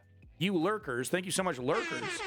You're tubing. Big props to you. You're tubing. Thank you for coming back. OG Ice House. Thank you for coming back. Got an OG in the house. Love it. Thank you so much, OG Ice House. Thank you so much, everybody. Once again, the only way that we can get out of this is with political activism. And political activism is not impossible. There's actually a really simple 3-step program to create political change. Step 1, inform yourself, which is what you're doing right now. Step 1 complete. Step 2, join a progressive political organization in your area. Put your name down. Maybe it's a union. Maybe it's an activist movement. Maybe it's it's something you believe in. Maybe it's a politician that you believe in, you want to work for and want to help. But put your name down. In step 3, it's just as simple as this. Put in the work. Put in the work. Ask yourself, what am I doing for the political movement? What am I doing for the political movement? Couple hours a month, and you can create real change. Folks, peace in that motherfucking Middle East and glory to the Ukrainian democracy. We're going to get there one of these days. Thank you for being here. This is the News Underground, and I am Abandoned Nihilism, a.k.a. the Harbinger, bitch. Oh, yeah. Oh, one last thing. Tomorrow, we're doing a Henry Kissinger Burn in Hell special. Make sure you check that out. Henry Kissinger Burn in Hell special. Make sure you tune into that on Sunday. I don't know exactly what time, but make sure you hit that notification bell or whatever the fuck Twitch does. Look out for that Henry Kissinger Burn in Hell special coming up tomorrow, folks. Thank you so much. Yeah. Motherfucking News Underground, man. News Underground, bitch. That's how we do this. Say goodbye, Zaphoid. Say goodbye, Zaphoid. Bye-bye. Bye-bye. Bye-bye, motherfuckers. Bye-bye, motherfuckers. Bye-bye. Props to your boy DJ Echoes, Money Rule. Money rules everything around.